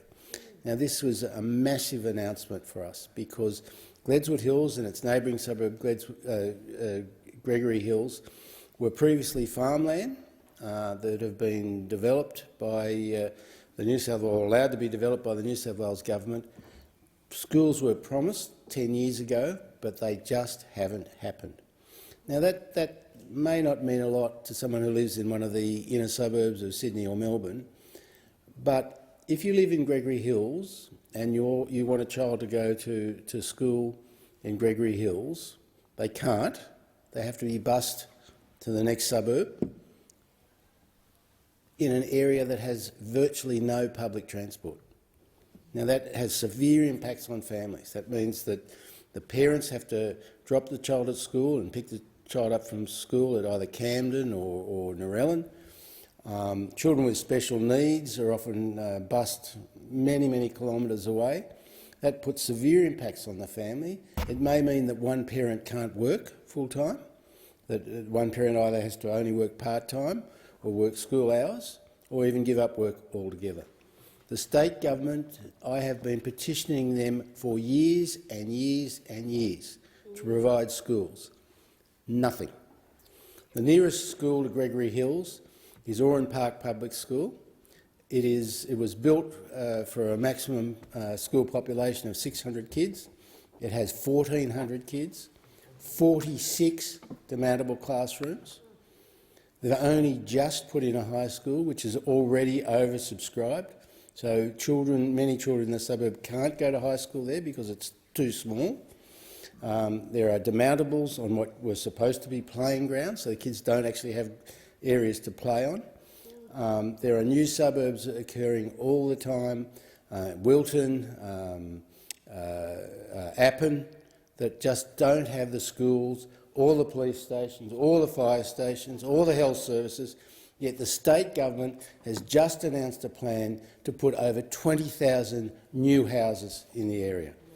No infrastructure, no public transport, no rail line, a long way to the one hospital in the area, Campbelltown. Really very little in the way of other supportive health services, not enough community nurses, police station miles and miles and miles away, and yet the state government turns a blind eye to this. It is disgraceful. I am really looking forward to the election of a Minns Labor government next year because they know, Chris Minns knows the importance of providing infrastructure in these newly developing suburbs. I'm not opposed to development. I know that people have to live somewhere. I know that some of these developments are quite good in terms of the housing and the roads, but there is no public infrastructure in schools, healthcare, police, no infrastructure in terms of recreation facilities, very little open parkland, housing blocks as small as 250 square metres, costing over $500,000 without a house on it, and this is unaffordable for many people. They have to rent. The rents have gone up a lot, and yet they have no infrastructure. It's a travesty of what development should be, and it's time for a change. Thank you. And I call the clerk. Pursuant to Standing Order 106C, a notice of motion has been received from the member for Watson expressing censure of the member for Cook. It being 8 p.m, the House stands adjourned until 9 a.m. tomorrow.